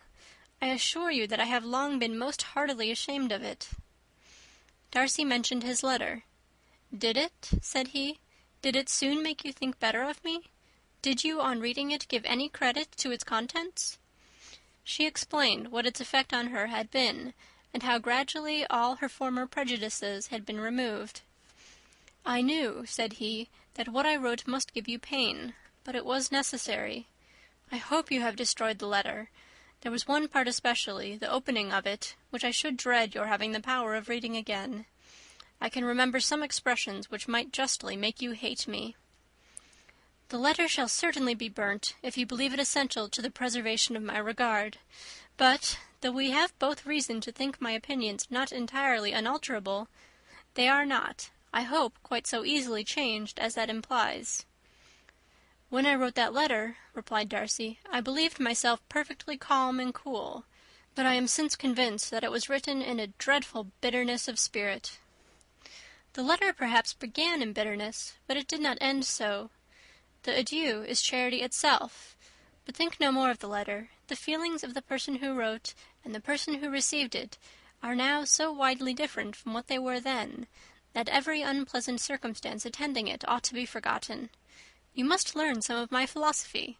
Think only of the past, as its remembrance gives you pleasure. I cannot give you credit for any philosophy of the kind. Your retrospections must be so totally void of reproach that the contentment arising from them is not of philosophy, but, what is much better, of innocence. But with me it is not so. Painful recollections will intrude, which cannot, which ought not, to be repelled. I have been a selfish being all my life, in practice, though not in principle. As a child I was taught what was right, but I was not taught to correct my temper. I was given good principles, but left to follow them in pride and conceit.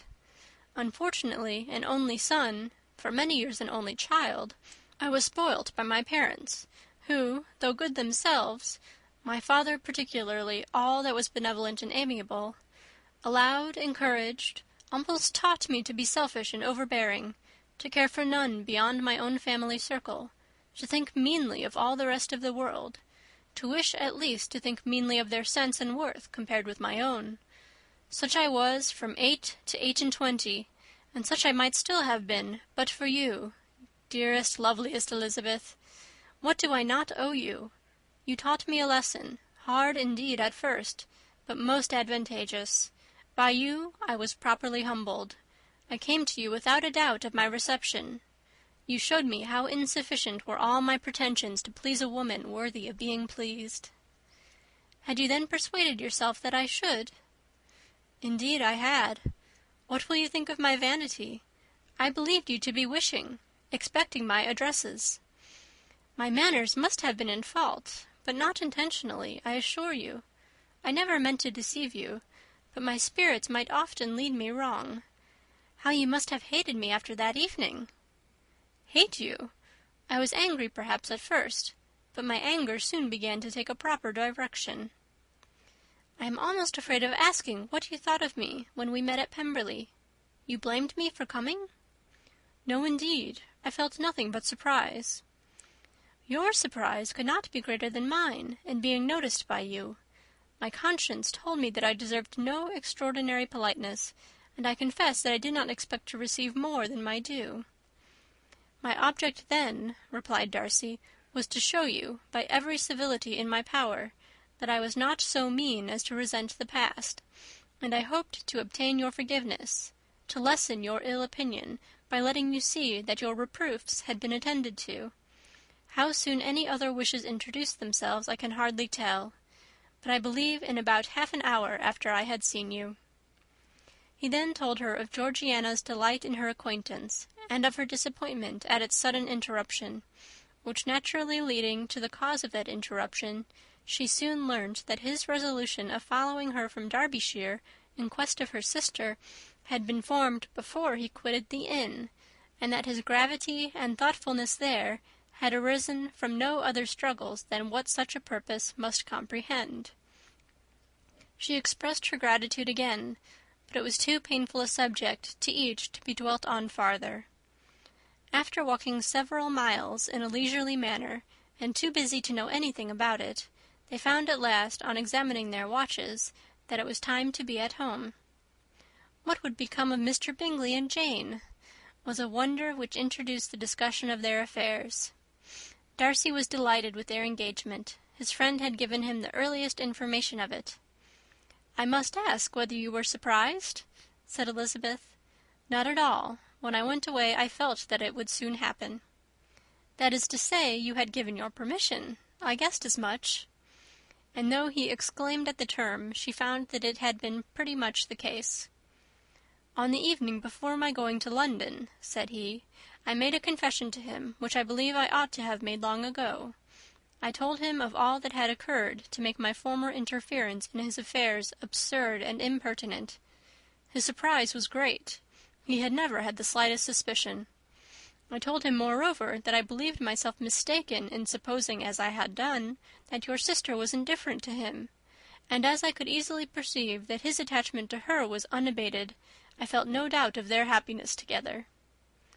Elizabeth could not help smiling at his easy manner of directing his friend.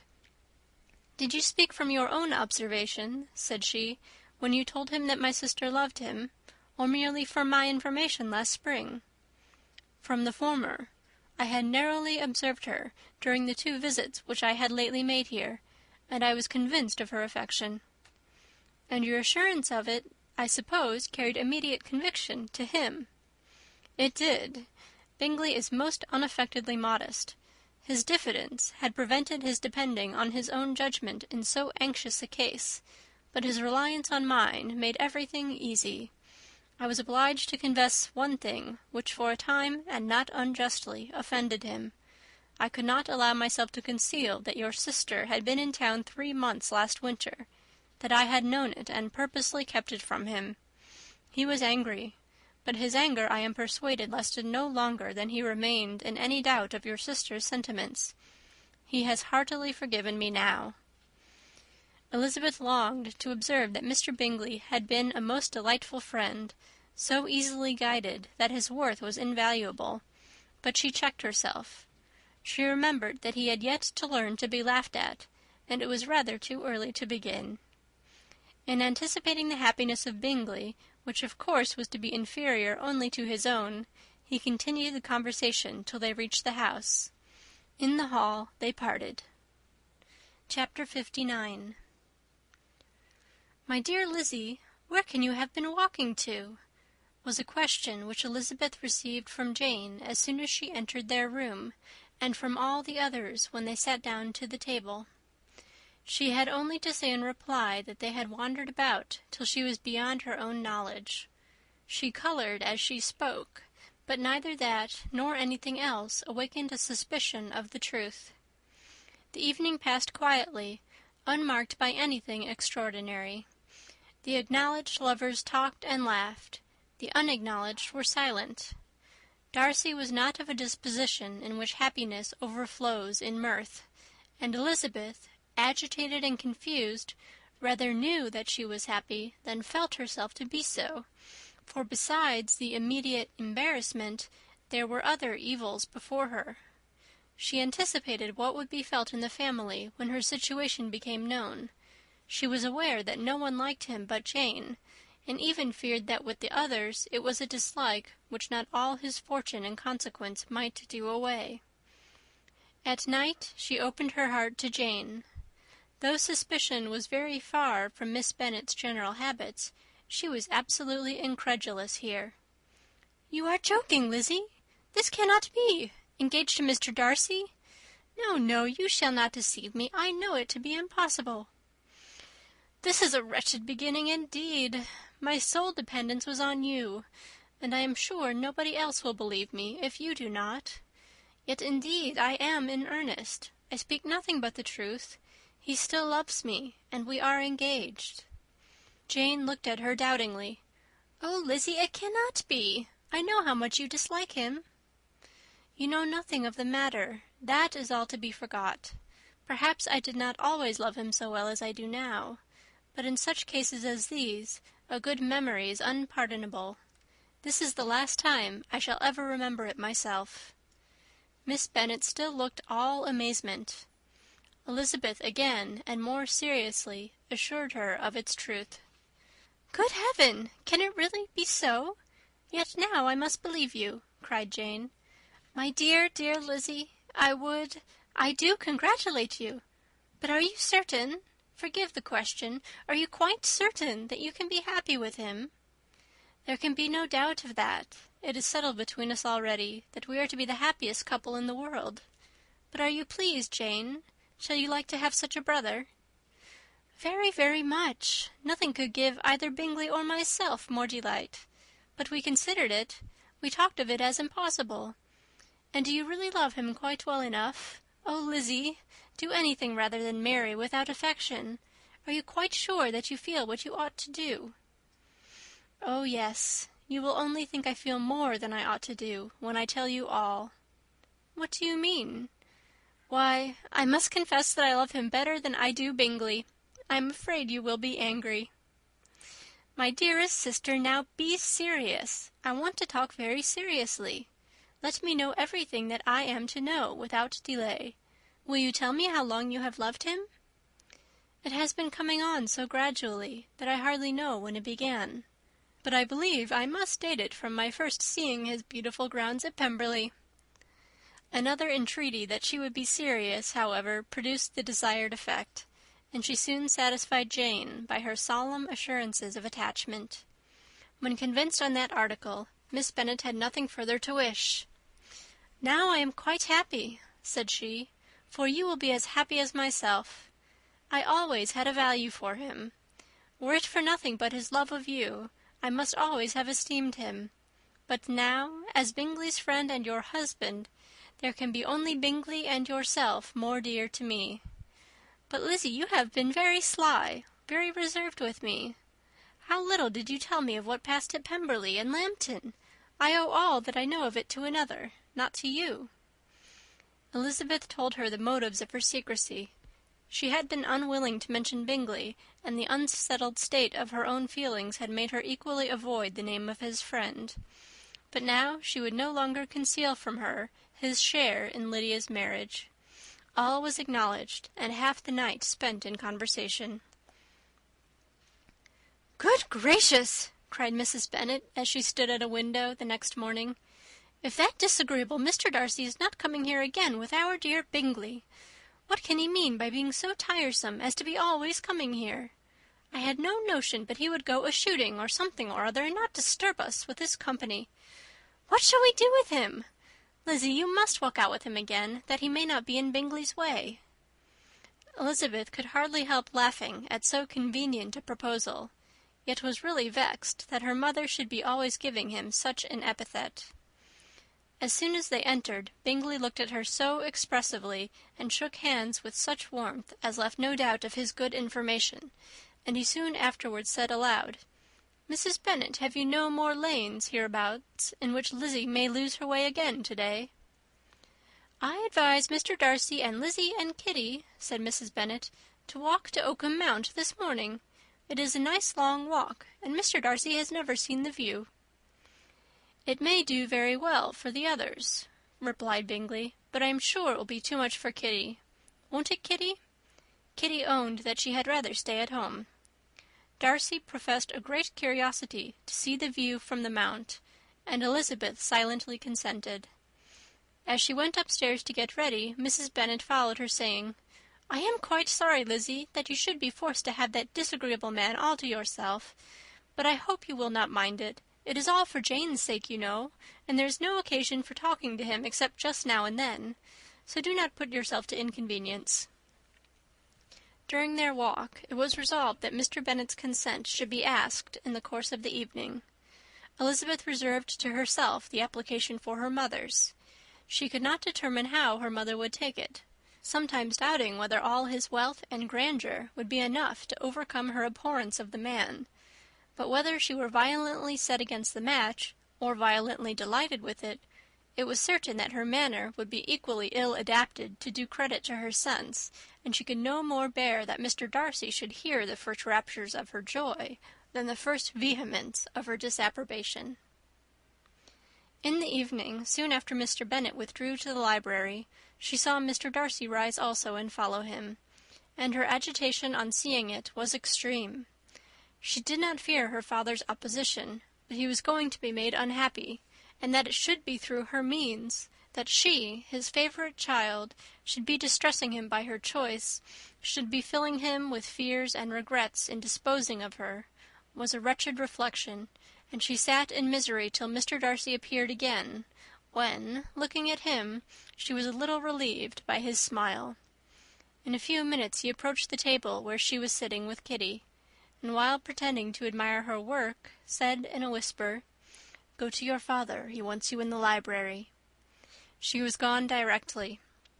Her father was walking about the room, looking grave and anxious. "Lizzie," said he, "what are you doing? Are you out of your senses to be accepting this man? Have not you always hated him?" How earnestly did she then wish that her former opinions had been more reasonable, her expressions more moderate. It would have spared her from explanations and professions which it was exceedingly awkward to give, but they were now necessary, and she assured him with some confusion of her attachment to Mr. Darcy. "Or, in other words, you are determined to have him. He is rich, to be sure, and you may have more fine clothes and fine carriages than Jane, but will they make you happy?" "Have you any other objection," said Elizabeth, "than your belief of my indifference?" "None at all. We all know him to be a proud, unpleasant sort of man, but this would be nothing if you really liked him." I do like him," she replied with tears in her eyes. "I love him. Indeed, he has no improper pride. He is perfectly amiable. You do not know what he really is. Then pray do not pain me by speaking of him in such terms." "Lizzie," said her father, "I have given him my consent. He is the kind of man, indeed, to whom I should never dare refuse anything which he condescended to ask. I now give it to you, if you are resolved on having him. But let me advise you to think better of it. I know your disposition, Lizzie. I know that you could be neither happy nor respectable unless you truly esteemed your husband, unless you looked up to him as a superior. Your lively talents would place you in the greatest danger in an unequal marriage. You could scarcely escape discredit and misery. My child, let me not have the grief of seeing you unable to respect your partner in life. You know not what you are about." Elizabeth, still more affected, was earnest and solemn in her reply, and at length, by repeated assurances that Mr. Darcy was really the object of her choice, by explaining the gradual change which her estimation of him had undergone, relating her absolute certainty that his affection was not the work of a day, but had stood the test of many months' suspense, and enumerating with energy all his good qualities, she did conquer her father's incredulity, and reconcile him to the match. "Well, my dear," said he, when she ceased speaking, "I have no more to say. If this be the case, he deserves you. I could not have parted with you, my Lizzie, to any one less worthy." To complete the favourable impression, she then told him what Mr. Darcy had voluntarily done for Lydia. He heard her with astonishment. "This is an evening of wonders indeed. And so Darcy did everything, made up the match, gave them money, paid the fellow's debts, and got him his commission. So much the better. It will save me a world of trouble and economy. Had it been your uncle's doing, I must and would have paid him. But these violent young lovers carry everything their own way. I shall offer to pay him tomorrow. He will rant and storm about his love for you, and there will be an end of the matter." He then recollected her embarrassment a few days before on his reading Mr. Collins's letter, and after laughing at her some time, allowed her at last to go, saying as she quitted the room, "If any young men come for Mary or Kitty, send them in, for I am quite at leisure." Elizabeth's mind was now relieved from a very heavy weight, and after half an hour's quiet reflection in her own room, she was able to join the others with tolerable composure. Everything was too recent for gaiety, but the evening passed tranquilly away. There was no longer anything material to be dreaded, and the comfort of ease and familiarity would come in time. When her mother went up to her dressing-room at night, she followed her, and made the important communication. Its effect was most extraordinary, for on first hearing it, Mrs. Bennet sat quite still, and unable to utter a syllable. Nor was it under many, many minutes that she could comprehend what she heard, though not in general backward to credit what was for the advantage of her family, or that came in the shape of a lover to any of them. She began at length to recover, to fidget about in her chair, get up, sit down again, wonder and bless herself. "Good gracious! Lord bless me, only think! Dear me! Mr. Darcy! Who would have thought it? And is it really true? Oh, my sweetest Lizzie, how rich and how great you will be! What pin money! What jewels, what carriages you will have! Jane's is nothing to it, nothing at all. I am so pleased, so happy. Such a charming man, so handsome, so tall. Oh, my dear Lizzie, pray apologize for my having disliked him so much before. I hope he will overlook it. Dear, dear Lizzie, a house in town, everything that is charming. 3 daughters married, 10,000 a year. Oh, Lord, what will become of me? I shall go distracted." This was enough to prove that her approbation need not be doubted, and Elizabeth, rejoicing that such an effusion was heard only by herself, soon went away. But before she had been 3 minutes in her own room, her mother followed her. "My dearest child," she cried, "I can think of nothing else. 10,000 a year, and very likely more. 'Tis as good as a lord, and a special license. You must and shall be married by a special license. But, my dearest love, tell me what dish Mr. Darcy is particularly fond of, that I may have it tomorrow." This was a sad omen of what her mother's behaviour to the gentleman himself might be, and Elizabeth found that, though in the certain possession of his warmest affection, and secure of her relations' consent, there was still something to be wished for. But the morrow passed off much better than she expected, for Mrs. Bennet luckily stood in such awe of her intended son-in-law that she ventured not to speak to him, unless it was in her power to offer him any attention or mark her deference for his opinion. Elizabeth had the satisfaction of seeing her father taking pains to get acquainted with him, and Mr. Bennet soon assured her that he was rising every hour in his esteem. "I admire all my 3 son-in-laws highly," said he. "Wickham, perhaps, is my favourite, but I think I shall like your husband quite as well as Jane's." Chapter 60. Elizabeth's spirits soon rising to playfulness again, she wanted Mr. Darcy to account for his having ever fallen in love with her. "How could you begin?" said she. "I can comprehend your going on charmingly, when you had once made a beginning, but what could set you off in the first place?" "I cannot fix on the hour, or the spot, or the look, or the words which laid the foundation. It is too long ago.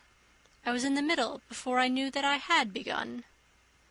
My beauty you had early withstood, and as for my manners, my behaviour to you was at least always bordering on the uncivil, and I never spoke to you without rather wishing to give you pain than not. Now be sincere. Did you admire me for my impertinence? For the liveliness of your mind, I did. You may as well call it impertinence at once. It was very little less. The fact is that you were sick of civility, of deference, of officious attention. You were disgusted with the women who were always speaking and looking and thinking for your approbation alone. I roused and interested you because I was so unlike them. Had you not been really amiable, you would have hated me for it. But in spite of the pains you took to disguise yourself, your feelings were always noble and just, and in your heart you thoroughly despised the persons who so assiduously courted you.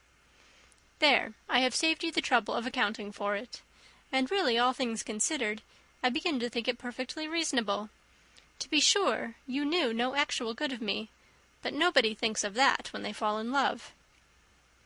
Was there no good in your affectionate behaviour to Jane while she was ill at Netherfield? Dearest Jane, who could have done less for her? But make a virtue of it by all means. My good qualities are under your protection, and you are to exaggerate them as much as possible, and in return it belongs to me to find occasions for teasing and quarrelling with you as often as may be. And I shall begin directly by asking you what made you so unwilling to come to the point at last. What made you so shy of me when you first called, and afterwards dined here? Why, especially when you called, did you look as if you did not care about me? Because you were grave and silent, and gave me no encouragement. But I was embarrassed, and so was I. You might have talked to me more when you came to dinner. A man who had felt less might. How unlucky that you should have a reasonable answer to give, and that I should be so reasonable as to admit it. But I wonder how long you would have gone on if you had been left to yourself. I wonder when you would have spoken if I had not asked you. My resolution of thanking you for your kindness to Lydia had certainly great effect. Too much, I am afraid, for what becomes of the moral if our comfort springs from a breach of promise? For I ought not to have mentioned the subject. This will never do. You need not distress yourself. The moral will be perfectly fair. Lady Catherine's unjustifiable endeavours to separate us were the means of removing all my doubts. I am not indebted for my present happiness to your eager desire of expressing your gratitude. I was not in a humour to wait for any opening of yours. My aunt's intelligence had given me hope, and I was determined at once to know everything. Lady Catherine has been of infinite use, which ought to make her happy, for she loves to be of use. But tell me, what did you come down to Netherfield for? Was it merely to ride to Longbourn and be embarrassed, or had you intended any more serious consequence? My real purpose was to see you, and to judge, if I could, whether I might ever hope to make you love me. My avowed one, or what I avowed to myself, was to see whether your sister were still partial to Bingley, and if she were, to make the confession to him which I have since made. Shall you ever have courage to announce to Lady Catherine what is to befall her? I am more likely to want more time than courage, Elizabeth, but it ought to be done, and if you will give me a sheet of paper, it shall be done directly. And if I had not a letter to write myself, I might sit by you and admire the evenness of your writing, as another young lady once did. But I have an aunt, too, who must not be longer neglected. From an unwillingness to confess how much her intimacy with Mr. Darcy had been overrated, Elizabeth had never yet answered Mrs. Gardiner's long letter. But now, having that to communicate which she knew would be most welcome, she was almost ashamed to find that her uncle and aunt had already lost 3 days of happiness, and immediately wrote as follows. I would have thanked you before, my dear aunt, as I ought to have done, for your long, kind, satisfactory detail of particulars, but to say the truth I was too cross to write. You supposed more than really existed. But now, suppose as much as you choose. Give a loose rein to your fancy. Indulge your imagination in every possible flight which the subject will afford. And unless you believe me actually married, you cannot greatly err. You must write again very soon, and praise him a great deal more than you did in your last. I thank you again and again for not going to the lakes. How could I be so silly as to wish it? Your idea of the ponies is delightful. We will go round the park every day. I am the happiest creature in the world. Perhaps other people have said so before, but not one with such justice. I'm happier even than Jane. She only smiles. I laugh. Mr. Darcy sends you all the love in the world that he can spare from me. You are all to come to Pemberley at Christmas. Yours, etc. Mr. Darcy's letter to Lady Catherine was in a different style, and still different from either was what Mr. Bennet sent to Mr. Collins in reply to his last. Dear Sir, I must trouble you once more for congratulations. Elizabeth will soon be the wife of Mr. Darcy. Console Lady Catherine as well as you can, but if I were you, I would stand by the nephew. He has more to give. Yours sincerely, etc. Miss Bingley's congratulations to her brother on his approaching marriage were all that was affectionate and insincere. She wrote even to Jane on the occasion to express her delight and repeat all her former professions of regard. Jane was not deceived, but she was affected, and though feeling no reliance on her, could not help writing her a much kinder answer than she knew she deserved. The joy which Miss Darcy expressed on receiving similar information was as sincere as her brother's in sending it.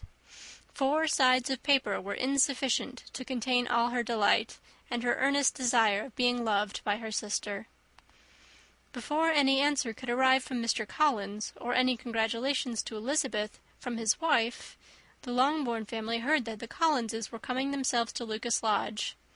The reason of this sudden removal was soon evident.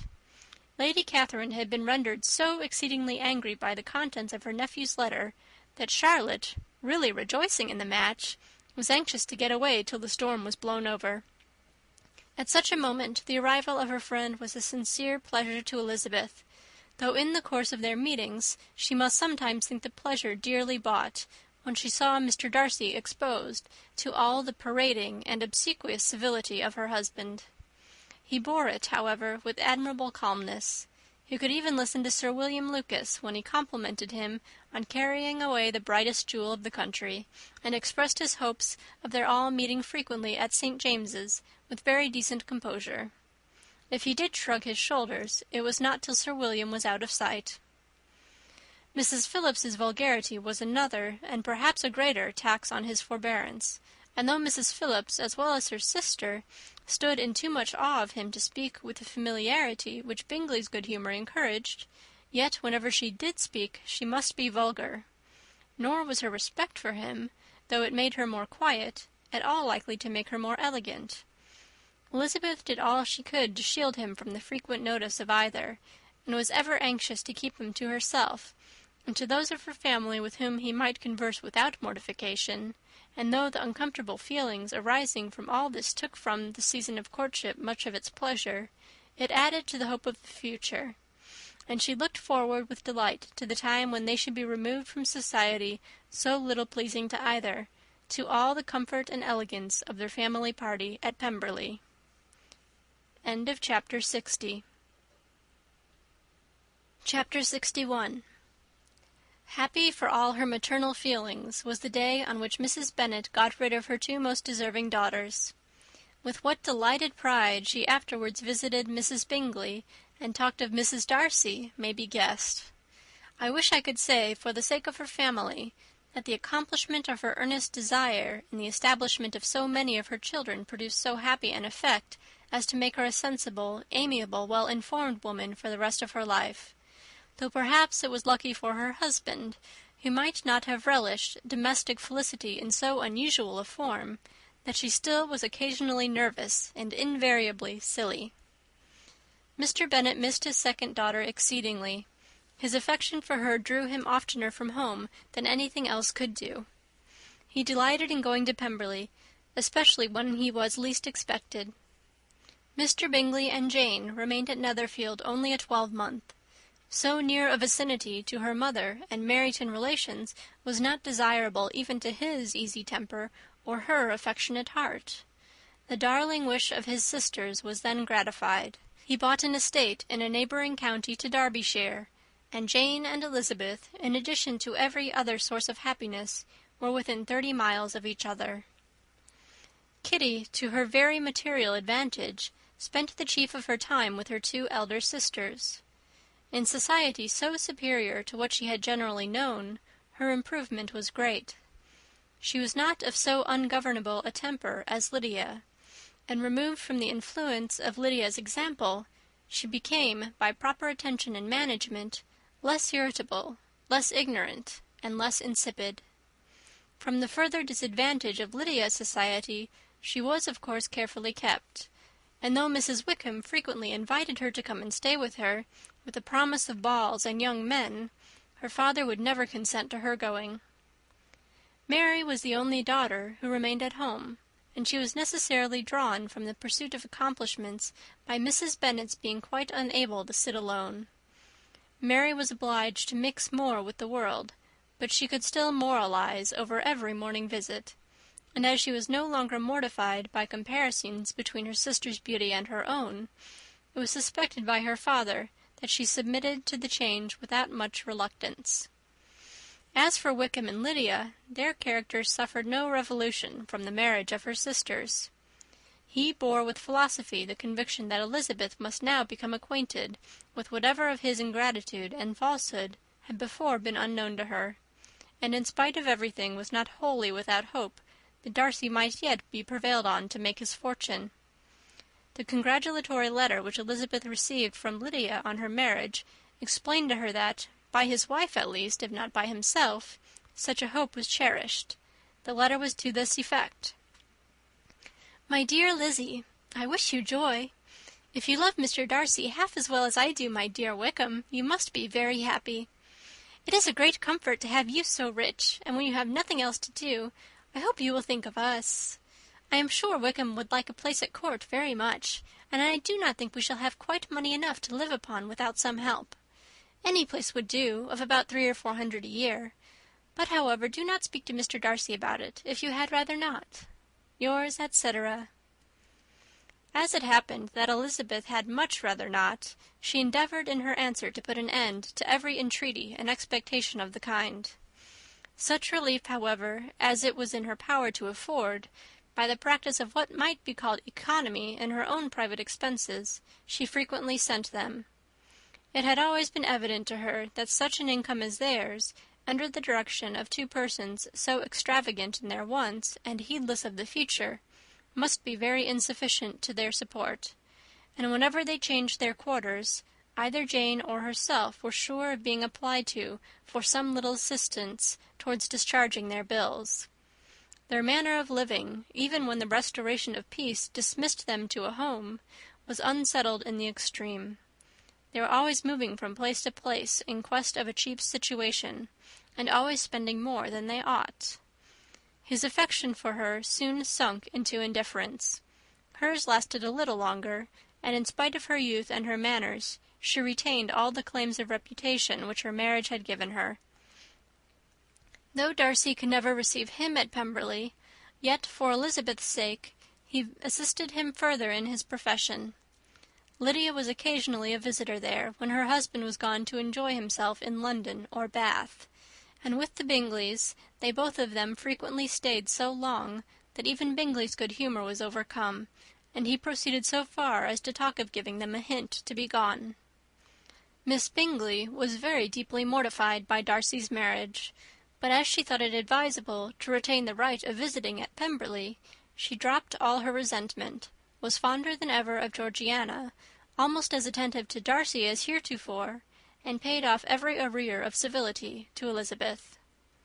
Pemberley was now Georgiana's home, and the attachment of the sisters was exactly what Darcy had hoped to see. They were able to love each other even as well as they intended. Georgiana had the highest opinion in the world of Elizabeth, though at first she often listened with an astonishment bordering on alarm at her lively sportive manner of talking to her brother. He, who had always inspired in herself a respect which almost overcame her affection, she now saw the object of open pleasantry. Her mind received knowledge which had never before fallen in her way. By Elizabeth's instructions, she began to comprehend that a woman may take liberties with her husband which a brother will not always allow in a sister more than 10 years younger than himself.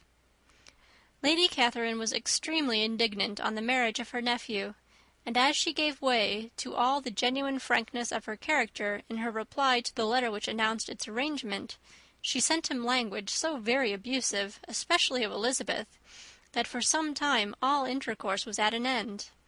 But at length, by Elizabeth's persuasion, he was prevailed on to overlook the offence, and seek a reconciliation; and, after a little further resistance on the part of his aunt, her resentment gave way, either to her affection for him, or her curiosity to see how his wife conducted herself, and she condescended to wait on them at Pemberley, in spite of that pollution which its woods had received, not merely from the presence of such a mistress, but the visits of her uncle and aunt from the city.